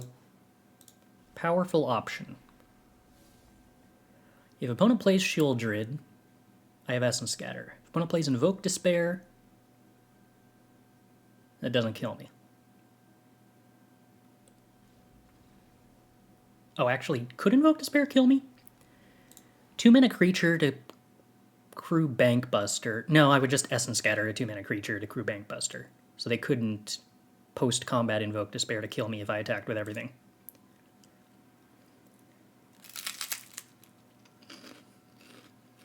Good stuff. Good stuff. Yeah, we got a kitty hanging out. Okay, so I think we are consistently on plan Essence Scatter. No Disdainful Stroke, yes.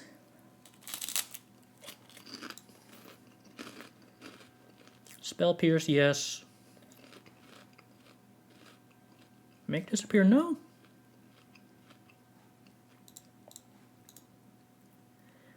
I think Thran Spider, yes, we settled on.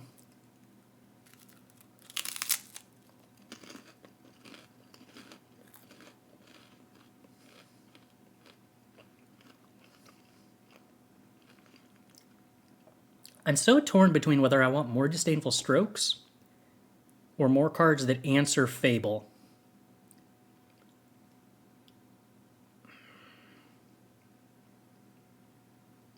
think we keep it like this.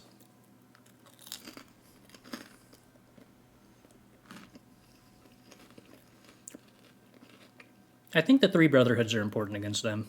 Yeah.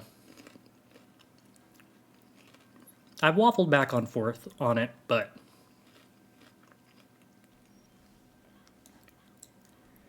it's been the card I'm looking for pretty often.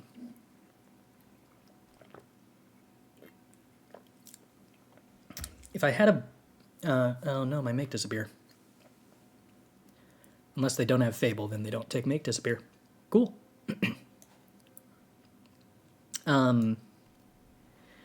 If I had to burn down the house, I think I would cut the 3rd Brotherhood.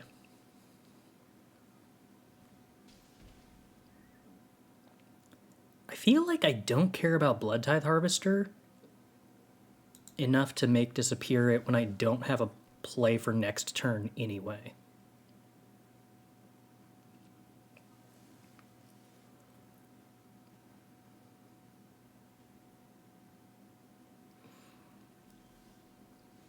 Okay, well, I have a play for this turn, but I don't want to play it.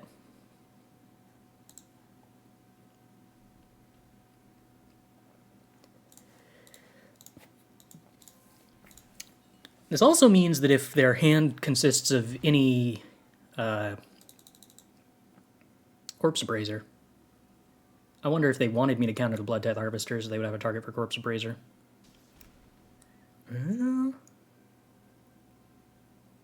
I mean, we're definitely not countering that. But I'm left questioning if I want a Brotherhood's End it.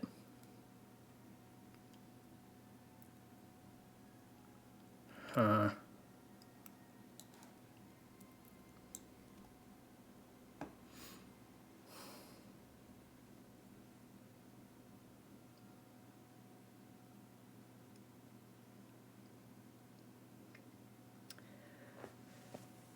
I don't think I can afford to take this 6 damage to play around Shieldred, because I don't even think that's actually playing around Shieldred. Like, if they turn 5 here, just slam Shieldred, yeah, it's gonna suck. If they slam Invoke Despair, it's gonna suck. But if I pass doing nothing, take 6, and they just don't play anything, if they have Invoke or they have Shieldred and just wait, I think that's even worse for me.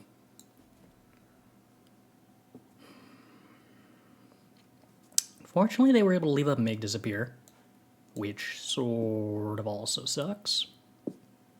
So I can't just jam Skitterbeam as much as I would like to.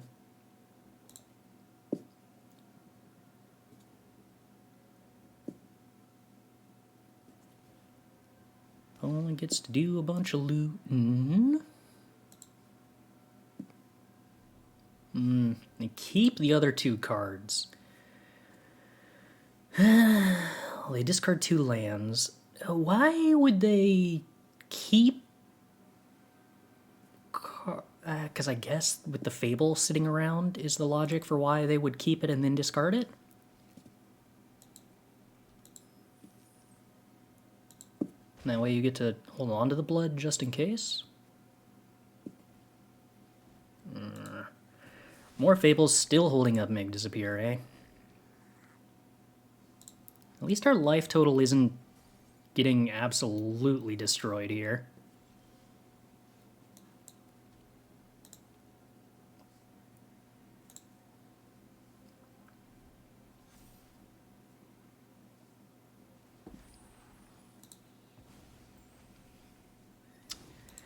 But the Fables are gonna be an issue. I really need to find more board wipes again.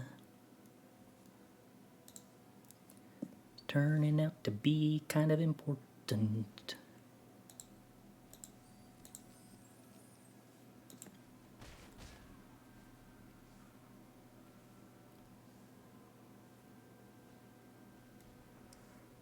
Alright, I can live through Bankbuster.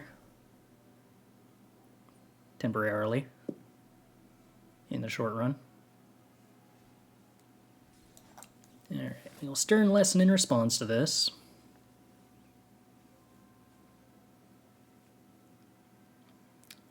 I want a Disdainful Stroke. do not think that I wanted Disdainful... I probably wanted Disdainful Stroke right now. Yeah, wait, I super want Disdainful Stroke over Make Disappear. Why would that even be a question? This is the point in time where it's just, like, infinitely better.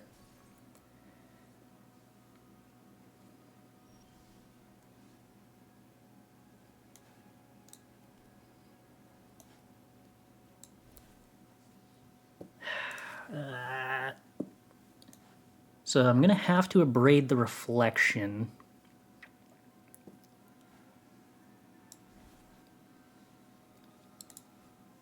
Do I even want to play the Skitterbeam just to trade with goblins then? Because if I don't kill the Reflection, they're going to get to do Reflection combo. And I just can't beat that. I mean, I guess I could top deck a board wipe, maybe, but I don't want to have to rely on that. I think I can play Bankbuster here rather than Skitterbeam. If they don't animate their Bankbuster, then I can just do some drawing. If they do animate their Bankbuster, I can play my Bankbuster, crew the 3/3, block a 2/2. See how that plays out. Okay, cool. They do not start swinging. Lack of aggression is a good sign. They do, however, have a lot of cards and infinite mana, which is a tiny problem. Ever so slightly an issue.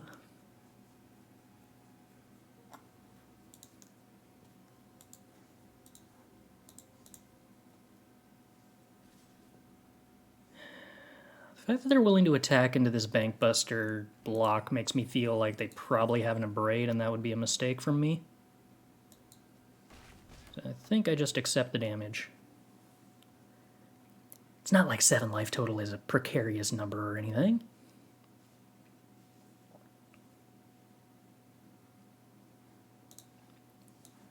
Still kind of putting them on Make Disappear. We've given them no opportunity to use it.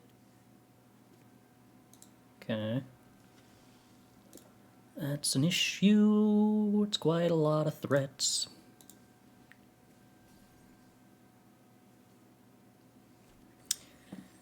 Mightstone and Weakstone's not bad. It's not good either. We would really like a board wipe right about now. Quite a lot of wanting a board wipe. Abrade the Bankbuster. Okay. Well, successfully didn't get juked by attempting to block earlier. That's something.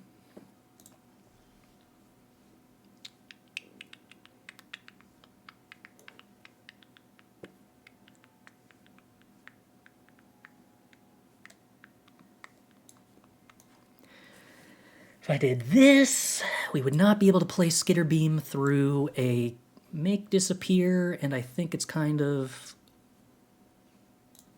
obliged that I attempt to resolve Skitterbeam through a Make Disappear here.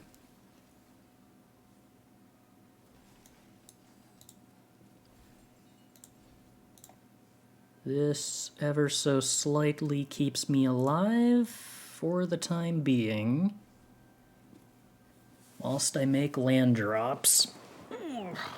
Reflection gets to copy Bloodtithe Harvester, which we don't love, but may just have to accept. Would still love to draw Brotherhood's End. That continues to be what we want to do. Alright, creature in the graveyard. Unlikely to make any real significant difference for Corpse Appraiser. Attacks. Curious. With the Bloodtithe Harvester even. What do you have afoot, opponent?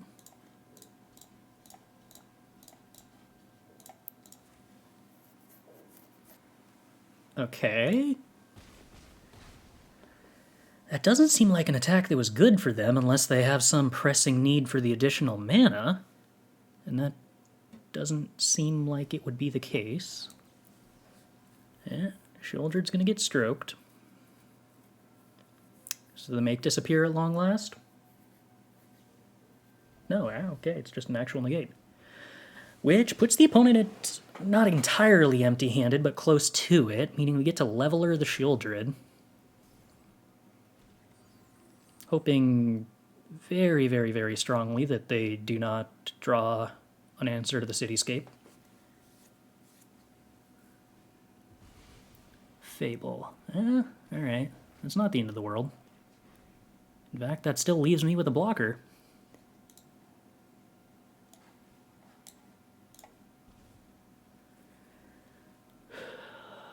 Five, six, seven, eight. What? 3. So I could play Mightstone and Cityscape, which has the advantage of blowing up Fable.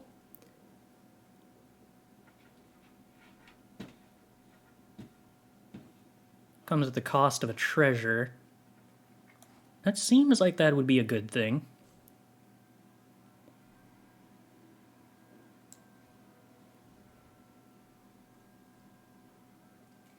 Because I don't want my opponent getting to loot right now.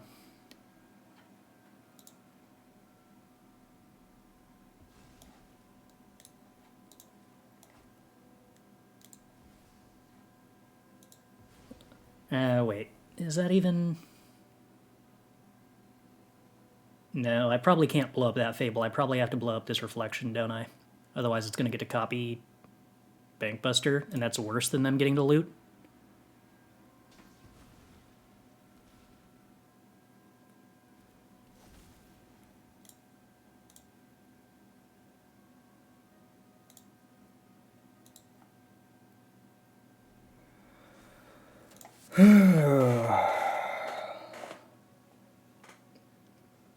Yeah, 3 blood tokens does mean that there's a lot less difference between 4 redraws and 5 redraws. Ugh. Down to 1, opponent draws 2.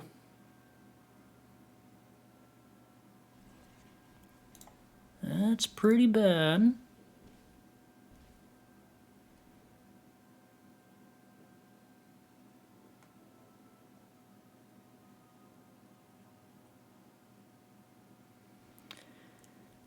Opponent loots, down to 5 mana. They get 1 more loot to hit Invoke Despair, 2 more loots to hit Sheoldred, 3 more loots to hit any removal spell. Most of the cards in their deck kill us. Guess Go for the Throat doesn't. Oh. Corpse Appraiser gets any removal spell? Huh. That's fascinating. Is that right? Dig 3 cards for a 2-mana removal spell versus dig 1 card for any 5/4. Okay, no, Duress means it has to be a 1-mana removal spell now. Oh, no, it crews bank. Oh, yeah, it's lethal. Yeah. Crewing is good enough. So that does make that very correct.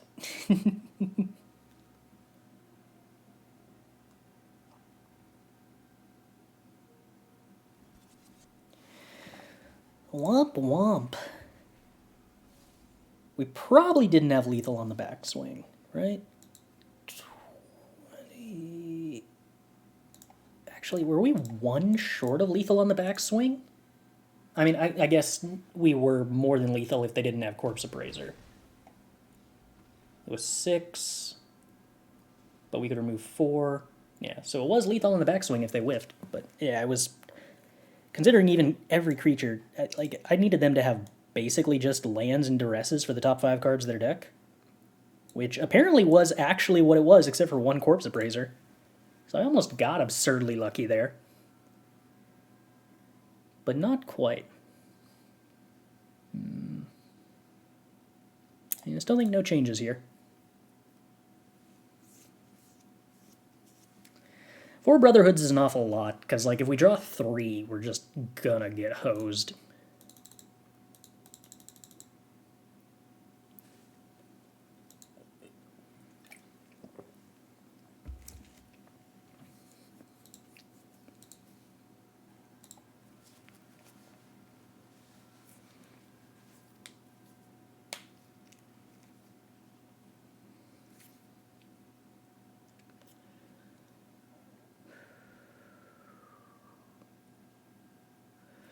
Trying to think if not targeting the reflection could have possibly been correct. If we had targeted the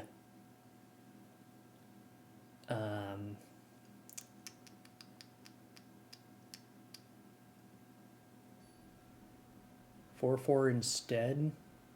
But I think not, because reflection was better with way more top decks than the 4/4.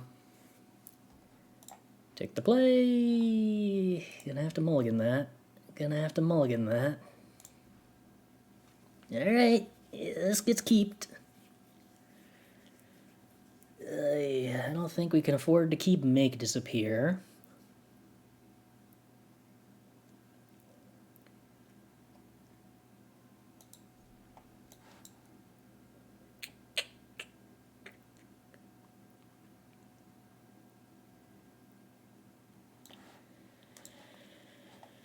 I think we're on plan draw lands.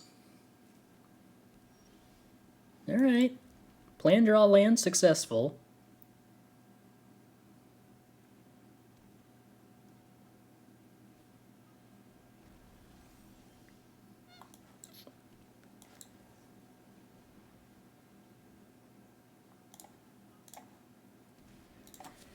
Giving the opponent an opening to play Fable here, but I don't think I have the capacity to beat Fable, so I don't think I should try to beat Fable.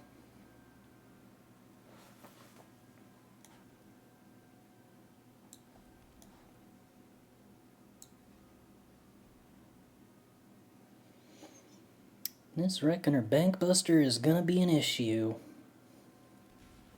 Need my own Bankbuster to match it.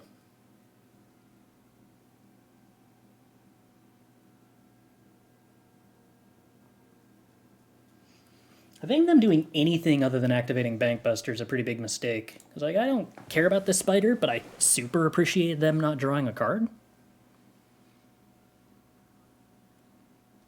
I feel like they don't really care about that spider either. So I'm really surprised that it was a priority to them to remove it. Like, it doesn't block Bankbuster.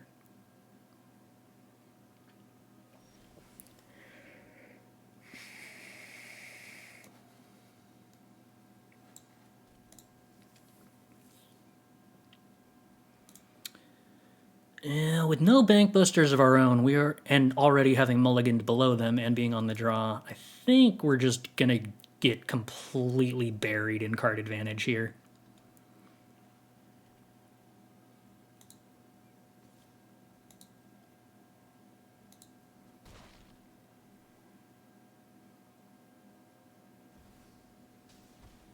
Yeah, that's also gonna kill us pretty fast.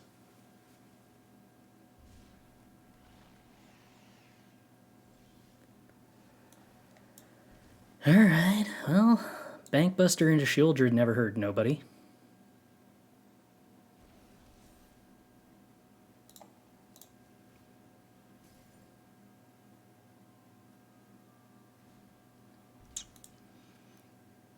That's just about the ball game.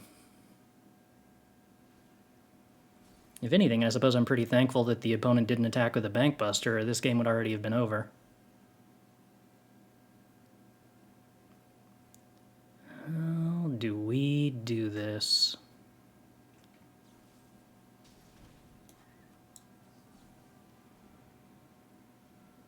Hope we can force them to fight over this in a way that leaves them not enough mana to crew Bankbuster?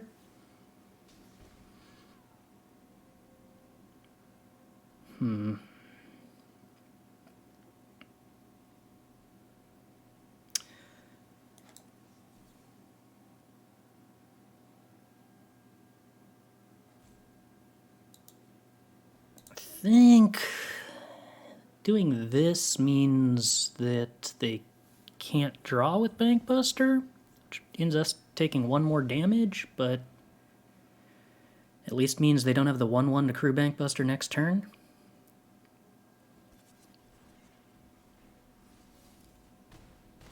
So then we can play Skitterbeam. Okay. No, Abrade's actually okay.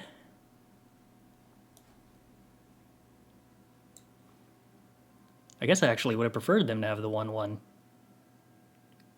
Kind of forgot about that. It might have been a really bad Spell Pierce.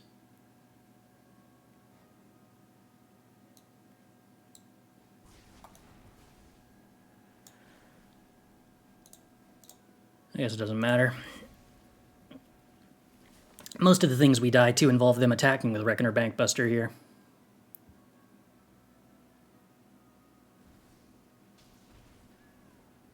It's another one of the ones that kills us. Yeah, Grixis continues to feel like a pretty rough matchup.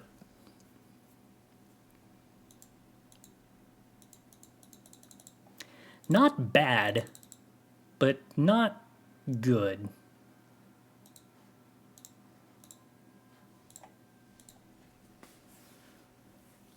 I guess the burn down the house would be a moderate improvement. Bites that most of our removal against them doesn't act. Most of our ramp against them doesn't actually ramp into burn down the house. Any changes I'd make with Grixis in mind? No. I don't know how to make the idea of playing expensive spells against the low-cost counterspell deck, like, better in any way. I kind of just think that's, like... It's not an issue of cards against them being weak. It's, like, the entire fundamental strategy, I'm not sure is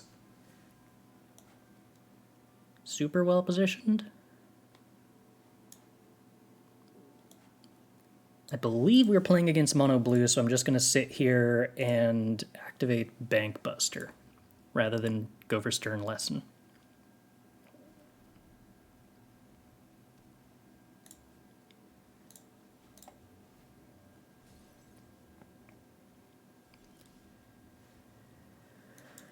It's a bummer that Thran Spider doesn't give you an untapped token for whatever reason. Alright, I do not want Thirst for Discovery resolving. Happy to negate that. Card advantage for opponent is not something I like. Ooh, didn't have the Djinn. Love to see it. Alright. Are there any Power Stones that come in untapped from any source? I do not believe so. I think they went pretty consistent on them always entering tapped 100% of the time. They learned their lesson from Treasures. This is what I would wager.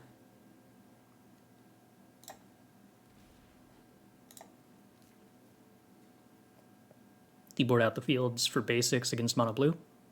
Nah, there's no basics in the sideboard. And unlike Limited, you don't have access to Infinity Basics in your sideboard. Otherwise, Mill would be a deck that just never worked.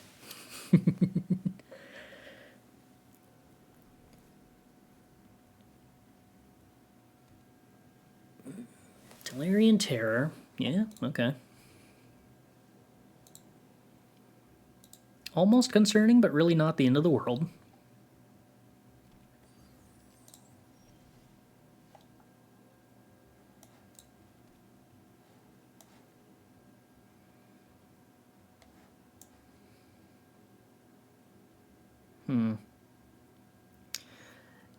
Do I want to play Thran Spider and threaten the double block on Terror to just force a card out of them? Yeah, it's probably better than double Stern Lesson.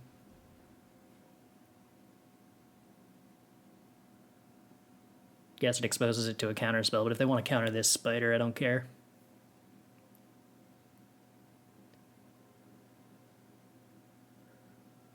One way or another, this is probably getting a card out of their hand.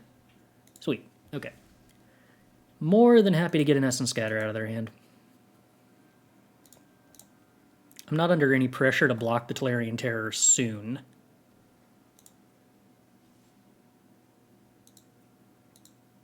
Did I play an untapped land that turn? That was probably a mistake. I could have played one of these Xander Lounges instead.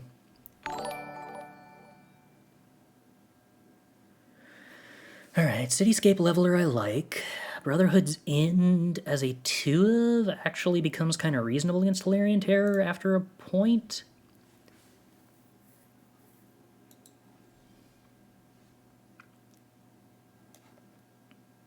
Not enough mana to Cityscape the Terror yet, but we can do that later. For the time being, keep playing Spoilers and threaten double blocks on Terror.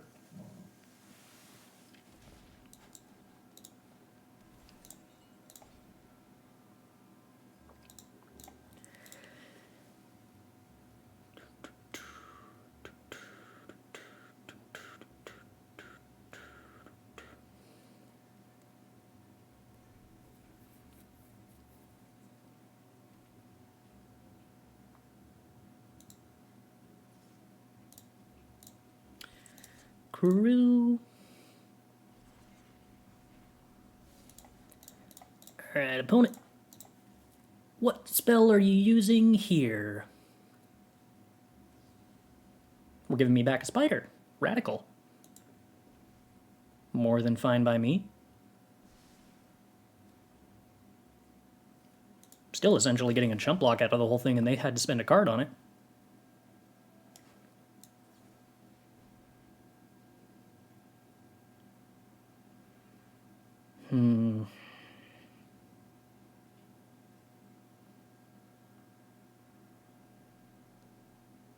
Yeah, I think I can afford to hold on to both Brotherhood's Ends here.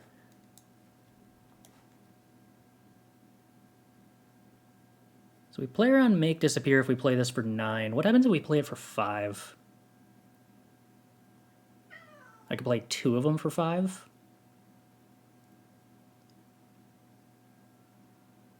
And it's not really an amount of mana that, like, accomplishes anything different.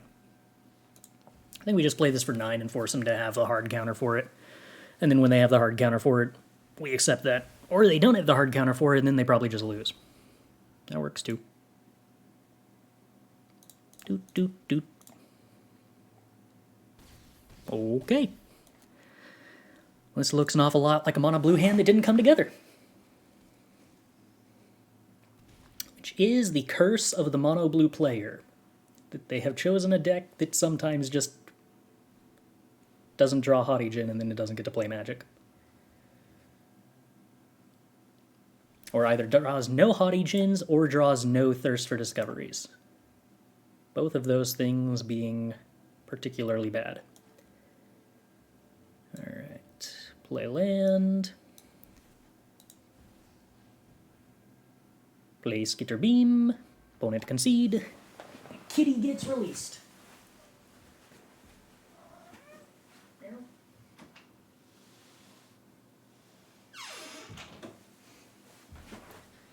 This deck is doing an oddly good job against mono blue for a deck that is predominantly cards that cost more than 5 mana.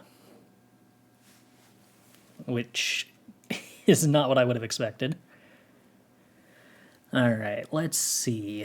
We want Brotherhood's Ends and Abrades out.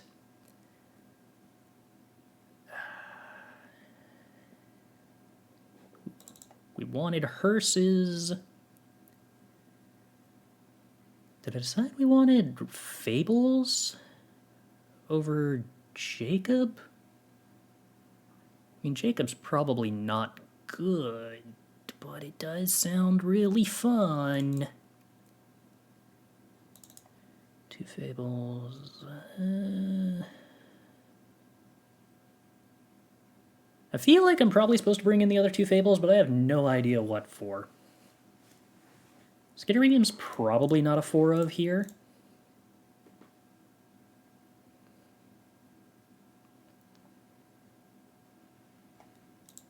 I don't know that they would fill their deck with creature counters against us. I don't even think creature counters are actually that good against us.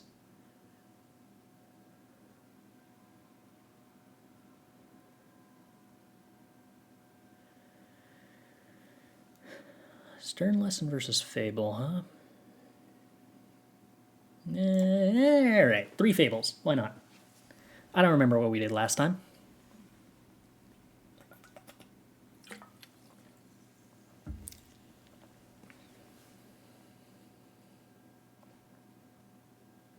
Turn 2 Unlicensed Hearse.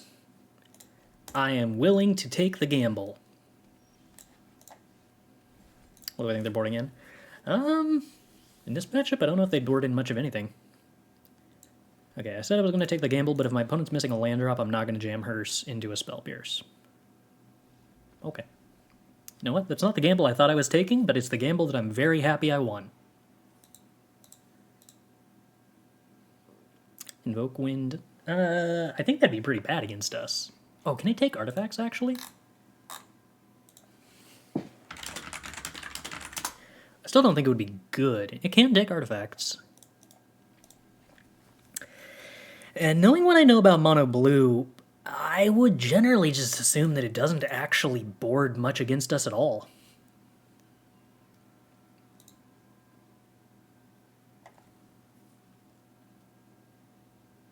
Unless it's a version that's playing Delver, and then you cut the Delver because you cut the Delvers in that deck 100% of the time because they shouldn't be in the deck. In which case, you just get to bring in the 4 best sideboard cards you got. I'm going to be honest, I don't know how mono blue sideboards because its game plan is like so incredibly linear that there's typically very little difference between the sideboard counterspell options versus the mainboard counterspell options. Like, you're tweaking ratios slightly, but against most decks, you just don't even need to bother because your end goal, or the end result is that your ratios just kind of wind up being pretty much the same as where they were originally. I guess I shouldn't use the Xander's Lounge, even though I want to, because currently this hand is probably going to end up cycling it.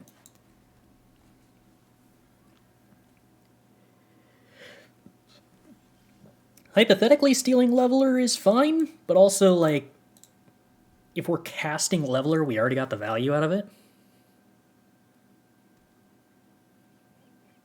And it's not really how their deck functions so much. Like, they're trying to win the game before then. It sounds weird, but, like, they are an aggro deck. Going about being aggro in a slightly different way. So they don't really get to just sit around forever and do dirtily control stuff while we apparently resolve 8 drops. I could resolve Stern Lesson here, but then it just gets countered. I'd rather, like, play it on the turn where we have access to make it disappear. Had I known I had access to Skitterbeam, I would have played Stern Lesson just to get the counter spell out of their hand and then played Skitterbeam, but didn't know that.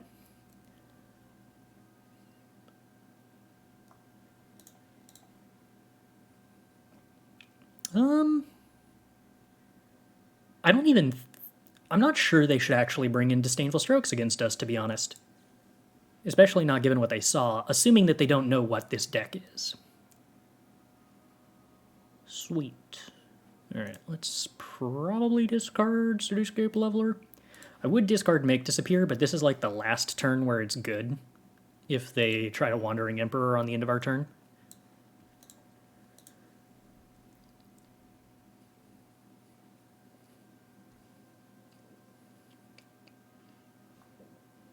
Celestis. Okay. Boop.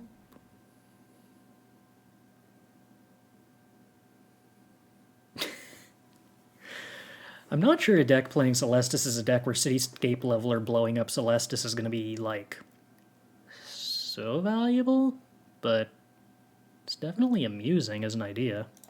I think we're past the point where Make Disappear is likely to get enough value to stay in the hand.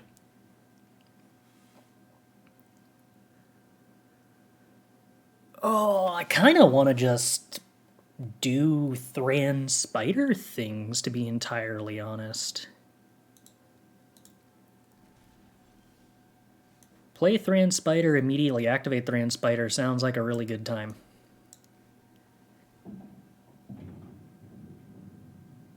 This is honestly so much better than Fable of the Mirror Breaker if it resolves. Good talk, good talk. The sad part is that I've drawn most of my artifacts, so there's actually a pretty good chance I spend 7 mana on this thing and then it whiffs.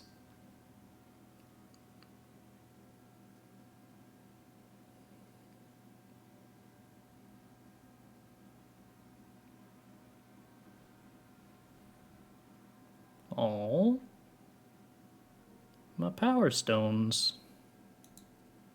Worked so hard on those, opponent.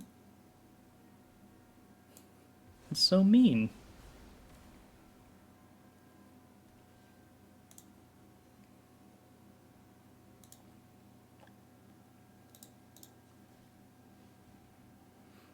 Oh, well, that's a good card, though. Alright. Well, let's see.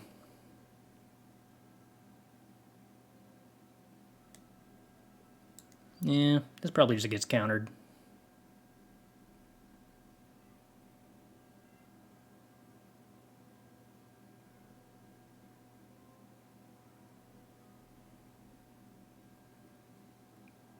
Not that I'm blowing up Celestis. I'm holding on to the Abrade because I think any deck that's playing Celestis and blue-white is pretty likely to play Bankbuster. And I don't think Celestis is going to make a super strong difference here. But being able to Abrade, that was weird. A Bankbuster would make a pretty big difference.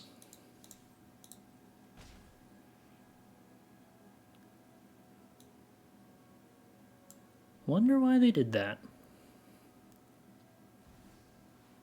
Oh, so that I didn't have a counterspell up. Little did the opponent know, I didn't have a counterspell up anyway.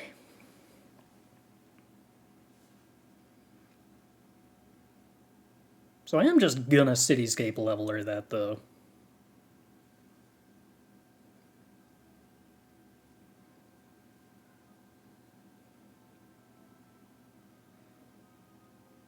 Question is whether I play the one from the graveyard or one from hand.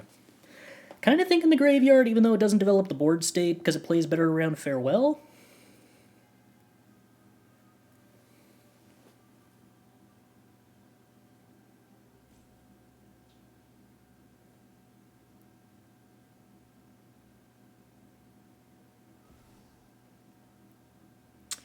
It's almost inconvenient. That would be inconvenient since it counters artifacts, except that Unearth doesn't get countered. Sure, that resolves.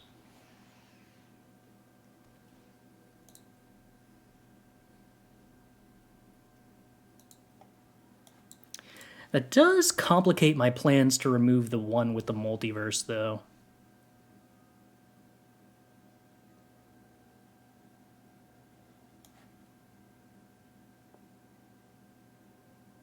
Because I do still think I have to remove one with the multiverse, which means I think I have to leave them with Jin Gitaxias in play for the turn.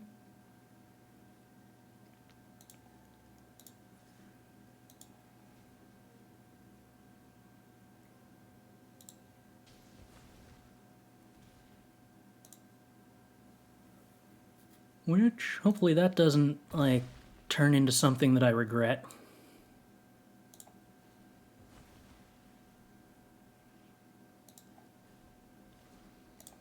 So now when I play Cityscape Leveler, it's going to get countered, but it'll still kill Jin. Oh, no, I can Abrade first and then Cityscape Leveler. That's fine. Oh, alright. 2 Portal to Phyrexias is a lot.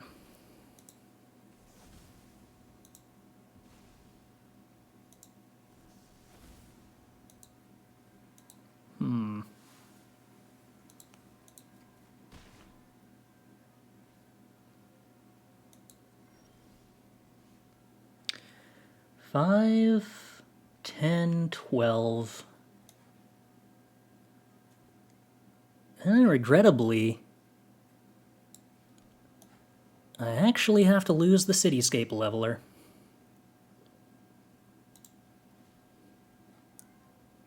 That gets countered. Jin down. Blow up a portal. Blow up a portal. What a strange game this is. Huh.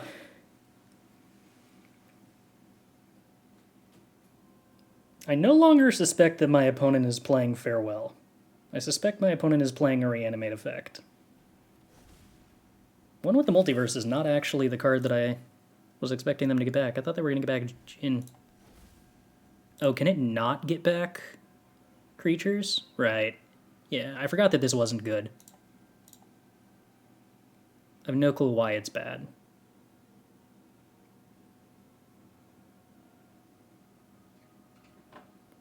Alright, you can't get slipped back in.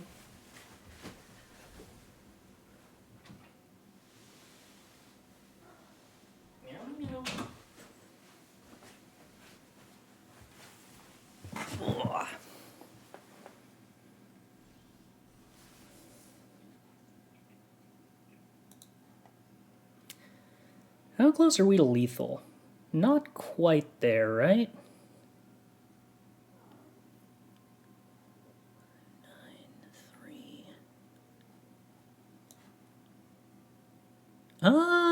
8 plus 6 is only 14.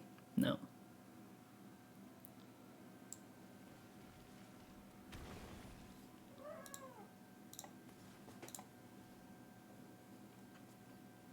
Alright, portal must be blown up. That cannot be allowed to continue.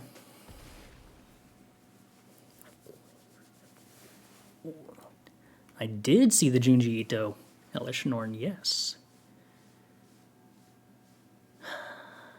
Choices, choices, choices. So...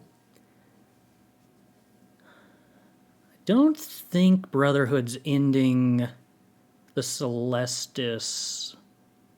Well, it denies them a life and a loot. I probably actually should Brotherhood's end here.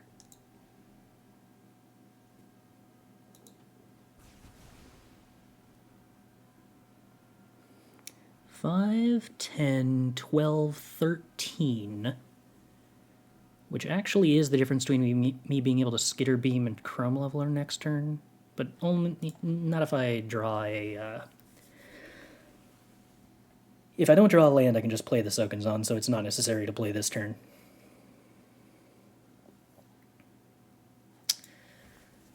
Third one with the Multiverse. Sure, that's a lot of cards. We are somewhat close to lethal with Skitterbeam. Maybe not. Hullbreaker's kind of an issue.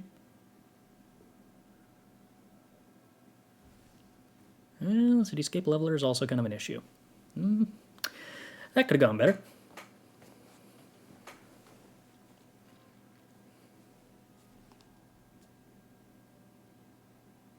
Mightstone and Weakstone turned into a Power Stone Shard. A minor downgrade. Fair enough. Huh.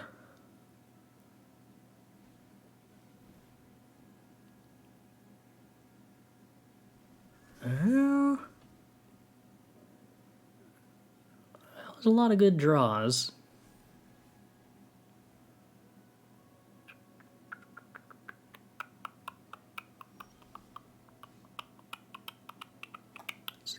Give haste?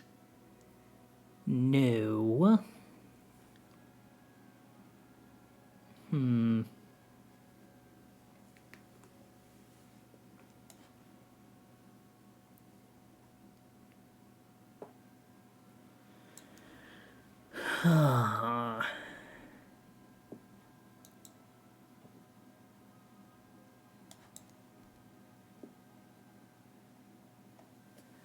How do we avoid being dead?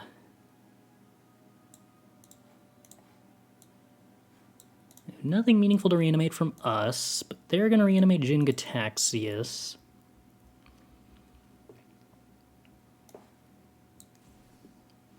We basically have to kill Horror, because Cityscape comes back with haste.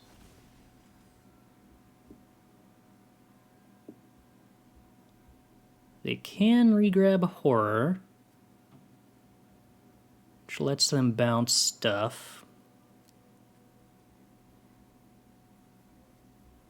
I kind of need them to do some way of messing up to give me lethal with Skitterbeam, but I'm not sure that's likely. No, stop gaining life. No, don't bounce my Cityscape. I want that in the graveyard so I can have haste. Horror is still in Standard, yes, but it's unfortunately kind of bad because there's very little way to get enough mana to play it while being able to do anything.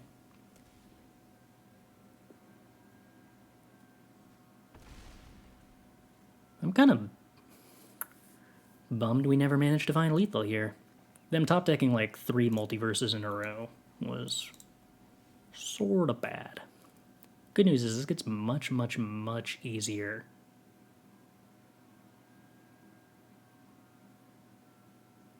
Once we get to play a ton of counter spells. I don't think there's any way we can beat Faithful Mending here. I'm kind of surprised by Hullbreaker Horror, given like the total absence of instant speed spells from their deck. It does not seem like a card that's particularly strong for them. Alright. So we're going to play Disdainful Stroke, Spell Pierces, Hearses, no Brotherhood's End, Abrade, maybe, probably not. Hauken, yes. Fable, yes. Okay, so Abrade's no.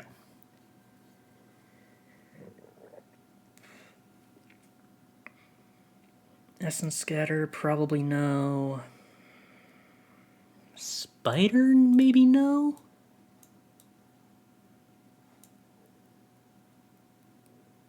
So the periods of that game where I was activating Spider assuming I was playing against mid-range were wrong. Should have been more proactive in that situation. Yeah, I probably can't afford to give my opponent Power Stone shards when I'm trying to lean on Spell Pierce and make disappear.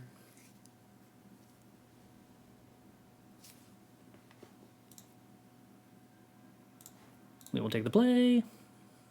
We'll keep the hand and draw something that ramps is the goal.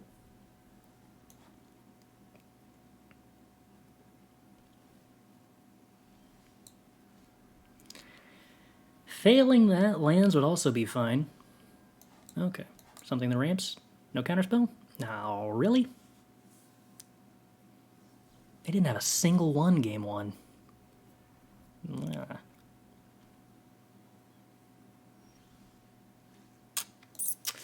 Alright, well, that's pretty awful.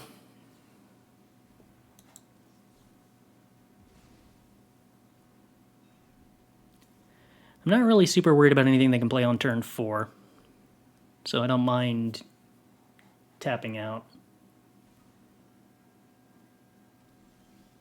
Jeez. Alright. This probably just got really hard. Okay. Land is something.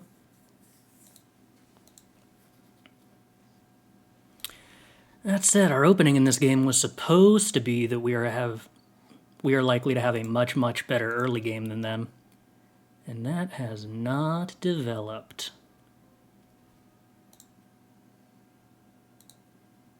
I want a Field of Ruin, but their mana's already perfect anyway, and that just thins my deck, which is not what I want. Negate, sure. Counter artifact or creature? Huh. Okay. I suppose if you're viewing your, like, most likely to lose to card as Bankbuster. Yeah, you got more counter spells? No? Okay. Draw and tap land, so I can at least try to win the game with Skitterbeams? Hey. Okay. Those were the two best draws in the deck. So that's pretty good.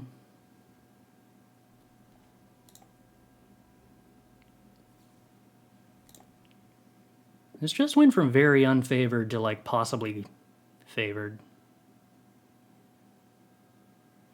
I mean, at some point they're still just going to start hard casting stuff, but at least until then...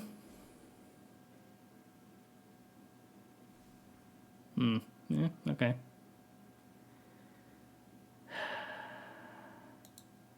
Can you exile in response to Unearth? I actually don't know if you're allowed to do that.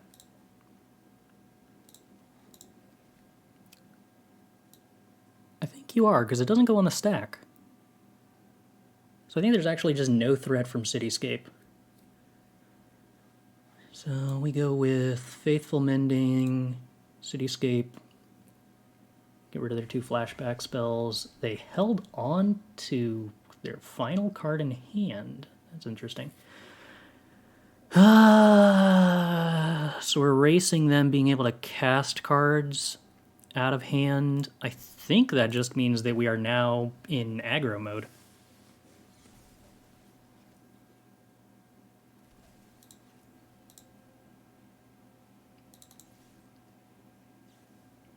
Yeah. Kind of figured Hullbreaker Horror was probably what it was if they didn't use that in response, but I also don't think that Hullbreaker Horror is a card that's, like, inherently super capable of beating me right now. It's close to it, though.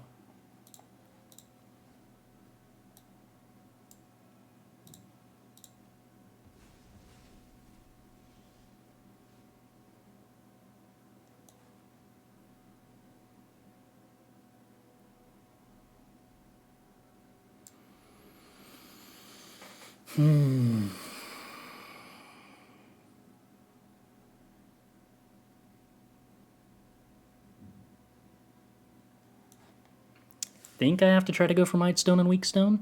Okay, so that's successful. Lands eventually. That's nice. I think here I'm supposed to take the chump blocks. I'm not winning this race. I'm going to have to kill that somehow, which is not going to be easy. But if they whiff enough draws, I can get this hearse large. That's probably still not meaningful.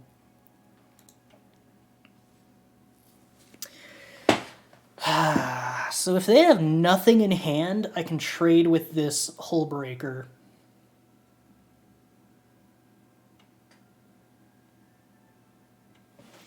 How many things to reanimate at sorcery speed do they have? Just one, so I can actually get all of that out of the graveyard too. I think I'm supposed to go for this.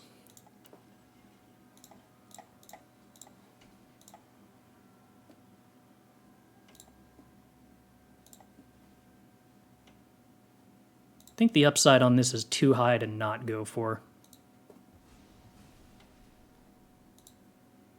And it looks like it worked. Okay. Well, yeah, that seems good for me. Yeah, I wonder what the multiverse is scary. This is looking familiar to game 1.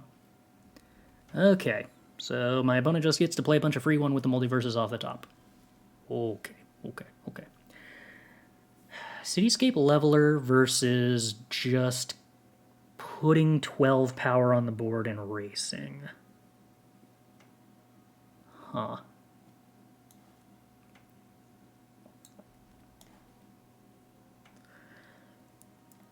I do not have the mana necessary to play Fable into Skitterbeam if they...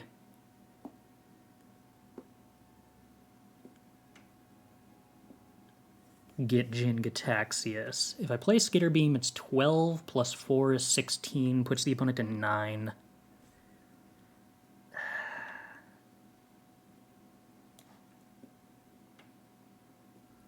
Yeah, I think it's better to go for Skitterbeam. than to try to kill one with the multiverses.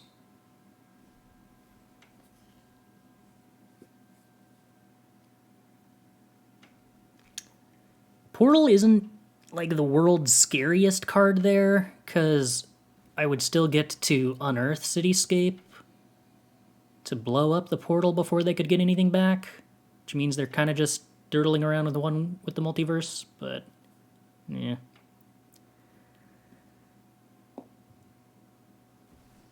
Cityscape Leveler, okay, that's not the end of the world. In fact, that also means that I have a Power Stone, which means I can play Fable Skitterbeam.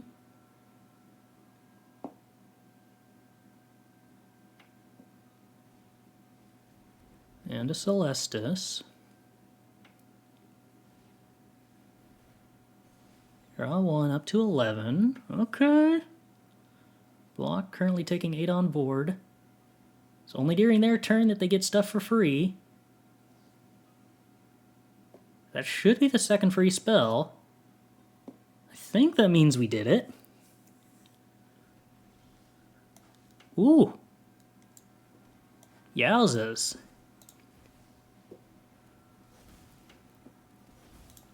Wow. I can't believe we salvaged that.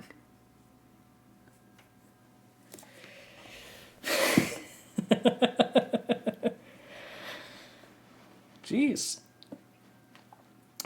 That one attack that they did into the hearse turned out to be a pretty significant turning point. Alright, so I believe just no changes. And this time, hopefully, we actually get to do stuff on the first couple of turns of the game. Yeah, if they had played the 8-drop... Do I plan on prepping for the Cube Arena Open? Maybe? When is that? Oh, look at all these cards that cost less than 5 mana. This weekend? Oh dear.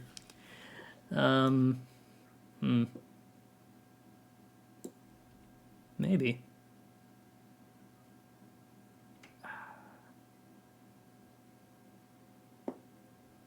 We know they have Make Disappear.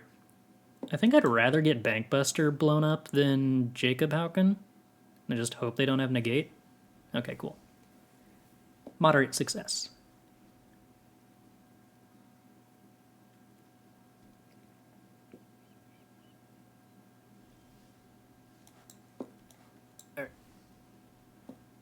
Yes! Yes! Yes! I'm amazed that worked. He didn't keep in the exile all the cheap cards, right, opponent? Right?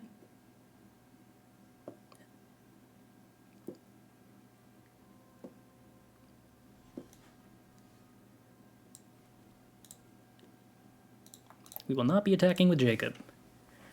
Alright, look at this. Things are kind of actually reasonable. Let's go ahead and see about removing our opponent's access to some color of mana, maybe?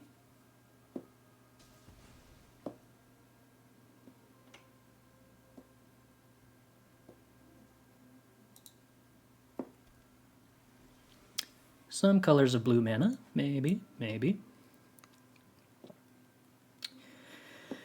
Is there anything that I am nervous about my opponent getting to do on 6 mana with Make Disappear up? No, I don't think there's anything I'm scared about them resolving on 4. So I think we just play Bankbuster here. No, I think we go Stern Lesson plus Negate rather than Bankbuster plus Negate.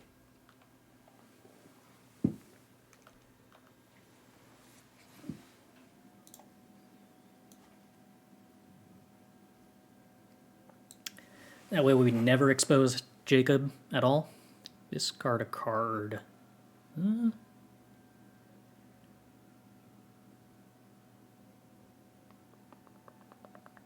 guess at this point maybe I'm actually considering getting rid of Bankbuster.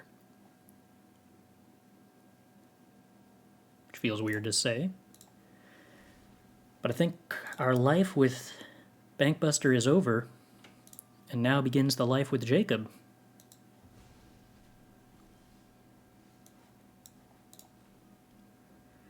Can't really activate this at sorcery speed, because then I wouldn't be able to have a counterspell up on their turn.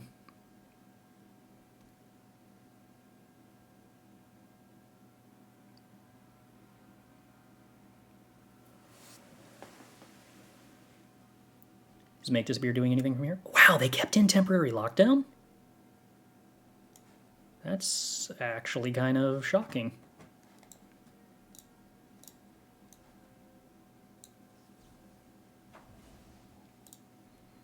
Make Disappear potentially helps me win Counterspell Wars where I negate something and then they counterspell back.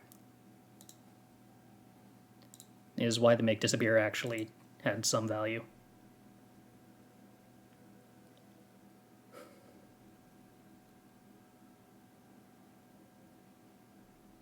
Now it's got less.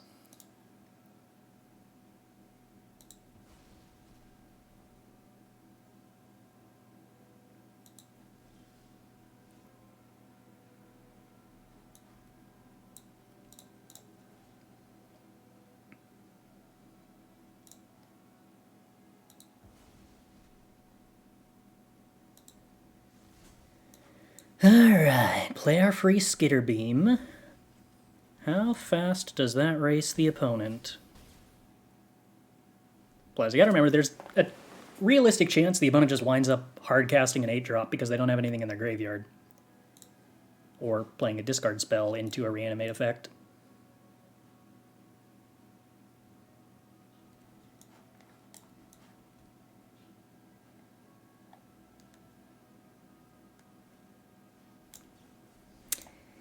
Ye chat of little faith.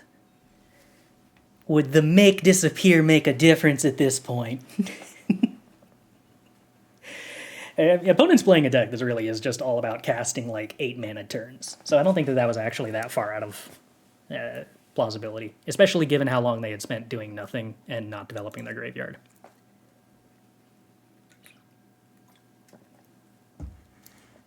I gotta say, of all of the decks that I've put Jacob Hauken in, this is the least memey. Or perhaps still the most memey, but the least bad memey.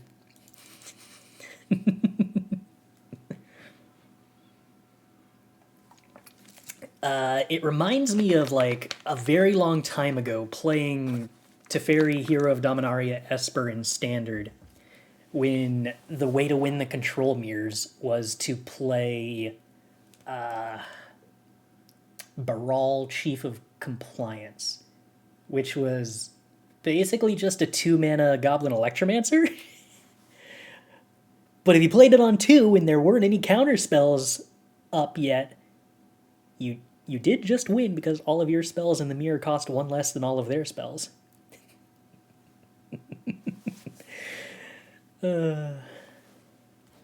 I mean, at what point, at what level of success do you cease being memey? Is the answer never? Do you never stop being a meme?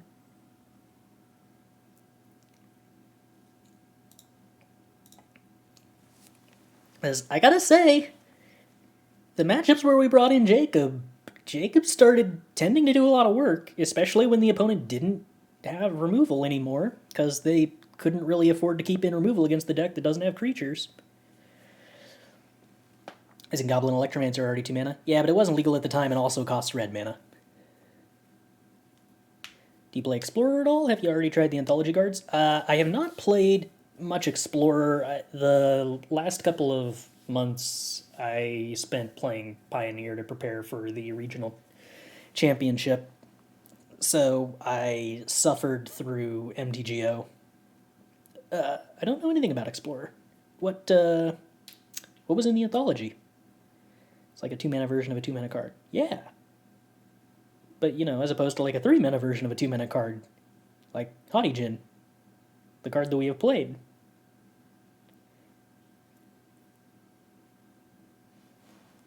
Being a 2-mana version of a 2-mana card is a fine thing. Nykthos is on Arena. Oh, okay. Did they add Roast? Nykthos? Meat Vault? That's big, that's big. Actually, is there like a... claim? No. They added Basic Waste. I was hoping this would tell me what's in Explorer Anthology 2. Is this gonna... it's gonna open a website, huh? Go to the store. Save and exit.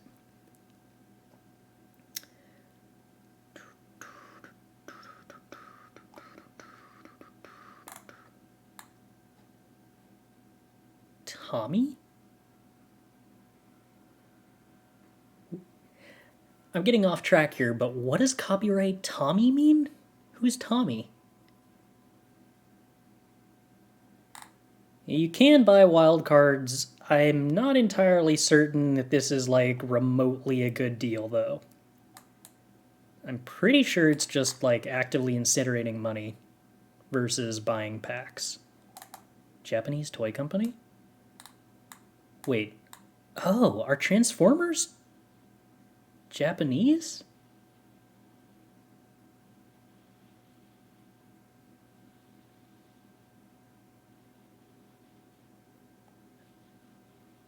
No? Okay, I was gonna say, I didn't think that Transformers are like a Power Rangers thing. They are rebranded Japanese toy? Oh! Okay. So it is like a Power Rangers thing.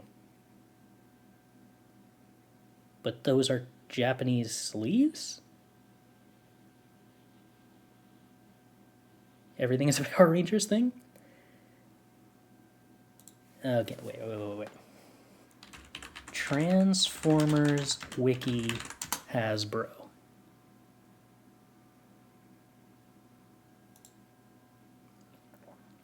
Transformers is a media franchise produced by American toy company Hasbro and Japanese toy company Takara Tomy. And franchise began in 1984 with a Transformers toy line comprising Transformers, Takara's Diaclone and Micro Change toy lines rebranded from Western markets. It is a Power Rangers thing. Ah, wow. You almost start to understand why, like, the whole 80s aesthetic of... oh, shoot, what's the name of the thing? It's not synth pop. That's the genre of music. Like, the whole 80s thing associated with vaporwave was, like, and Japanese text was this idea that, like, the future was going to be entirely dominated by Japan socially and economically. And they were right about socially, judging by the entirety of my media consumption, but I never even knew. Wow. And here I thought life started at Pokemon. Alright, actual Magic cards. We have Nylia's Presence, Shaman of the Pack, Zulaport Cutthroat, Ethereal Armor, Rending Volley's a big one.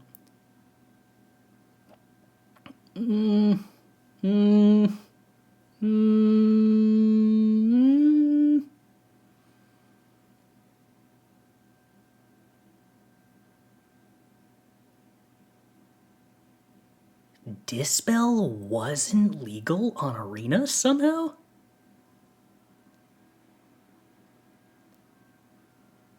I would say Pokemon is not a Power Ranger thing, and I would also say Yu-Gi-Oh! Is not a Power Ranger thing. Neither of those got rebranded for a Western audience and presented as Western. They were both presented as the thing. If anything, I think that those are kind of examples of how the 90s were actually the start of not rebranding Japanese properties and presenting them as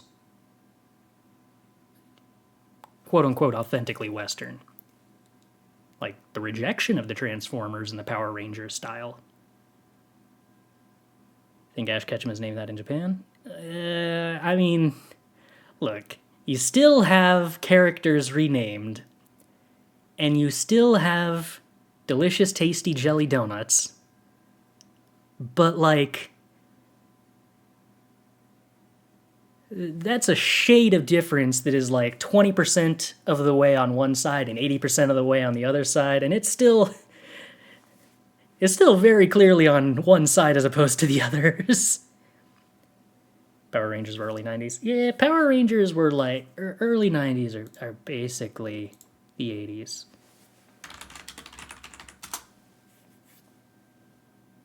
Right? Wow, 1993. That's actually still later than I would have thought.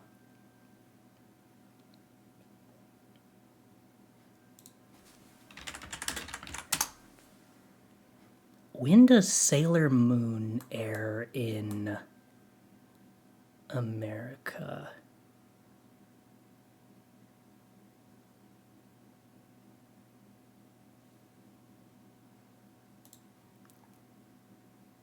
Doodly doodly doodly doodly. 1990s. Yeah. But when was the first episode? Yeah, these are all the dates on Japan. Come on, Wikipedia. I need to be Western-centric. Tell me dates. The 90s doesn't help! I'm actually really curious whether Sailor Moon started airing before or after Power Rangers.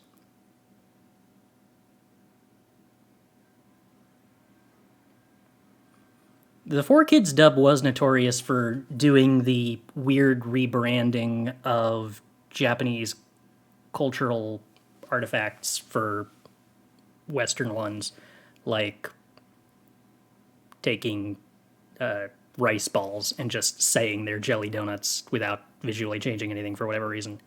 But I would say that in a way, that's not necessarily explicitly for kids.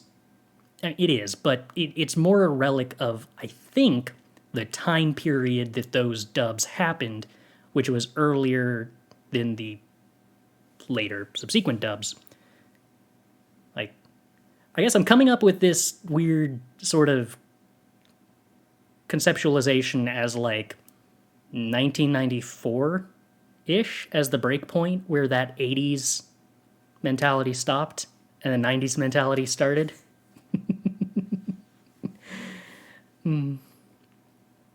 Hazy Memory says Power Rangers were before Sailor Moon.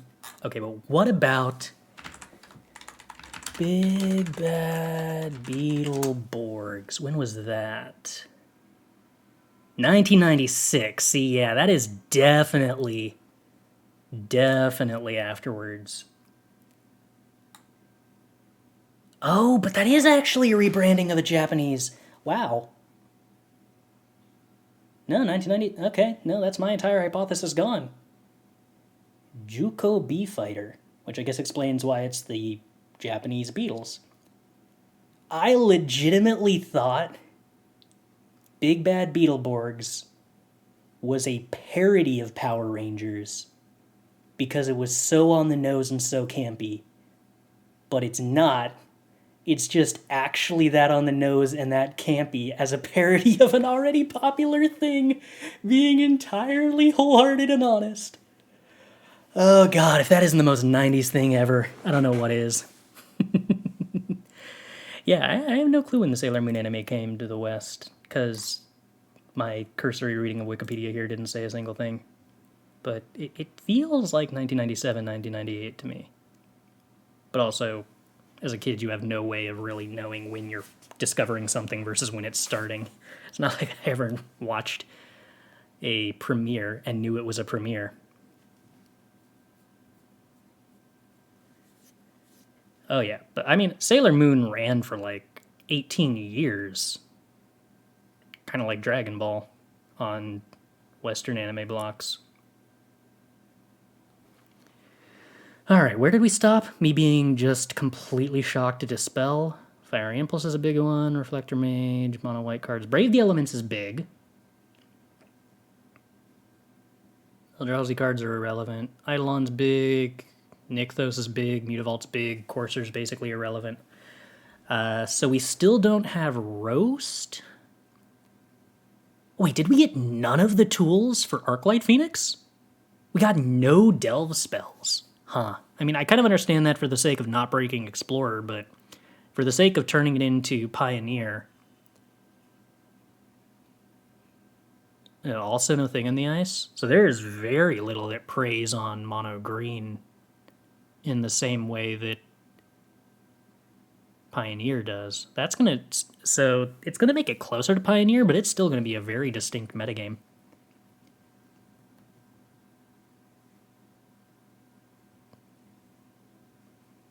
Do Delve spells break Auto Tapper? I guess you'd have to program them because it's not a way the game is already equipped to handle, but I feel like it's not that different from... Now, isn't it exactly the same as the way, like, every X spell works? You just choose the number of, like, I mean, under the hood, this obviously would not be the same thing, but interface-wise, couldn't you design it to work just exactly the same as Mixtures command, where you put the spell on the stack and it asks you to input a number X, where X is the number you want to delve? I guess that might get confusing if there's a delve spell that also has an X cost. But we don't have to talk about those old cards. And I don't think none of the ones from Fate Reforge and Cons of Tarkir have X costs, do they? Yeah, they do. There's the one where it's like instant speed, make a bunch of zombies. So you would have to program around that edge case. Yeah.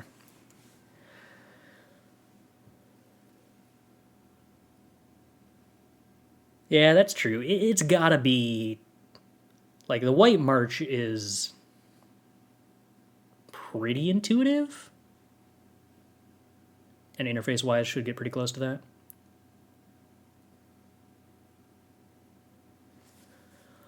But, yeah. So, no delve spells, no...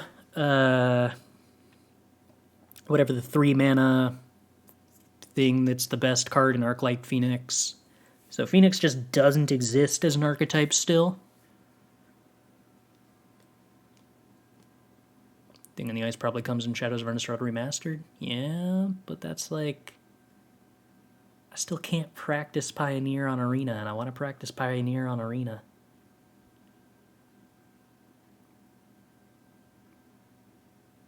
Hypothetically, Treasure Cruise takes developer hours, but, I mean, you gotta program Delve at some point. I would be fascinated to know if Delve is something that is close to implemented on the program already under the hood or not. And this is just me not knowing very much about what under the hood development is like.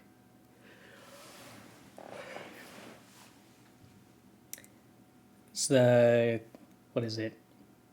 The webcomic XKCD? XKCD, yeah.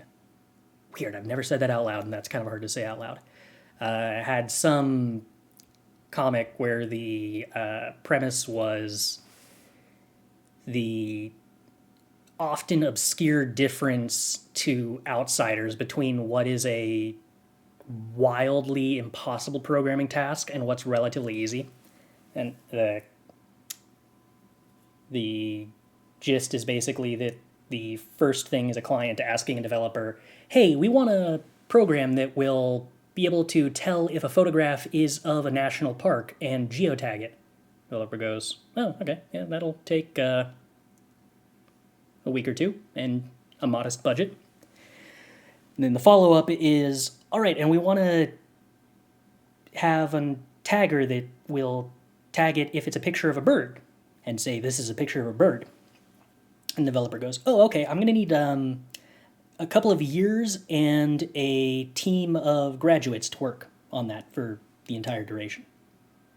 which is, figuring out if something is a picture of a park is easy enough because you just tap into location data.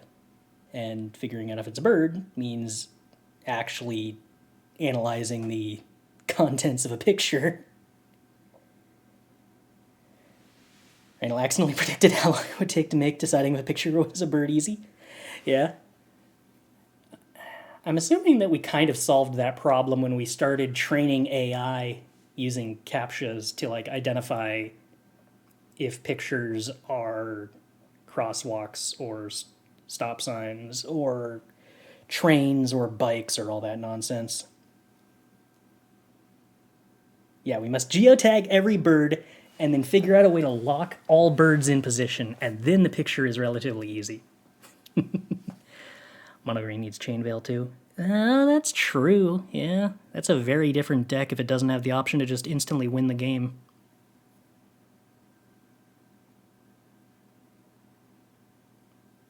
That is if we assume that birds are real.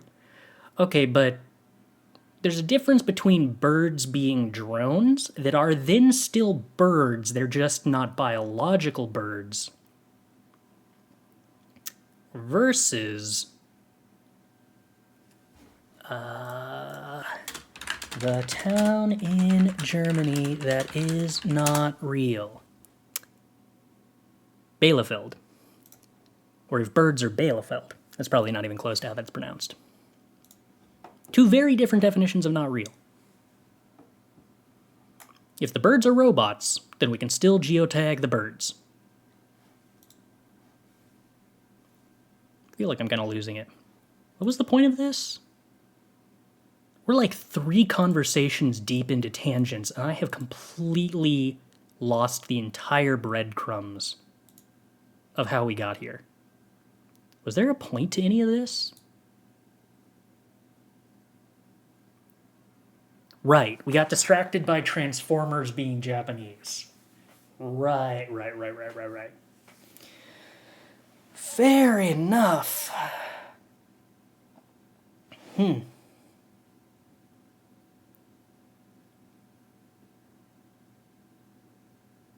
know what? I think that might be the end of the stream. We were looking at Explorer Anthology too. Yeah.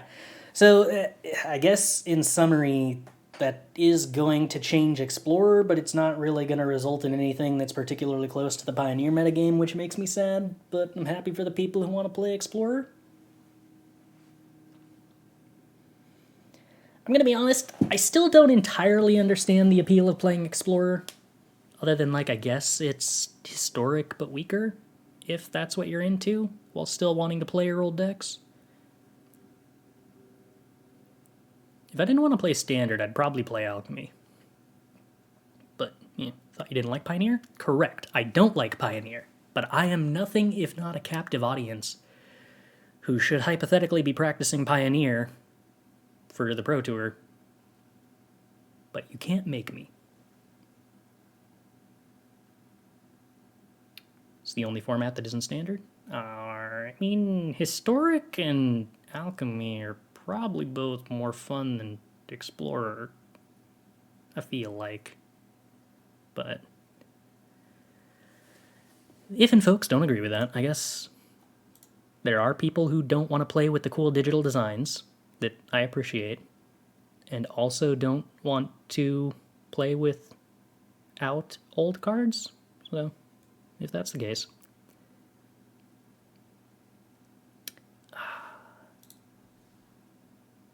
No digital mechanics? But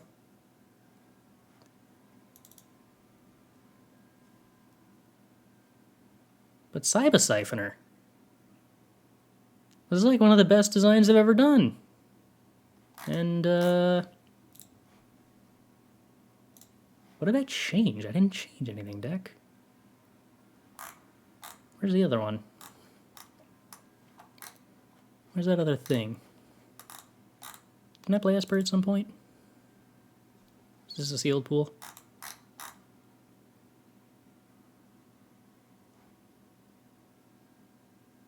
What is this? I don't know what this is. Esper, there we go. Okay, this is what I was looking for. Forsaken Crossroads. Forsaken Crossroads is perhaps... I'm thinking, hold on, because I don't want to exaggerate this without, like, actually thinking about this. I am pretty sure Forsaken Crossroads is the best designed Magic card on Arena of all cards on Arena. And if they figure out a way to print this in paper, I will be super happy. I'm not sure you can, but if they figure out a way to jury rig it into a place they're comfortable with, this needs to be, like, evergreen in Magic at all points in time. Gemstone Cavern is very, very different. And the reason that Gemstone Cavern and Forsaken Crossroads are two very different cards is part about what you can expect the players to be capable of remembering. The design of Magic asks of players as little as possible to remember anything that happened on a previous turn of the game without a explicit object reminder. Or if it does ask them that, it's usually next turn, and it's usually pretty tied into how the card works. So, like, very rarely are you ever going to be asked to remember who took how much damage 2 turns ago. And Gemstone Caverns asks you to know who is on the play and who is on the draw while resolving opening hands, which is pretty easy.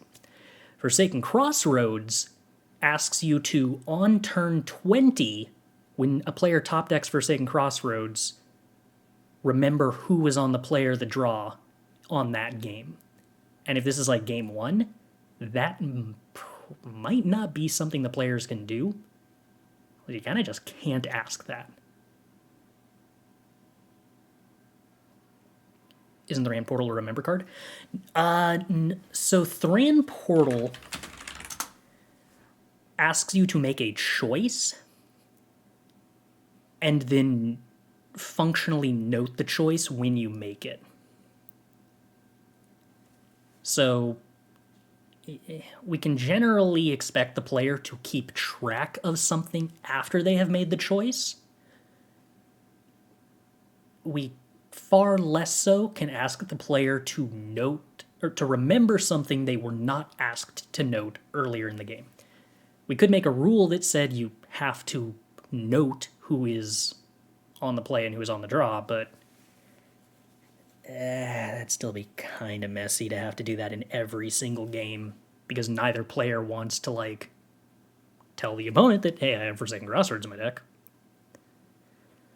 Yeah, hypothetically, play draw is not too much worse than day-night, except, like, having to start day-night at the beginning of the game every single time, regardless of whether you have day-night cards in your deck, because you don't want to give away whether you have day-night cards in your deck, would be a pretty big increase in the total amount of nonsense being applied.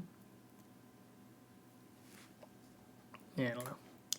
For what it's worth, I also think Specialize was actually pretty good for all the, like, complaints people had about amount of text in different versions of cards, but that's coming from a perspective as one of the players who's, like, super invested, and so complexity matters less to me than making individual games more interesting, play pattern-wise. And I would not say that that is, like, a objective correct decision. There's a lot about this design that is not elegant or good, and the flaw that is not a flaw to me is still a flaw that actually, like, negatively impacts the game. But from my biased, self-interested point of view, knowing fully well that that is not the same thing as, like, being the correct decision overall, I love Specialize. So Guardian of Angel is a cool design, too. Conjure, like, actively just is a cool mechanic that adds a lot of design space that doesn't necessarily exist without Conjure. And the fact that you can discard the final copy of Guardian of Angel like a blood token, ooh, delicious. The rules would force players to write down the play draw next to life totals. Yeah, but like, that's the kind of change to the game that creates a lot of overhead for very little benefit. I mean, I guess if you decided to have an entire sequence of mechanics, basically it's requiring every player who ever plays a game of Magic in any format for the rest of eternity to start noting down play versus draw. And for very small percentages of those games actually having a impact by that. So like you're making a lot of games a tiny bit worse to make a small percentage of games a tiny bit better. I don't know if that's actually clean.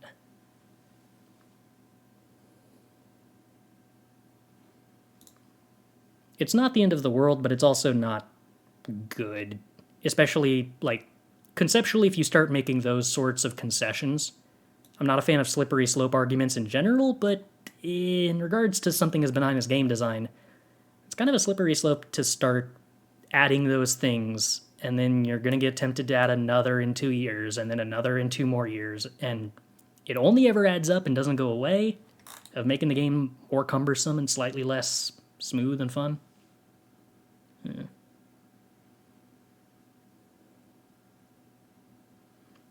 At the beginning of your upkeep, if your opponent controls more lands than you may search your library for up to 3 basic land cards.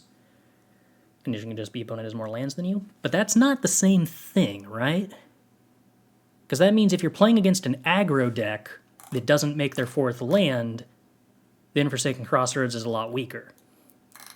And Forsaken Crossroads being a card that's good against aggro when you're on the draw instead of a card that's bad against aggro when you're on the draw is a really big difference. It's not, but it is pretty close.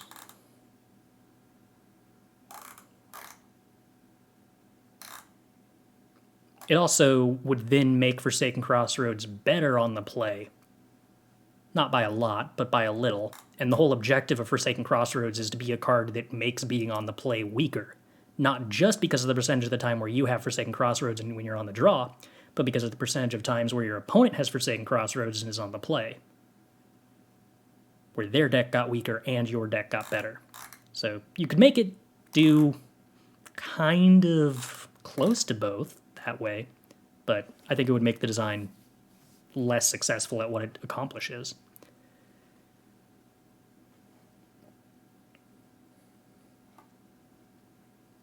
Anyway, this is less of a, like, celebration of digital mechanics on the whole, even though I like what all the digital mechanics do, just, again, because as an invested player, they're kind of uniquely,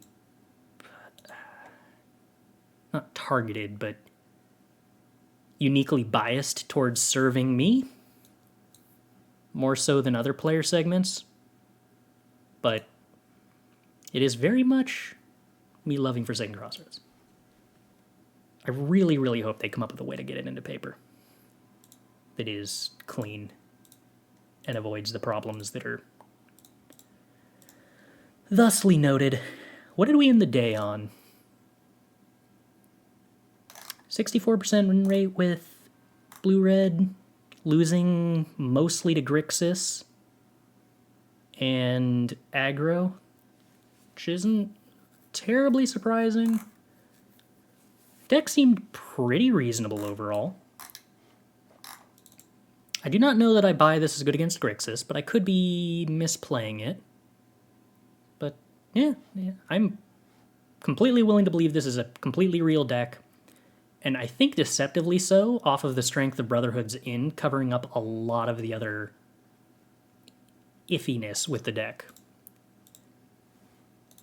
I should probably get around to, like, now that we're playing Thran Spiders in the main board, this just shouldn't be Make Disappear, and should, like, probably be another Negate, and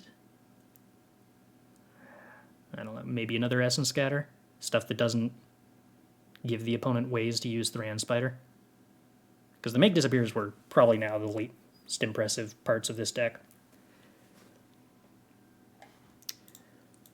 And I think that means it's time for us to go raid somebody.